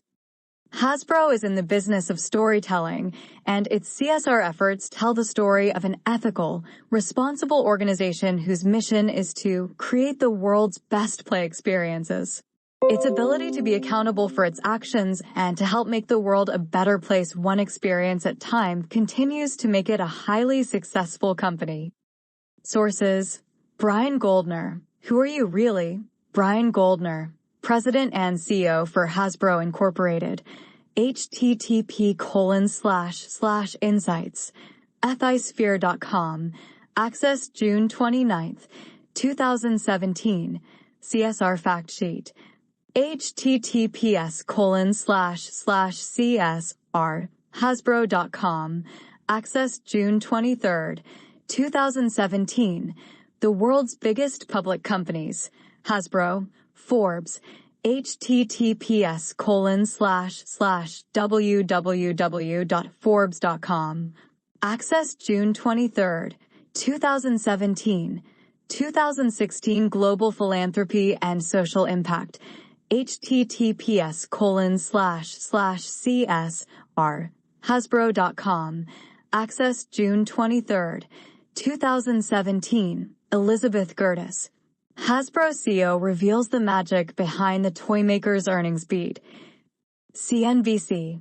http://www.cnbc.com. April 24, 2017.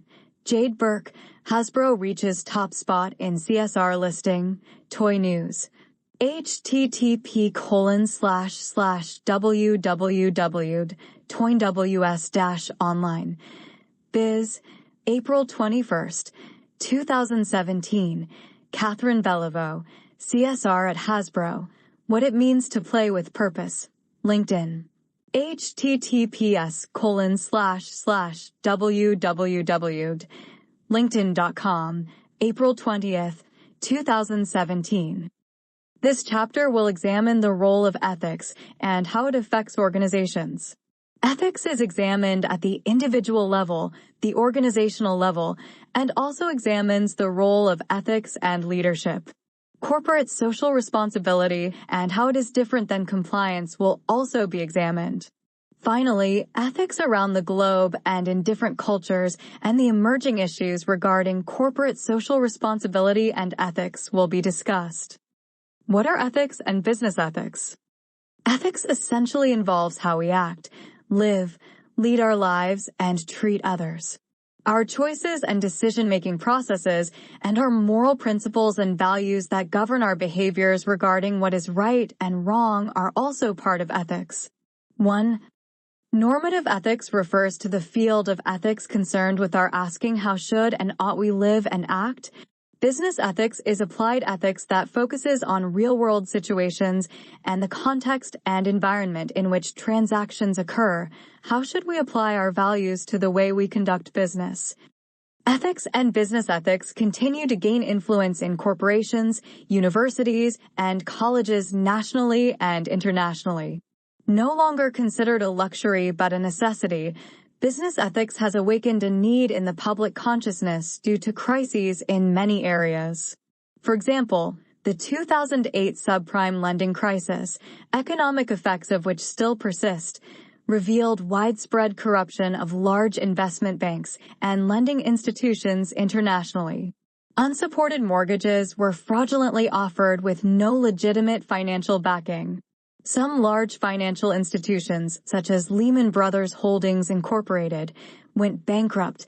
Millions of mortgage holders lost their homes. An estimated cost of that crisis to the global economy is over $22 trillion US dollars. 2.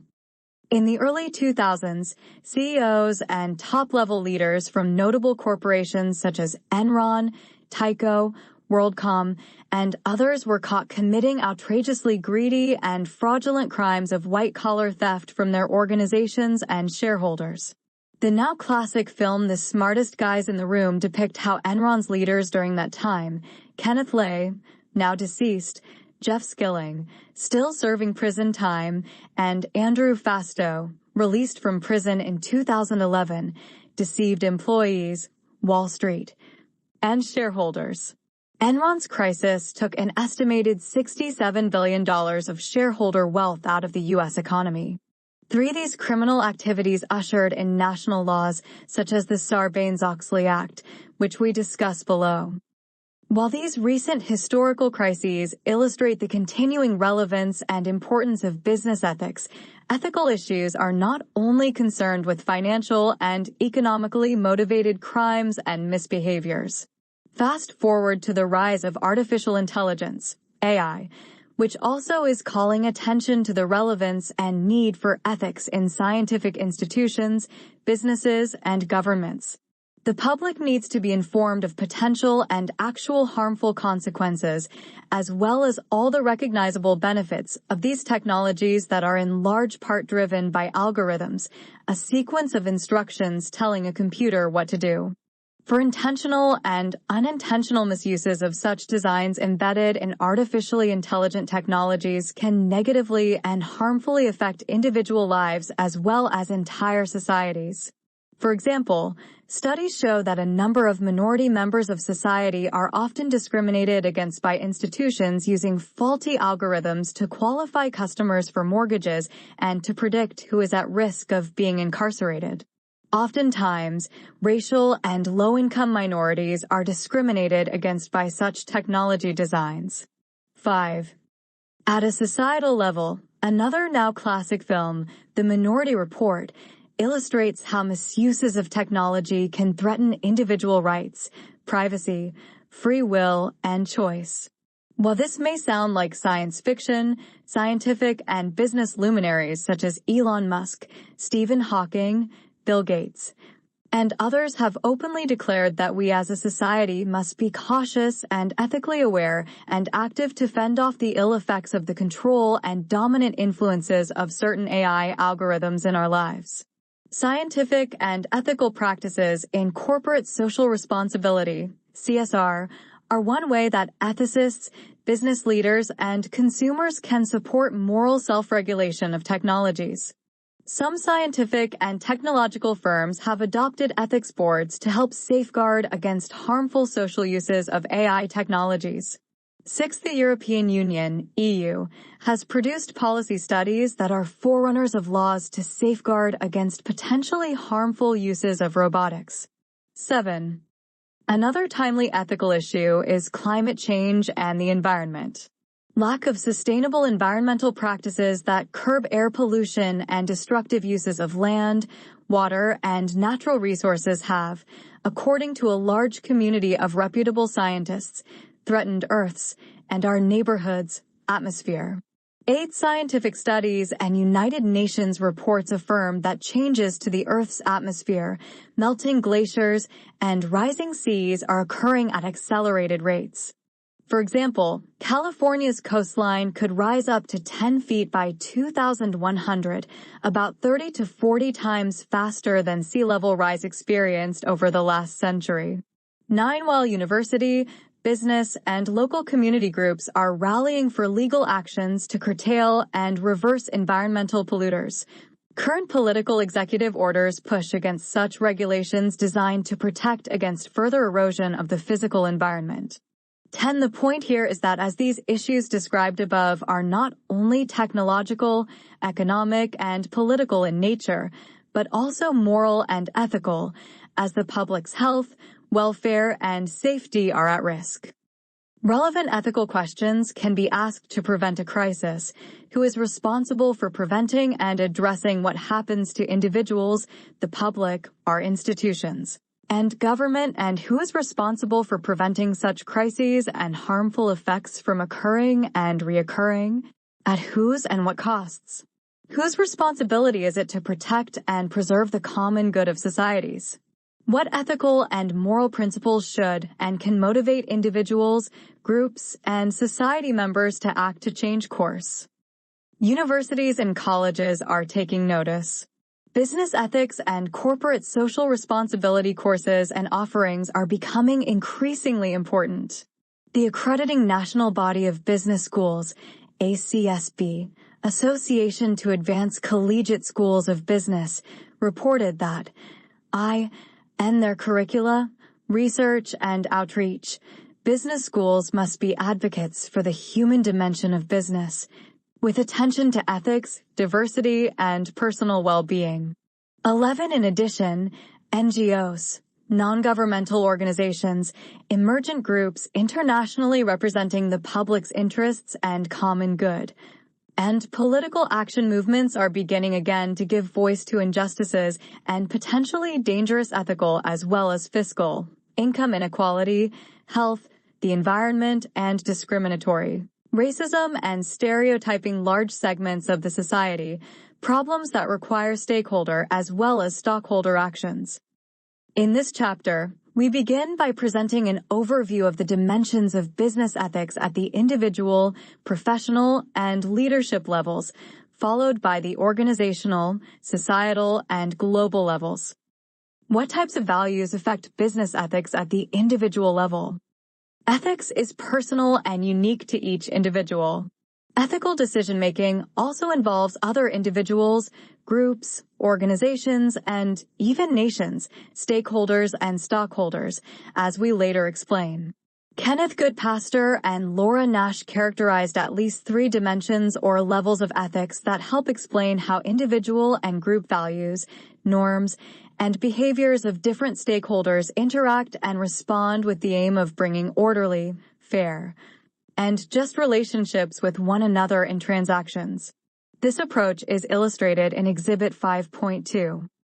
Exhibit 5.2a Framework for Classifying Levels of Ethical Analysis Source, adapted from Matthews, John B., Goodpaster, Kenneth E., and Laura L. Nash. 1985, Policies and Persons, a Casebook in Business Ethics, 509. New York, McGraw, Hill.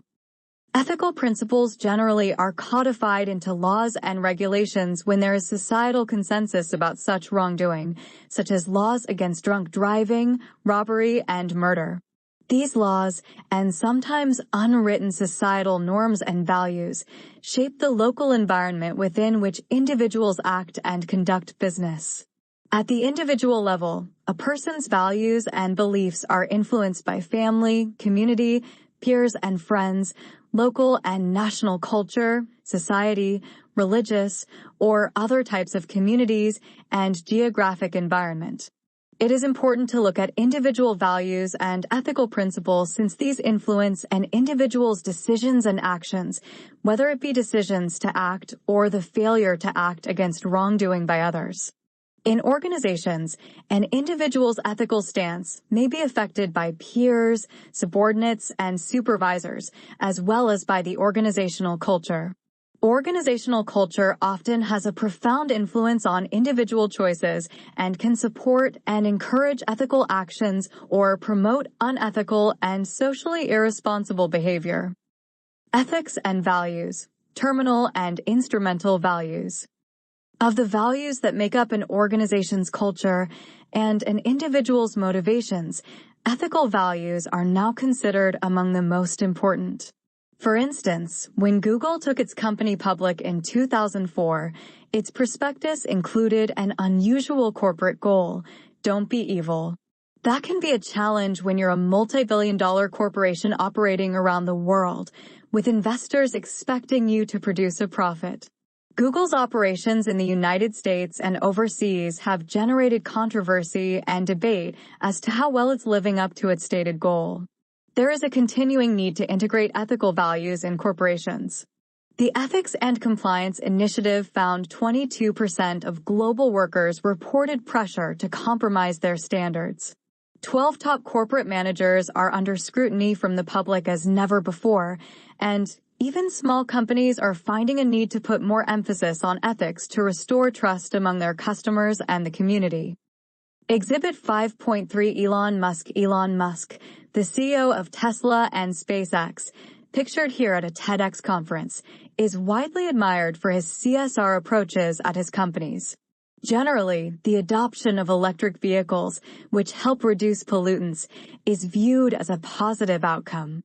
Musk has, however, come under scrutiny regarding comments about having secured financing to take Tesla private that raise compliance issues. Credit: Steve Jurvetson /Flickr/Attribution 2.0 Generic CC BY&D 2.0. Values can be powerful and motivating guides for individual, group, and organizational behavior. At the individual level, however, a recurring issue individuals seem to have with acting ethically is that many people do not consciously know or choose their values. We often act first and think or rationalize later. Secondly, and relatedly, the methods and ways we act to reach our goals and objectives are also not always deliberately chosen. Consequently, many times we let the ends justify the means and/or the means justify the ends in our decisions and actions. Ethical dilemmas, i.e., situations and predicaments in which there is not an optimal or desired choice to be made between two options, neither of which solves an issue or delivers an opportunity that is ethical, often originate and occur from an unawareness of how to sort out and think through potential consequences of our actions or inaction. Becoming aware and conscious of our values is a first step toward being able to act ethically and responsibly in order to prevent or lessen harm to ourselves or others. Toward this end, it is helpful to understand values that have been categorized as terminal and instrumental. Terminal values are desired goals, objectives, or end states that individuals wish to pursue. Instrumental values are preferred means of behavior used to obtain those goals. Examples of terminal values at a higher level are freedom, security, pleasure, social recognition, friendship, accomplishment, comfort, adventure, equality, wisdom, and happiness. 13 examples of instrumental values are being helpful, honest, courageous, independent, polite, responsible, capable, ambitious, loving, self-contained, and forgiving. 14. Identifying and separating terminal from instrumental values in any given situation can assist individuals, groups, and work units in distinguishing between the ends, goals, from the means, methods to reach the goals, and vice versa in making decisions, thereby helping us choose more ethical options, or at least less unethical ones in situations.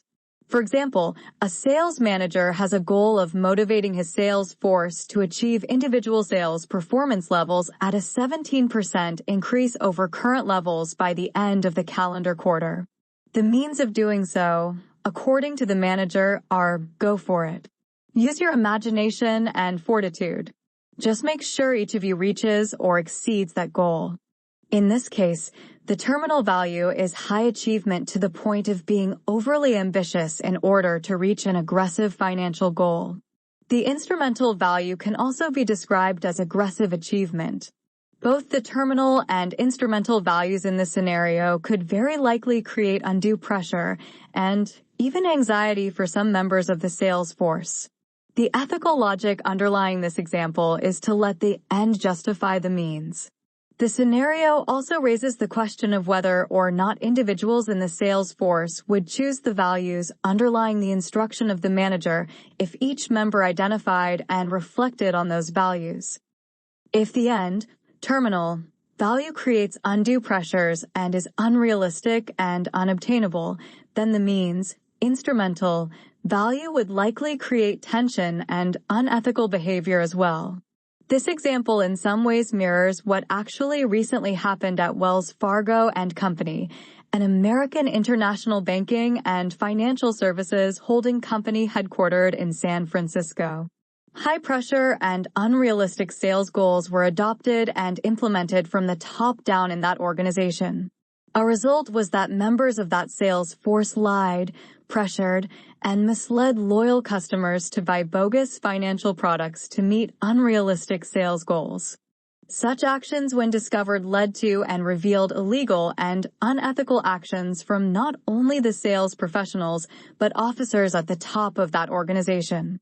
Ultimately, the CEO was pressured to resign, 5,300 employees were fired, and several lawsuits ensued. 15. There are many lessons to take from the Wells Fargo fiasco.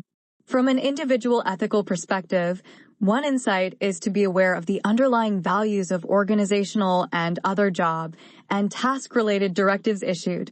Another is to discover your own values and ethical principles that can guide you in work, study, and personal situations so that someone else's problems may not have to become yours. A helpful assessment for discovering your values is the PVA, Personal Values Assessment, found at. Carucci found that 5 ways organizations needlessly provoke good people to make unethical choices are the following. 1. People feel psychologically unsafe to speak up. 2. Excessive pressure to reach unrealistic performance targets compromises people's choices. 3. When individuals face conflicting goals, they feel a sense of unfairness and compromise their reasoning. 4. Only talking about ethics when there is a scandal. 5. When there is no positive example available, individuals react instead of choose ethical decisions. Familiarizing yourself with ethical principles in the following section is another way of helping you think through complicated situations to make conscious, values-based decisions to do the right thing. 16. What are major ethical principles that can be used by individuals and organizations? Before turning to organizational and systems levels of ethics, we discuss classical ethical principles that are very relevant now and on which decisions can be and are made by individuals, organizations, and other stakeholders who choose principled, responsible ways of acting toward others. 17. Ethical principles are different from values in that the former are considered as rules that are more permanent, universal, and unchanging, whereas values are subjective, even personal, and can change with time. Principles help inform and influence values. Some of the principles presented here date back to Plato, Socrates, and even earlier to ancient religious groups. These principles can be, and are, used in combination. Different principles are also used in different situations. 18. The principles that we will cover are utilitarianism, universalism, rights/legal, justice, virtue, common good, and ethical relativism approaches. As you read these, ask yourself which principles characterize and underlie your own values, beliefs, behaviors, and actions. It is helpful to ask, and if not clear, perhaps identify the principles you most often use now and those you aspire to use more and why. Using one or more of these principles and ethical approaches intentionally can also help you examine choices and options before making a decision or solving an ethical dilemma.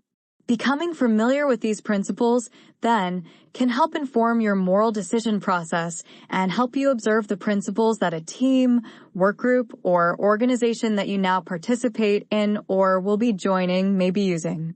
Using creativity is also important when examining difficult moral decisions when sometimes it may seem that there are 2 right ways to act in a situation or perhaps no way seems morally right, which may also signal that not taking an action at that time may be needed, unless taking no action produces worse results. Utilitarianism, a consequentialist, ends justifies means approach. The utilitarianism principle basically holds that an action is morally right if it produces the greatest good for the greatest number of people. An action is morally right if the net benefits over costs are greatest for all affected compared with the net benefits of all other possible choices. This, as with all these principles and approaches, is broad in nature and seemingly rather abstract. At the same time, each one has a logic. When we present the specifics and facts of a situation, this and the other principles begin to make sense, although judgment is still required. Some limitations of this principle suggest that it does not consider individuals, and there is no agreement on the definition of good for all concerned. In addition, it is difficult to measure costs and benefits. This is one of the most widely used principles by corporations, institutions, nations, and individuals, given the limitations that accompany it. Use of this principle generally applies when resources are scarce, there is a conflict in priorities, and no clear choice meets everyone's needs. That is, a zero-sum decision is imminent. Universalism, a duty-based approach. Universalism is a principle that considers the welfare and risks of all parties when considering policy decisions and outcomes. Also, needs of individuals involved in a decision are identified as well as the choices they have and the information they need to protect their welfare. This principle involves taking human beings, their needs, and their values seriously. It is not only a method to make a decision, it is a way of incorporating a humane consideration of and for individuals and groups when deciding a course of action. As some have asked, what is a human life worth? Cooper, Santora, and Saros wrote, Universalism is the outward expression of leadership character and is made manifest by respectfulness for others, fairness, cooperativeness, compassion, spiritual respect, and humility. Corporate leaders in the world's most ethical companies strive to set a tone at the top to exemplify and embody universal principles in their business practices. 19 Howard Schultz, founder of Starbucks, co-founder Jim Sinegal at Costco, Sheryl Sandberg, Chief Operating Officer of Facebook, and Ursula M. Burns, previous chairperson and CEO of Xerox, have demonstrated setting effective ethical tones at the top of organizations. Limitations here also show that using this principle may not always prove realistic or practical in all situations. In addition, using this principle can require sacrifice of human life, that is, giving one's life to help or save others, which may seem contrary to the principle. The film The Post, based on fact, portrays how the daughter of the founder of the famed newspaper, The Washington Post, inherited the role of CEO and was forced to make a decision between publishing a whistleblower's classified government documents of then top-level generals and officials or keep silent and protect the newspaper. The classified documents contained information proving that generals and other top-level government administrators were lying to the public about the actual status of the United States in the Vietnam War. Those documents revealed that there were doubts the war could be won while thousands of young Americans continued to die fighting. The dilemma for the Washington Post's then CEO centered on her having to choose between exposing the truth based on freedom of speech, which was the mission and foundation of the newspaper, or staying silent and suppressing the classified information. She chose, with the support of and pressure from her editorial staff, to release the classified documents to the public. The Supreme Court upheld her and her staff's decision. A result was inflamed widespread public protests from American youth and others. President Johnson was pressured to resign, Secretary of State McNamara later apologized, and the war eventually ended with U.S. troops withdrawing.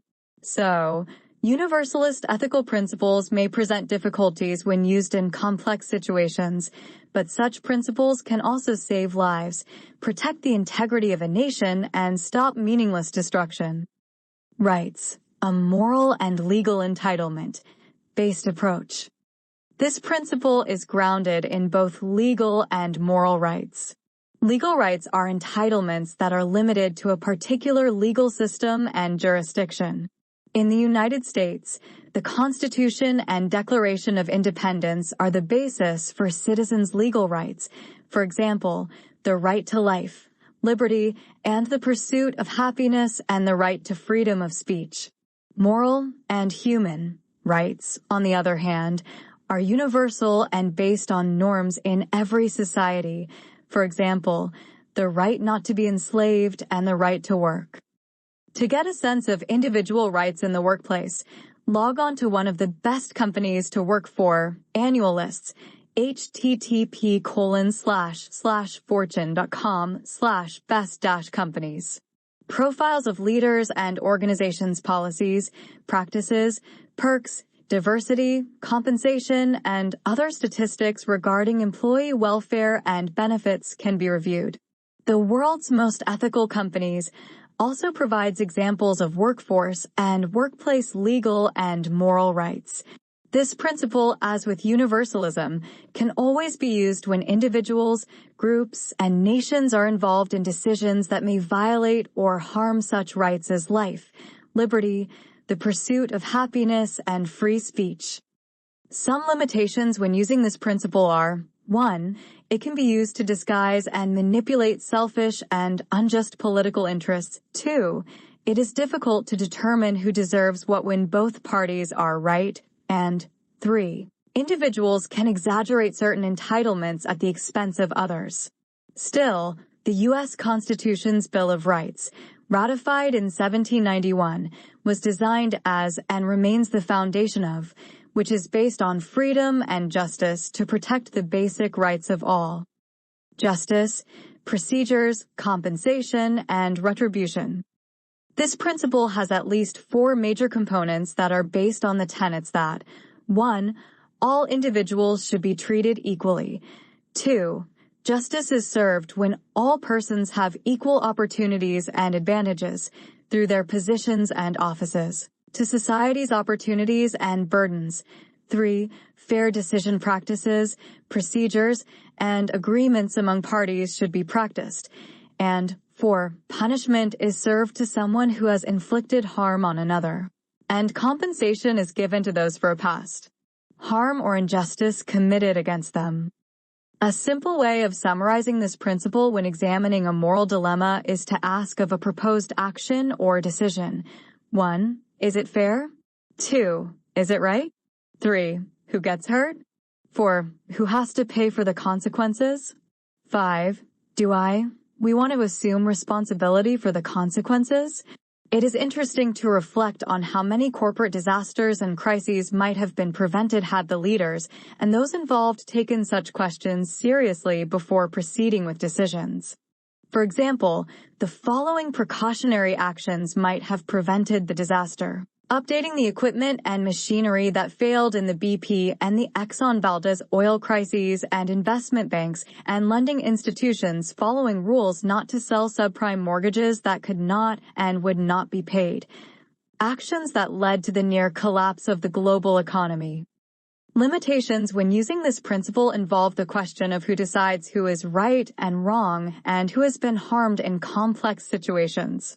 This is especially the case when facts are not available and there is no objective external jurisdiction of the state or federal government. In addition, we are sometimes faced with the question: who has the moral authority to punish, to pay compensation to whom? Still, as with the other principles discussed here, justice stands as a necessary and invaluable building block of democracies and freedom. Virtue ethics, character-based virtues. Virtue ethics is based on character traits such as being truthful, practical wisdom, happiness, flourishing, and well-being. It focuses on the type of person we ought to be, not on specific actions that should be taken. Grounded in good character, motives, and core values, the principle is best exemplified by those whose examples show the virtues to be emulated. Basically, the possessor of good character is moral, acts morally, feels good, is happy, and flourishes. Altruism is also part of character-based virtue ethics. Practical wisdom, however, is often required to be virtuous. This principle is related to universalism. Many leaders' character and actions serve as examples of how character-based virtues work. For example, the famous Warren Buffett stands as an icon of good character who demonstrates trustworthy values and practical wisdom. Applying this principle is related to a quick test before acting or making a decision by asking, "What would my best self do in this situation?" Others ask the question, inserting someone they know or honor highly. There are some limitations to this ethic. First, Some individuals may disagree about who is virtuous in different situations and therefore would refuse to use that person's character as a principle. Also, the issue arises, who defines virtuous, especially when a complex act or incident is involved that requires factual information and objective criteria to resolve? The common good. The common good is defined as the sum of those conditions of social life which allow social groups and their individual members relatively thorough and ready access to their own fulfillment. Decision makers must take into consideration the intent as well as the effects of their actions and decisions on the broader society and the common good of the many. 20. Identifying and basing decisions on the common good requires us to make goals and take actions that take others, beyond ourselves and our self-interest, into account. Applying the common good principle can also be asked by a simple question: how will this decision or action affect the broader physical, cultural, and social environment in which I, my family, my friends, and others have to live, breathe, and thrive in now, next week, and beyond? A major limitation when using this principle is, who determines what the common good is in situations where two or more parties differ over whose interests are violated? In individualistic and capitalist societies, it is difficult in many cases for individuals to give up their interests and tangible goods for what may not benefit them or may even deprive them. Ethical relativism, a self-interest approach. Ethical relativism is really not a principle to be followed or modeled. It is an orientation that many use quite frequently. Ethical relativism holds that people set their own moral standards for judging their actions. Only the individual's self-interest and values are relevant for judging his or her behavior. Moreover, moral standards, according to this principle, vary from one culture to another. When in Rome, do as the Romans do. Obvious limitations of relativism include following one's blind spots or self-interests that can interfere with facts and reality. Followers of this principle can become absolutists and true believers, many times believing and following their own ideology and beliefs. Countries and cultures that follow this orientation can result in dictatorships and absolutist regimes that practice different forms of slavery and abuse to large numbers of people. For example, South Africa's all-white National Party and government after 1948 implemented and enforced a policy of apartheid that consisted of racial segregation. That policy lasted until the 1990s, when several parties negotiated its demise, with the help of Nelson Mandela. www.history.com/topics/apartheid. Until that time, international firms doing business in South Africa were expected to abide by the apartheid policy and its underlying values. Many companies in the United States, Europe, and elsewhere were pressured in the 1980s and before by public interest groups whether or not to continue doing business or leave South Africa. At the individual level, then, principles and values offer a source of stability and self-control while also affecting job satisfaction and performance. At the organizational level, principled and values-based leadership influences cultures that inspire and motivate ethical behavior and performance. The following section discusses how ethical leadership at the top and throughout organizations affects ethical actions and behaviors. 21. Why is ethical leadership important in organizations? Organizational leadership is an important first step toward identifying and enacting purpose and ethical values that are central to internal alignment, external market effectiveness, and responsibility toward stakeholders. 22. The scholar Chester Barnard defined a values-based leadership approach in 1939 as one that inspires cooperative personal decisions by creating faith in common understanding, faith in the probability of success, faith in the ultimate satisfaction of personal motives, and faith in the integrity of common purpose. 23. Exhibit 5.4 illustrates how vision, mission, and values are foundational in guiding the identification and implementation of the strategic and operational questions and alignment of an organization. which is a major part of leadership. Exhibit 5.4 Strategic Organizational Alignment Source, Joseph W. Weiss. Copyright 2014. Leadership is defined as the ability to influence followers to achieve common goals through shared purposes. 24 organizational leaders are responsible to a wide range of stakeholders and stockholders as well as employees toward meeting the goals for the organization. How responsibly and ethically they choose to do so depends on a number of factors. From an ethical and related effectiveness perspective, the leader's values count since these generally become the values of an organization. A leader's influence is referred to as the tone at the top. While a leader's values should align to those of the organization, its vision and mission, this is not always the case, as we know from the crises discussed earlier when referring to the classical failures at Enron, Tyco, WorldCom, Wells Fargo, and other notable companies. Since leadership is a most important element in forming and directing an organization's strategy, culture, and governance system, it is often a shared responsibility among other officers and followers that cascades throughout the organization. As an example, the widely acknowledged Ethisphere, a private firm that evaluates firms' ethical behavior and responsibilities, uses 5 criteria that produce a single ethics quotient, EQ, score. The first is a company's ethics and compliance program, which accounts for 35% of the EQ. The second criterion is whether or not and the extent to which ethics is embedded into a company's culture. The third element is corporate citizenship and responsibility, elements that measure companies' environmental impact. The fourth component is corporate governance, whether a firm's CEO and board chair are held by one or separate people.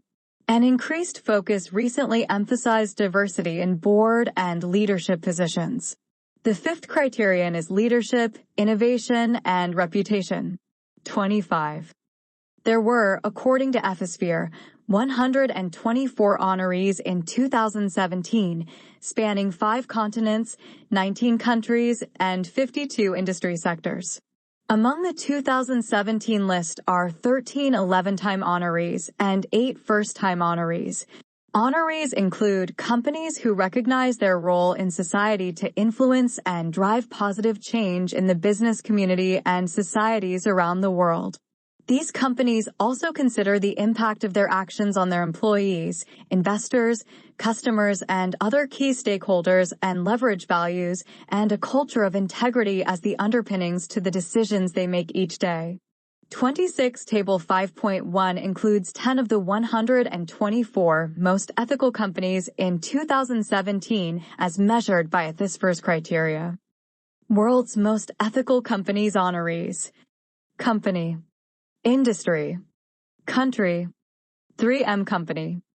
Industrial Manufacturing. USA. Accenture.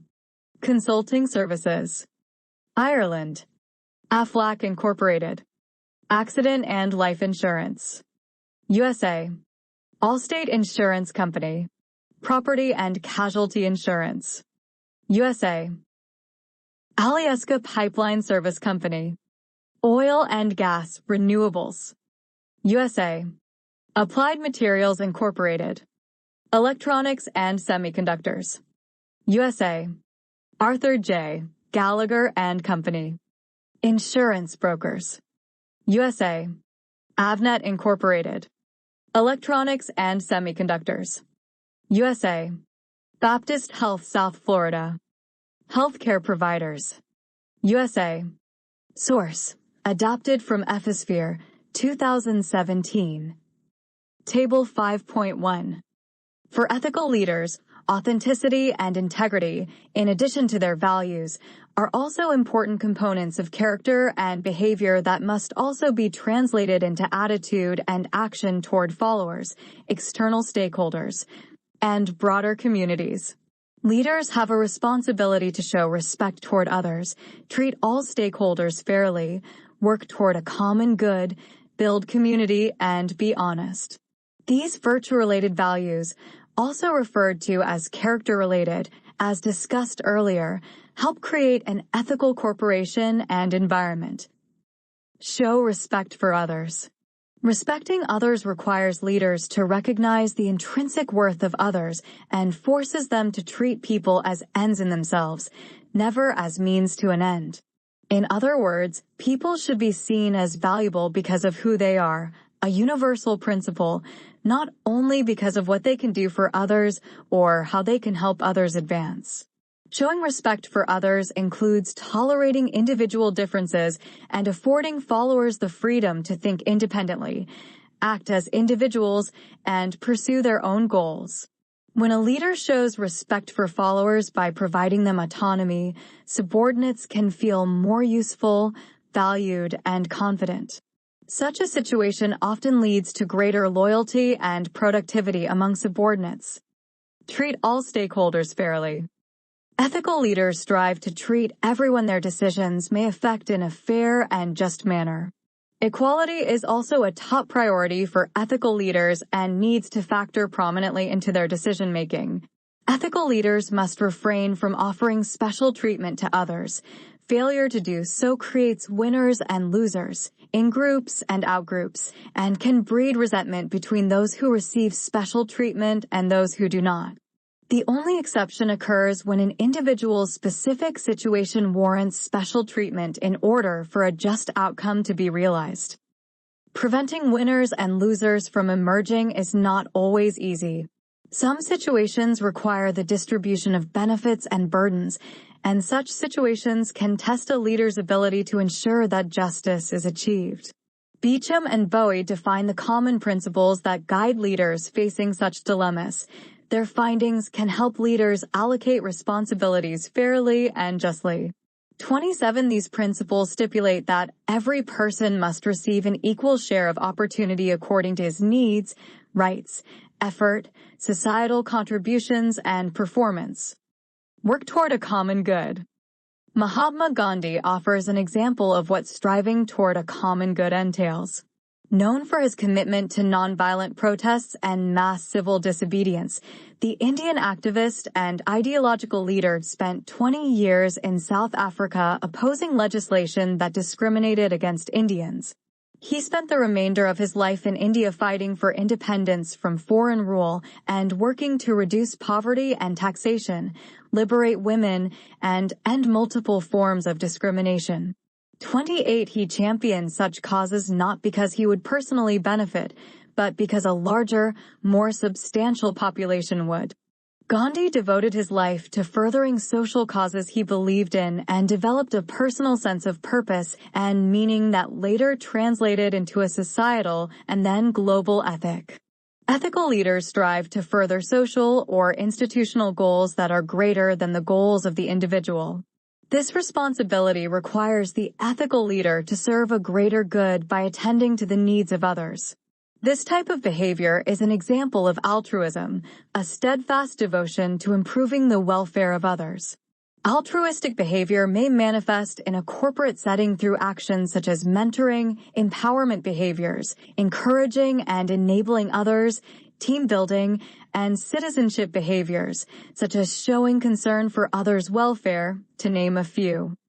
Build community. Whole Foods Market, recently purchased by Amazon, is well known for its community outreach programs on both local and global scales. Every Whole Foods store donates to community food banks and shelters and throughout the year holds 5% days, when 5% of the day's net sales are donated to local nonprofit or educational organizations. Globally, the company established the Whole Planet Foundation to combat world hunger and supports programs addressing issues such as animal welfare, nutrition, and environmentally friendly production methods. The effort of Whole Foods to strengthen its stores' local and global neighborhoods is a perfect example of leaders building community. When an ethical leader focuses on the needs of others rather than the self, other people will often follow suit. This can lead to a strong contingent of followers working with the leader to achieve a common goal that is compatible with the desires of all stakeholders. Furthering a common goal means that no one can place his needs ahead of the group's goals, and an ethical leader cannot impose his will on others. A successful CEO who works with many charities or other individuals to feed the homeless exemplifies a leader building community. Be honest. Honesty is considered desirable by practically everyone, but it is sometimes unclear what honesty actually demands of us. Being honest is not simply telling the truth and avoiding deceitful behaviors. It requires leaders to be as open as possible and to describe reality fully, accurately, and in sufficient detail. Telling the complete truth is not always the most desirable action, however. Leaders must be sensitive to the feelings and beliefs of others and must recognize that the appropriate level of openness and candor varies depending on the situation. According to a recent survey, 58% of people internationally trust companies, but 42% are less sure. Being more transparent with customers, stakeholders, and stockholders should become a priority for leaders and boards of companies. 29. Dishonesty can be a disastrous practice for a leader. Dishonest leaders distort reality, which can lead to unfavorable outcomes for all stakeholders.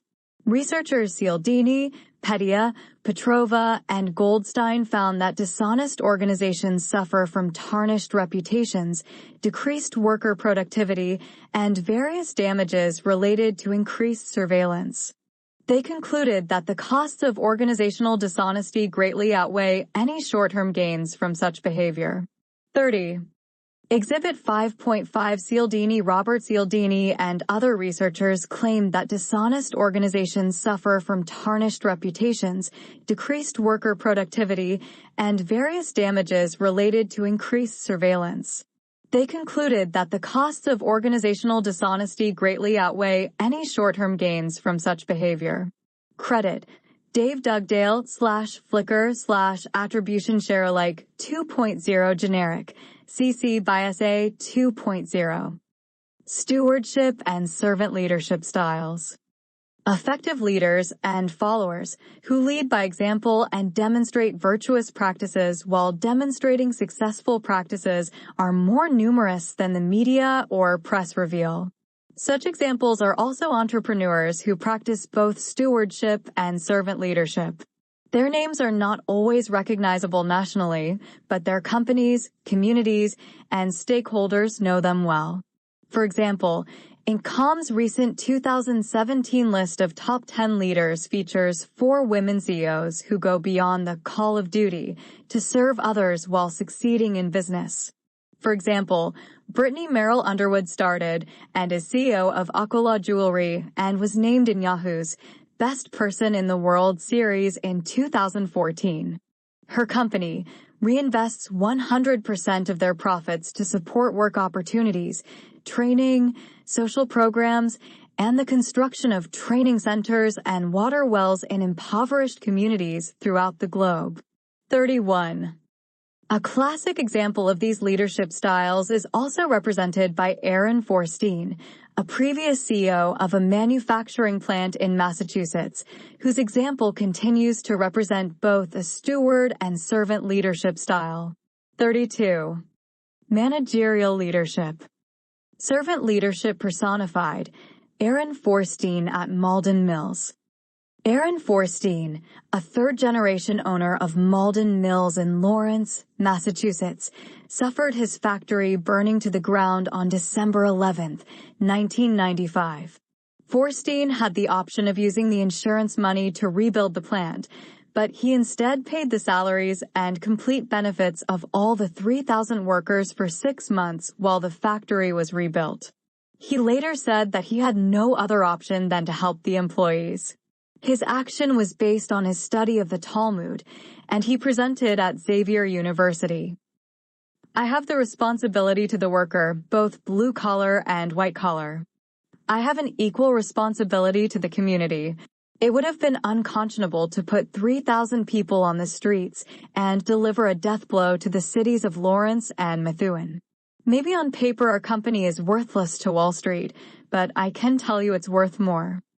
Forstein exemplified the 2 ethical leadership styles of stewardship and servant leadership, which focus specifically on how leaders work with followers. Ethical leadership as a whole concerns the leader's characteristics and encompasses actions in both the internal and external organizational environment. Source: Xavier University News and Events. Former Malden Mills CEO Aaron Forstein speaking at Heroes of Professional Ethics event March 30th, March 24th, 2009, SEO_file equals former, Malden, Mills, CEO, Aaron Forstein, speaking at Heroes of Professional Ethics event, March 30 and GRP_ID equals 1 hashtagged W6FLZPZFYUK. Questions. How does Aaron Forstein exemplify servant leadership principles? If Forstein had decided to use the insurance money for other purposes, would he have not been acting ethically? Stewardship is concerned with empowering followers to make decisions and gain control over their work. Servant leadership involves selflessly working with followers to achieve shared goals that improve collective, rather than individual, welfare. There is a wealth of information on both of these styles. We will briefly address both here, as both involve treating followers with respect, a key component of ethical leadership, and endowing followers with the ability to grow both personally and professionally. The stewardship approach instructs leaders to lead without dominating followers. Leaders who practice stewardship sincerely care about their followers and help them develop and accomplish individual as well as organizational goals. Effective stewardship breeds a team-oriented environment in which everyone works together. Organizations led by steward leaders are marked by decentralized decision-making. That is, leadership is not centered in one person, group, department, or administrative unity. Power is distributed among all stakeholders. 33. The servant leadership approach was formulated by Robert K. Greenleaf, who believed that leadership is a natural corollary of service. Servant leadership goes beyond stewardship by requiring leaders to eschew personal accolades and devote themselves entirely to a greater cause. Greenleaf stated, "The essential quality that separates servant leaders from others is that they live by their conscience, the inward moral sense of what is right and wrong. That one quality is the difference between leadership that works and leadership, like servant leadership, that endures." The following aspects are central to servant leadership. Placing service before self-interest. The servant leader's primary concern is helping others, not receiving recognition or financial reward. Listening to others. Servant leaders recognize the importance of listening to the ideas and concerns of stakeholders. They never attempt to impose their will on others. This aspect allows servant leaders to strengthen relationships, understand group needs and dynamics, and effectively allocate resources to improve the group's welfare. Inspiring through trust. As we discussed earlier, ethical leaders must be trustworthy. It does not take much effort for servant leaders to be truthful because they usually have strong moral convictions. Working toward feasible goals. Servant leaders realize that many problems cannot be solved by one person. They also tackle the most pressing issues facing their groups. Helping others whenever possible. Servant leaders lend a helping hand when the opportunity arises. An example is the district manager of a fast food chain who helps part-time employees flip burgers during a lunchtime rush hour. Another is the director of a business unit who observes that a team is short a member and needs help in meeting a deadline. The director joins the team for the afternoon to help meet the deadline. 34.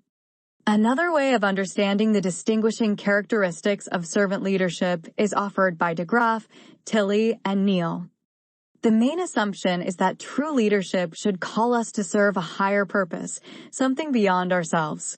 One of the most important aspects of leadership is helping organizations and staff identify their higher purpose. The best test of the servant leadership philosophy is whether or not customers and staff grow as persons. Do customers become healthier, wiser, freer, more autonomous, more likely themselves to become servants? And what is the effect on the least privileged in society? Will they benefit? or at least not be further deprived? To achieve this higher purpose of public organizations, you, as a leader, must be passionate about your desire to improve your community and yourself. 35.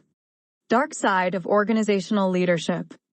However, and as noted earlier, not all leaders lead or model high standards or values. 7 symptoms of the failure of ethical leadership provide a practical lens to examine a leader's short-sightedness. 36. Ethical blindness. They do not perceive ethical issues due to inattention or inability. Ethical muteness. They do not have or use ethical language or principles. They talk the talk, but do not walk the talk on values. Ethical incoherence. They are not able to see inconsistencies among values they say they follow, e.g., they say they value responsibility but reward performance based only on numbers. Ethical paralysis. They are unable to act on their values from lack of knowledge or fear of the consequences of their actions. Ethical hypocrisy. They are not committed to their espoused values. They delegate things they are unwilling or unable to do themselves. Ethical schizophrenia. They do not have a set of coherent values. They act one way at work and another way at home. Ethical complacency. They believe they can do no wrong because of who they are. They believe they are immune. Examples of highly unethical recent leaders and their dark side leadership practices are described in Fortune's World's 19 Most Disappointing Leaders. 2 illustrations are summarized here. Martin Winterkorn, the former chairman of Volkswagen, who led VW during a disastrous scandal, which is far from over, as company engineers installed software that manipulated emissions on about 11 million diesel vehicles. Winterkorn has asserted ignorance of any wrongdoing. He is also known as being a micromanager who formed a ruthless culture that emphasized winning over all else. Then there was Rick Snyder, governor of Michigan, who left the impoverished city of Flint, Michigan, with a lead-tainted water supply that is being blamed for illness and brain damage, especially among its youngest residents. Snyder also blamed failure of government and the Environmental Protection Agency for its dumb and dangerous rules permitting dangerous amounts of lead in the water systems. A major takeaway from both the outstanding and undesirable ethical leadership examples presented here is that organizational culture counts, and that without an ethical culture, both poor and exemplary moral leadership decisions flourish. 37. What are the differences between values-based ethics and compliance in organizations? An organization's culture is defined by the shared values and meanings its members hold in common and that are articulated and practiced by an organization's leaders. Purpose, embodied in corporate culture, is embedded in and helps define organizations. Ed Schein, one of the most influential experts on culture, also defined organizational corporate culture as a pattern of shared tacit assumptions learned or developed by a group as it solves its problems of external adaptation and internal integration that have worked well enough to be considered valid and, therefore, to be taught to new members as the correct way to perceive, think, and feel in relation to those problems. 38. As Exhibit 5.6 illustrates, culture plays an important integrating role in organizations both externally and internally. Strategy, structure, people, and systems all are affected by an organization's culture, which has been referred to as the glue that holds an organization together. 39. Exhibit 5.6 Role of Culture in Organizational Alignment. Attribution. Copyright Rice University, OpenStax, under CC BY 4.0 license. Leadership, in particular, as stated earlier, exerts a powerful influence, along with other factors, on culture. Schein noted that culture and leadership are 2 sides of the same coin, and one cannot understand one without the other. 40 culture is transmitted through and by 1. The values and styles that leaders espouse and practice. 2. The heroes and heroines that the company rewards and holds up as models. 3. the rights and symbols that organizations value, and 4. The way that organizational executives and members communicate among themselves and with their stakeholders. Heskett argues that culture can account for 20 to 30% of the differential in corporate performance when compared with culturally unremarkable competitors. 41. While subcultures develop in organizations, the larger organization's culture influences these, especially with strong leaders and leadership teams who set the tone at the top and communicate expectations and performance standards throughout. Other factors that indicate and help create a strong ethical culture include the following, which are based on the reputable assessment firm Ethisphere's Experience 42. An organization models and communicates compliance standards through its values. Employees are informed of and familiar with the assets and efforts of the compliance and ethics function. The culture sets enduring and underlying assumptions and norms that determine how things are actually done in the organization. 43.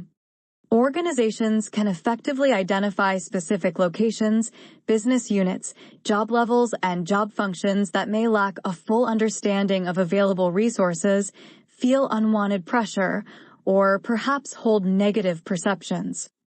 Companies and investors believe a company behaves and acts ethically. Employees are aware of the conduct, values, and communications of senior leaders. Employees are engaged and committed, and organizations regularly survey employees to get a sense of their engagement. Employees feel less pressure to compromise company standards to achieve company goals. And if they do observe misconduct, they are more likely to feel comfortable reporting it. Employees perceive the ethical priorities of their coworkers, the values of their organization, and willingness to share opinions. 44. Compliance and ethics. As the section above indicates, both a values-based and compliance approach are necessary elements of maintaining an ethical corporate culture. Ethics has been characterized as doing the right thing and serving as a motivational force that influences professionals' values, resembling a carrot approach to professionals' behaviors. Compliance is related to influencing behaviors to act in accordance to the law or face consequences, referred to as a stick approach. Studies show that ethical and compliance approaches are interrelated and work best to motivate and sustain lawful and ethical behavior in organizations. 45. One law in particular set a new baseline of accountability for CEOs and CFOs, Chief Financial Officers, the Federal Sarbanes-Oxley Act of 2002, 2010. This law was the first following the Enron scandal and other corporate scandals that placed constraints and issued punitive measures on CEOs and CFOs who could be punished if they knowingly and willingly committed fraud and other crimes. Several new sections of that law also signaled a change in corporate leaders' responsibilities and liabilities. For example, the law establishes an independent public company accounting board to oversee audits of public companies, requires one member of the audit committee to be an expert in finance, requires full disclosure to stockholders of complex financial transactions, requires CEOs and CFOs to certify in writing the validity of their company's financial statements. If they knowingly certify false statements, they can go to prison for 20 years and be fined $5 million, prohibits accounting firms from offering other services like consulting while also performing audits, Federal Sentencing Guidelines, 2004. There are other parts of this law that further establish compliance regulations. 46. Because of the widespread corporate scandals discussed at the beginning of the chapter, the U.S. Congress implemented legal and compliance standards to curb and discourage illegal activities in corporations. While self-regulation will always play a major role in corporations doing the right thing, compliance has proven to be a necessary but not always sufficient element of corporate governance. Ethics continues to complement compliance, especially since the law cannot, does not, and will not cover every aspect of potentially harmful behaviors.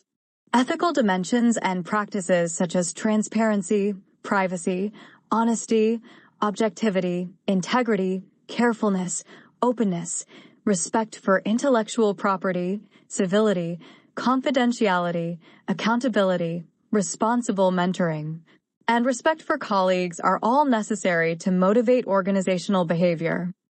Ethical values become actionable in corporations by corporations first becoming aware of and then assuming responsibility for the corporation's duties toward its stakeholders and stockholders. Social responsibility as a concept originated in 1953 when Howard R. Bowen, known as the father of corporate social responsibility, CSR, referred in a book to the social responsibilities of the businessman. 47. What value do CSR, corporate social responsibility, programs offer to organizations and society? CSR contributes to another form of self-regulation that goes further and involves firms taking action to help people and the environment. CSR is described as a belief that corporations have a social responsibility beyond pure profit. In other words, firms are social entities, and so they should play a role in the social issues of the day. They should take seriously their obligations to society and actively try to fulfill them.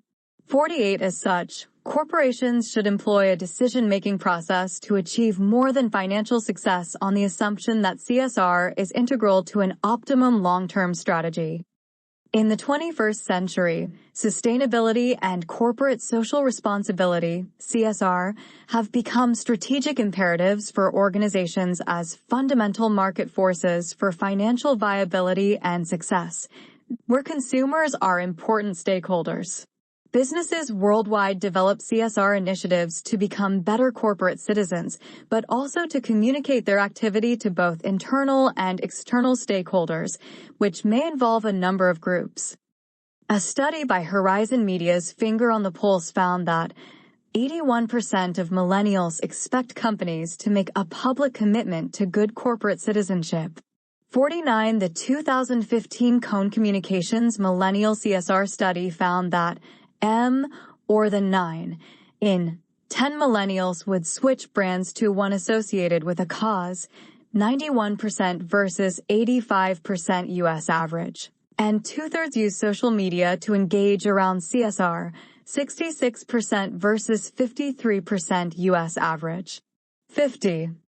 The 3 Ps, profit, the people, and the planet, or the triple bottom line, TBL, is another concept closely related to and reflective of the mission of CSR and firm activities. 51. TBL, also known as 3BL, incorporates and assists businesses measure accountability in their funding of and support for social, environmental, ecological, and financial benefits to allow for a greater good. Many corporations have started to add triple bottom line metrics to their business plans in order to evaluate their overall performance and reflect on how companies are contributing to society. A small sample of contemporary CSR initiatives make a difference. For example, the GE Foundation gave $88 million to community and educational programs in 2016. The 3M Gives Corporation funded $67 million in 2016 to focus on community and the environment, along with educational initiatives boosting student interest in science and technology. Apple was named by the environmental organization Greenpeace as the greenest tech company in the world for over 3 years because that firm's packaging is manufactured with 99% recycled paper products. Walt Disney Company's social mission to strengthen communities states that by providing hope, happiness, and comfort to kids and families who need it most. The Walt Disney Company donated more than $400 million to nonprofit organizations in 2016.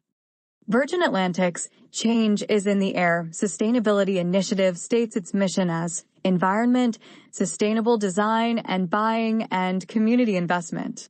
This firm has since 2007 reduced total aircraft carbon emissions by 22% and has partnered with LanzaTech to develop low-carbon fuels for the future. Virgin Holidays donates £200,000 annually to the Brandon Center for Entrepreneurship Caribbean to support young entrepreneurs in Jamaica. 52. Exhibit 5.7 Hasbro relies heavily on its strategic brand blueprint to guide its efforts in CSR, innovation, philanthropy, and product development. With a business portfolio that includes such well-known brands as Nerf, Play-Doh, Transformers, and Mr. Potato Head, the company focuses its CSR efforts on 4 key areas: product safety, environmental sustainability, human rights and ethical sourcing, and community. Here one of its products is featured at the Thanksgiving Day Parade in New York City. Credit: Rowan Photography /Flickr /Noti Rivs 2.0 Generic, CC BY ND 2.0. Even with the current 2017 U.S. government's executive branch and Congress backing out of international climate change agreements to expand and promote fossil fuel production, taking actions to disable the EPA, Environmental Protection Agency, and not funding the Consumer Financial Protection Bureau, many corporations continue practicing CSR and 3BL principles to support sustainable environmental goals and objectives. 53. While CSR is not a cure-all that can or will significantly make a difference in ushering in more sustainable environmental practices, help alleviate poverty, and use profits to help lower-income communities, it contributes to both internal and external stakeholder awareness to do the right thing. For example, Tang and Yazdanafard argue and present evidence that some consumers do take CSR into account while making purchase decisions. Also, CSR initiatives and actions have been shown to positively influence both internal and external stakeholders. 54. A study conducted in New Zealand explored the perceptions of internal stakeholders of New Zealand companies to discover the way in which the CSR, sustainability cultures, and identity are communicated internally. It was found that employee behaviors matter, as organizations that are well regarded in the community attract greater external loyalty, have more stable revenues, and face fewer crisis risks. A positive relationship with staff and organizations through CSR policies will not only attract better employees, it will also influence the morale, motivation, and loyalty of existing staff. The effective delivery of CSR initiatives also depends on how responsive employees are. If companies wish to achieve legitimacy by operating within a society's ethical expectations, they must also communicate internally to ensure that CSR activities are integrated into the organizational culture. They cannot talk the talk without walking the walk. 55. So, does CSR benefit the companies that practice such measures? A meta-analysis of 52 studies with a sample size of 33,878 observations suggested that corporate virtue in the form of social responsibility and, to a lesser extent, environmental responsibility is likely to pay off. CSP, corporate social performance, appears to be more highly correlated with accounting-based measures of CFP, corporate financial performance, than with market-based indicators. And CSP reputation indices are more highly correlated with CFP than are other indicators of CSP. Many business scholars do believe that some of these relationships are positive. 56. Robbins concludes that ON balance, surveys, and the research literature suggest that what most executives believe intuitively, that CSR can improve profits, is possible.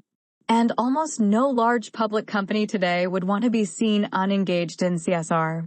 That is clear admission of how important CSR might be to their bottom line, no matter how difficult it may be to define CSR and link it to profits.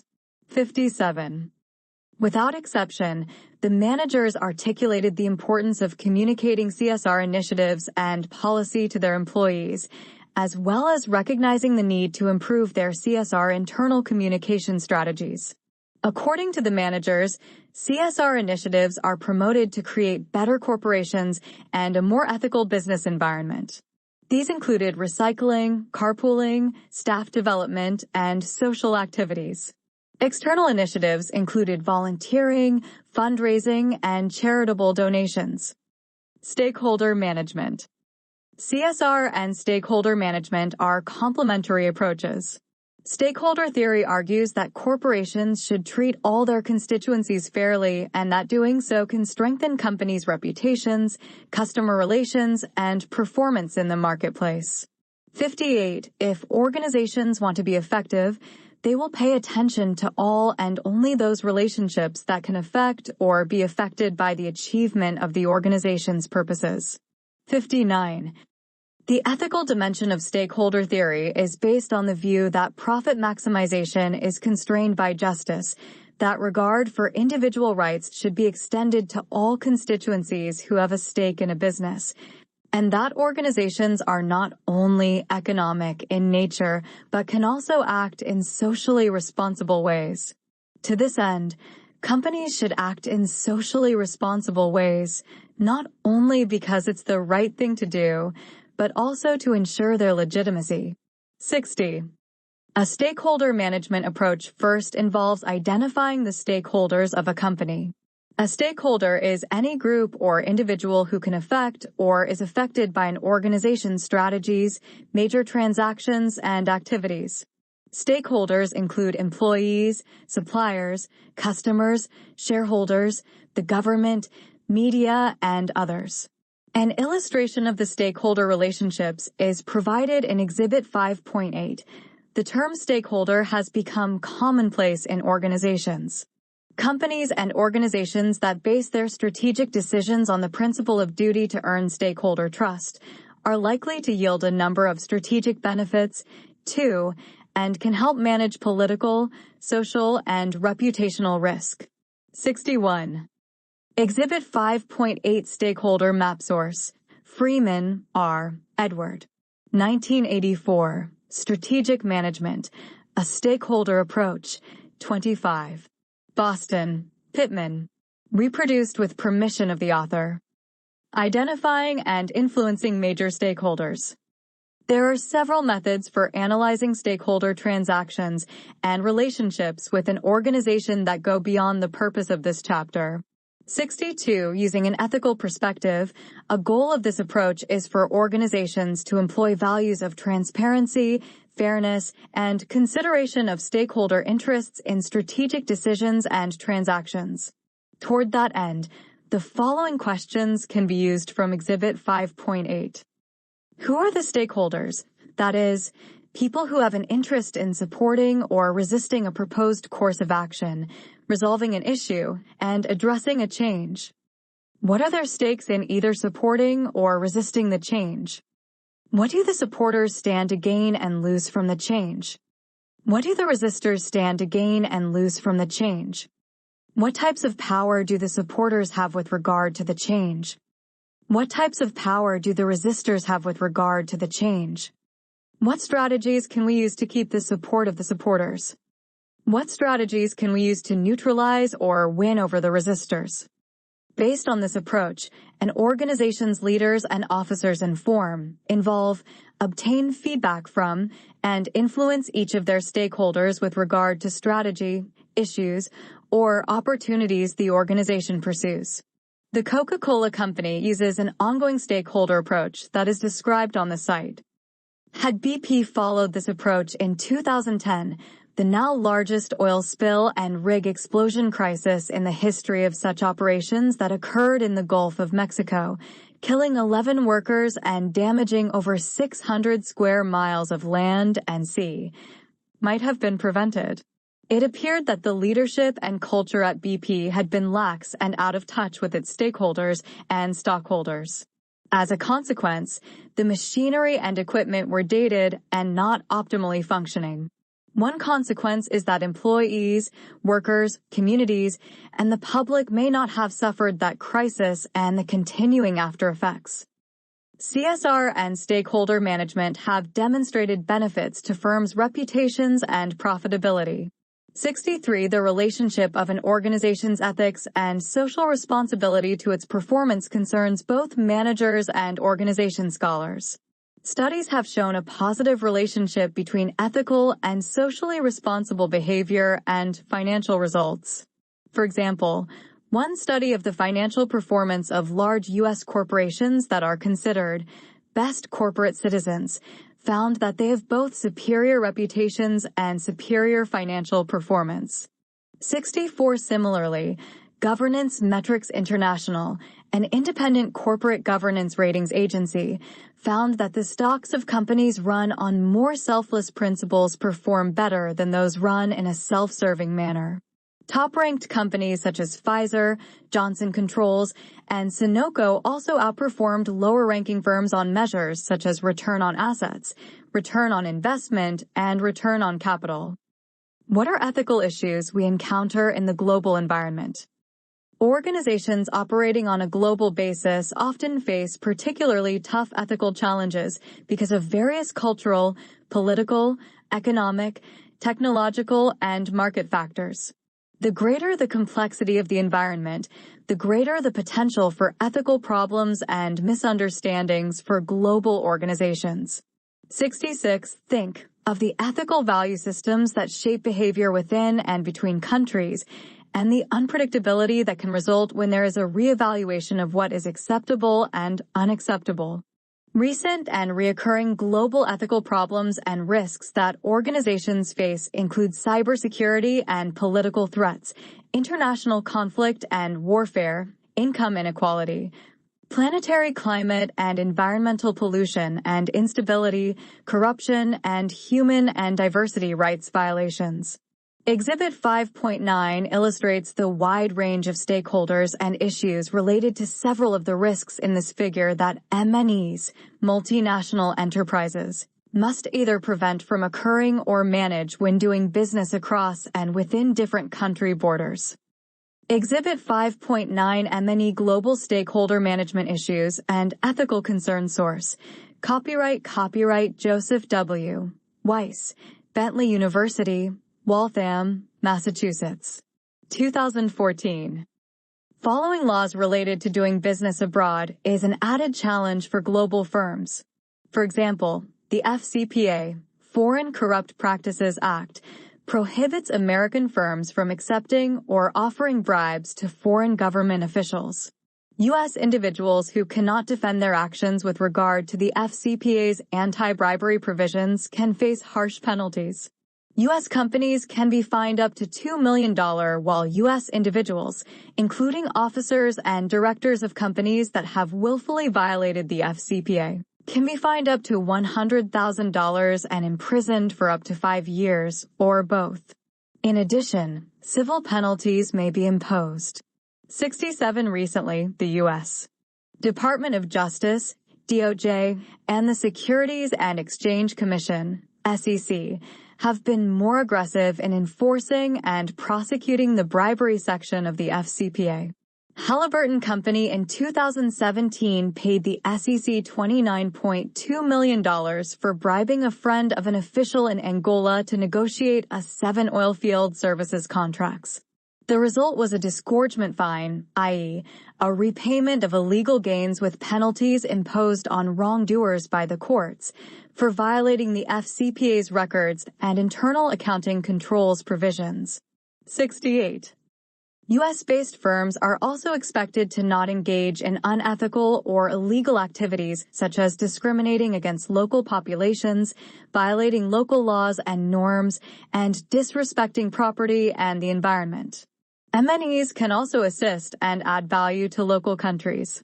For example, the following practices are encouraged: hiring local labor, creating new jobs, co-venturing with local entrepreneurs and companies, attracting local capital to projects, providing for and enhancing technology transfer, developing particular industry sectors, providing business learning and skills, increasing industrial output and productivity, helping decrease the country's debt and improve its balance of payments and standard of living. 69. Globalization. The increasing phenomenon of globalization an integrated global economy consisting of free trade, capital flows, and cheaper foreign labor markets. 70 also pressures global firms facing international risks to rely on governments, NGOs, non-governmental organizations, the UN, United Nations, and other business and stakeholder alliances and relationships to help meet non-market threats. For example, the 10 principles of the UN Global Compact serve as guidelines for international firms doing business in LDCs, least developed countries, and abroad. Businesses should 1. Support and respect the protection of internationally proclaimed human rights. 2. Ensure that they are not complicit in human rights abuses. 3. Uphold the freedom of association and the effective recognition of the right to collective bargaining. 4. Eliminate of all forms of forced and compulsory labor. 5. Abolish child labor. 6. Eliminate the discrimination of employment and occupation. 7. Support a precautionary approach to environmental challenges. 8. Promote greater environmental responsibility through initiatives. 9. Encourage the development and diffusion of environmentally friendly technologies. And 10. Work against corruption, including extortion and bribery. 71. While these principles may seem so universal as to be unattainable, they do stand as ethical milestones that protect human life, dignity, and personal welfare and values. However, when companies operate in LDCs and other cultures, it often is necessary to negotiate a balance between fairness, equality, and different local values and standards. U.S. and Western values may differ with local cultural norms, such as child labor and employee rights, in many countries. Donaldson and Dunphy offer methods for such negotiations. 72. A classic example was Levi Strauss doing business in Bangladesh several years ago. Children in that country under the age of 14 were working in 2 of Levi's local suppliers. This employment practice violated Levi's norms, but not the local cultural norms. Firing the children would have prevented the children from being able to get an education and would have placed hardships on their families, who depended on the children's wages. A negotiated agreement between Levi's universal values and local country norms involved the suppliers agreeing to pay the children regular wages while they went to school and then hiring them when they turned 15 years old. Levi's agrees to provide for the children's tuition, books, and uniforms. MNE's corporate cultures. MNEs must also create inclusive, ethical corporate cultures while managing both external and internal complexities such as hiring and training a diverse workforce, adapting to local culture norms while balancing home country ethics and values, and ensuring a multicultural approach to doing business across countries. Hanna identified 5 strategic questions that relate to organizational cultural sensitivities when doing business abroad as well as in a home country. 73. What do customers and stakeholders in our market expect from our organization? Will their standard of living be raised? Will their cultural expectations be violated? What is our strategy to be successful in this competitive marketplace? What can we realistically hope to achieve? What results are we willing to commit to? What are our governing values that define how we will work with stakeholders and with each other? What organizational capabilities do we need in order to achieve these results? What do our work processes, roles, and systems need to do so that we are consistent with all of the above? The author maintains that these questions will help bring an awareness to cultural differences and help organizational leaders and staff reach agreement on customizing decisions to fit a particular market while balancing company principles with local values. Global firms are also sensitized to the recent #MeToo movement in the United States that raises women's awareness and courage to speak out about sexual harassment and assault in companies and workplaces. This movement further highlights the need to diversify and integrate workforces on the basis of gender and other traits that match customers and population characteristics. This need is not only based on ethical factors such as fairness, equality, rights, and justice, but also on competitive advantage and marketing awareness. To that end, organizational leaders are implementing more gender-balanced talent pools, especially at the early to mid-career levels and the mid to upper levels globally. Gender balance is beginning to be seen as a broader, more strategic cultural shift that includes developing leadership teams representing geographically diffuse markets. These leaders are recognizing that this balance drives the innovation and market understanding they need for other key business transformations. Without balance, they simply won't understand the world that's emerging. 74. For example, Dutch-based Royal DSM, the $8 billion global company in health, nutrition, and materials science, has shifted from a male-run organization to a gender-balanced leadership team in 3 steps. 1. Setting a vision connecting the goal to business success. 2. Engaging men of the firm's dominant nationality. And 3. Building competencies while working across nationality and gender differences. In 2000, DSM's top 350 executives were 75% Dutch and over 99% male. In 2017, the firm was 40% Dutch and 83% male. The CEO, Fieke Sigebesma, plans to decrease the male ratio down by 2% per year and down below 75% by 2025. He is prioritizing sustainability and credibility more than speed. 75. Govindarajan's research indicated that, even though organizational cultures may vary widely, there are specific components that characterize a global culture. These include an emphasis on multicultural rather than national values, basing status on merit rather than nationality, being open to new ideas from other cultures, showing excitement rather than trepidation when entering new cultural environments, and being sensitive to cultural differences without being limited by them. 76. Managers must also think more broadly in terms of ethical issues. Companies are using a wide variety of mechanisms to support and reinforce their ethics initiatives on a global scale. A useful mechanism for building global ethics in an organization is the social audit, which measures and reports the ethical, social, and environmental impact of a company's operations. 77. Also, as noted earlier in the chapter, Ethisphere, a renowned organization that evaluates the effectiveness of an organization's communication, training, ethics, culture, and compliance efforts to gain insights into employee concerns, continues to survey and publish annual results of the world's most ethical companies. 78. These surveys offer benchmarks of global and national companies' best ethical practices. A major finding from one of that organization's conferences stated that, out of the 644 respondents to the NAVEX Global 2016 Ethics and Compliance Training Benchmark Report, 70% said that creating a culture of ethics and respect was one of their top training objectives. When it comes to CEOs, 92% agree that a strong corporate culture is important. Identify forecasts about contemporary ethical and corporate social responsibility issues. Predicted trends in ethics, compliance, and corporate social responsibility for Fortune 500 companies, governments, groups, and professionals by NAVEX Global include a shift in the power of voice in the story of harassment. The #MeToo movement has changed everything.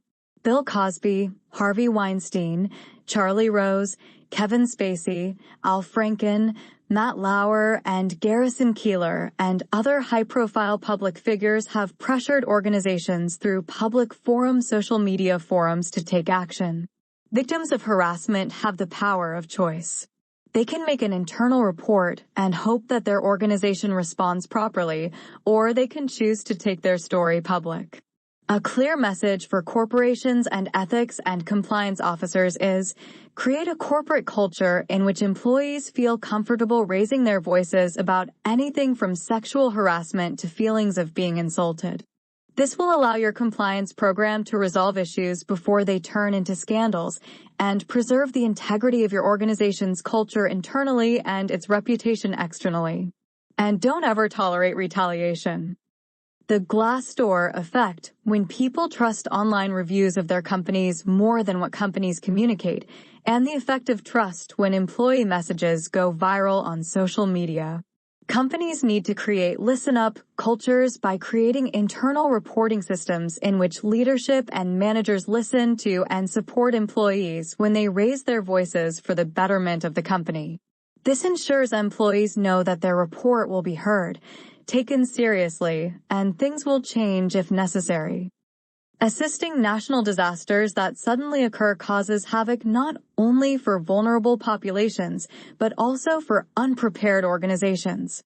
Ethics and compliance professionals learned from 2017's natural disasters, hurricanes in particular, to update preparation plans and test emergency hotlines, communication systems, and employee readiness. The acceleration of the need for compliance and ethics programs as economies begin again to grow. Growth without ethics and governance does nobody any favors. Growth with ethics and governance won't simply be a feel-good mantra in 2018, it will be a business imperative. Creating a culture of compliance in corporations, a culture of integrity and ethics, over one of vicious compliance, and over-reliance on laws and regulations. Finally, and most importantly, leadership accountability is what every employee is watching. In the end, what happens to the top performers who violate the rules will send the loudest message of all to the organization. An increasing need for compliance's role in prevention and mitigation as cybersecurity evolves. Compliance must play an integral part in any organization's cross-functional cybersecurity program to make sure such efforts are enterprise-wide.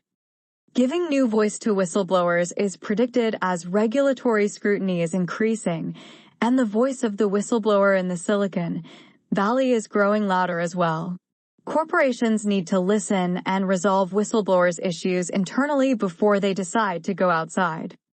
Managing culture and free speech in the workplace during polarizing times continues about race, gender, sex, sexual orientation, gender identity, national origin and religion, and people's right to fair treatment, protection, and the rights and benefits enjoyed by others. Data privacy is becoming a larger concern for chief compliance officers in companies as privacy laws and the environments they regulate have evolved. Creating a safe and respectful workplace is needed. The role of the compliance professional evolves and innovates as old networking models are giving way to online networks that provide new and unprecedented opportunities to share ideas and collaborate. Ethics and compliance go hand in hand as stated earlier. With a strong ethical culture, compliance is more effective in preventing risks, and without a compliance program, those who deliberately choose to break laws and codes of conduct would create disorder. Strong cultures have two elements, a high level of agreement about what is valued and a high level of intensity with regard to those values. In the long run, a positive culture of integrity is the foundation for an effective ethics and compliance program, which, when properly embedded into an organization, can create a competitive advantage and serve as a valuable organizational asset. Quoted from Keith Darcy, an independent senior advisor to Deloitte and Touche LLP's regulatory and operational risk practice. 79. Moral entrepreneur. A new component of ethical leadership? An innovative development in ethics and business is the concept of moral entrepreneur. A.D. Brown and Trevino found that people who have been exposed to a moral entrepreneur are more likely to become a moral entrepreneur themselves because they have experienced its potential and experienced how it is done. Inspiration certainly takes place, and the person's well-being is improved. 81. Related to moral entrepreneurship is ethical leadership. Brown and Trevino's ethical leadership is defined as the demonstration of normatively appropriate conduct through personal actions and interpersonal relationships, and the promotion of such conduct to followers through two-way communication, reinforcement, and decision-making. Examples of such conduct include openness, honesty, and treating employees fairly and thoughtfully. Social learning theory was used to gain an understanding as to why ethical leadership is important to employees and how it is perceived to work. Ethical leaders are models of ethical conduct who become the targets of identification and emulation for followers. For leaders to be perceived as ethical leaders and to influence ethics-related outcomes, they must be perceived as attractive, credible, and legitimate. They do this by engaging in behavior that is seen as normatively appropriate, e.g., openness and honesty, and motivated by altruism, e.g., treating employees fairly and considerately. Ethical leaders must also gain followers' attention to the ethics message by engaging in explicit ethics-related communication and by using reinforcement to support the ethics message. 82. In addition to social learning theory, which focuses on why and how supporters follow a leader, a social development approach to the concept of ethical leadership is also needed because it focuses on the direction that leadership should take. Studies on corporate social responsibility are concerned with how companies can contribute to societal development, not only in the sense of solving social problems, but also in the sense of improving social welfare, promoting social progress, and creating new social value. Newell Kaptian argues that there is a third component to ethical leadership, moral entrepreneurship, in addition to the already defined components of the moral person and the moral manager. 83's belief is that moral entrepreneurship opens avenues for studying various antecedents and outcomes of ethical leadership that hasn't been acknowledged adequately to date. Studies of the antecedents of ethical leadership, at both the situational and personal levels, have found that leaders who have had ethical role models are more likely to become ethical leaders. 84 These studies have also found that the personality traits of agreeableness and conscientiousness are positively related to ethical leadership. And studies on corporate social responsibility are concerned with how companies can contribute to societal development, not only in the sense of solving social problems, but also in the sense of improving social welfare, promoting social progress, and creating new social value. According to Kaptian, someone who creates a new ethical norm is called a moral entrepreneur. Becker believes that those people who make moral reform happen are the moral entrepreneurs. He differentiates between two kinds of moral entrepreneurs, those who create new norms and those who enforce new norms. The moral entrepreneur experiences something horrific that prompts him to want to do something to solve the issue. As Kaptian describes, a want to correct by translating a preferred norm into legal prohibitions. However, he risks becoming an outsider themselves if they are not unable to congregate support for the new norm. Kaptian states that the component of moral entrepreneurship complements the two other components of ethical leadership, moral person and moral manager, because it highlights the creation of new norms instead of only following and implementing current ethical norms. Becker suggests that helping others is important and having the altruistic trait is important for a moral entrepreneur. Yurtsever, in developing a scale for moral entrepreneurship personality, suggests that moral entrepreneurs demonstrate high moral virtues, such as justice and honesty. 85 Moreover, being a moral manager is important to be able to get the support of others to follow the new ethical norm. In order to be successful as a norm creator, one needs the support of others. Even though the three components of ethical leadership complement each other, it is still possible for someone to only exhibit one or two of the components, making ethical leadership a multidimensional construct. For instance, one can be a moral entrepreneur without being a moral manager, what Becker calls the norm creator, or one can be a moral manager without being a moral entrepreneur, what Becker calls the norm enforcer. Concluding comments. So, does it pay to be ethical and moral, whether it be entrepreneurs and individuals or corporations and organizations? We have discussed this question in this chapter and presented different arguments with different views. Scholars and ethicists who have debated whether or not corporations can be ethical differ on their responses. One such conference in the INSEAD Business School in France closed with the following statement: theoretically, a strong case can be made for the moral responsibility of firms.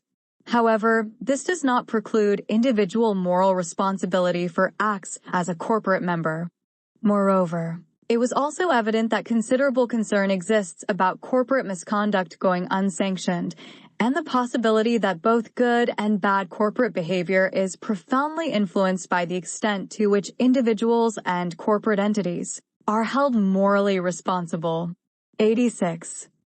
This statement implies that both corporations and individuals bear the possibility and responsibility for unethical, as well as illegal, acts. While corporations are not individuals, people work and relate in corporate and work settings. That is why organizational leaders and cultures play such important roles in setting the tone and boundaries for what is acceptable, ethically and legally, and what is not.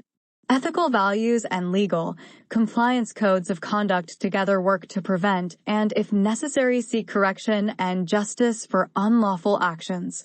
As noted earlier, promoting and rewarding ethical actions are more desirable and in the long term more profitable. Proygen and Ellemer's study using social identity analysis found that individuals are attracted to teams and organizations with positive features such as organizational competence and achievements, and moral values and ethical conduct. Since these two features do not always cohere working environments, the author's study had students choose in 3 different studies which they would prefer in seeking employment: perceived competence versus morality of a team or organization. They found that results of all 3 studies converged to demonstrate that the perceived morality of the team or organization has a greater impact on its attractiveness to individuals than its perceived competence. 87.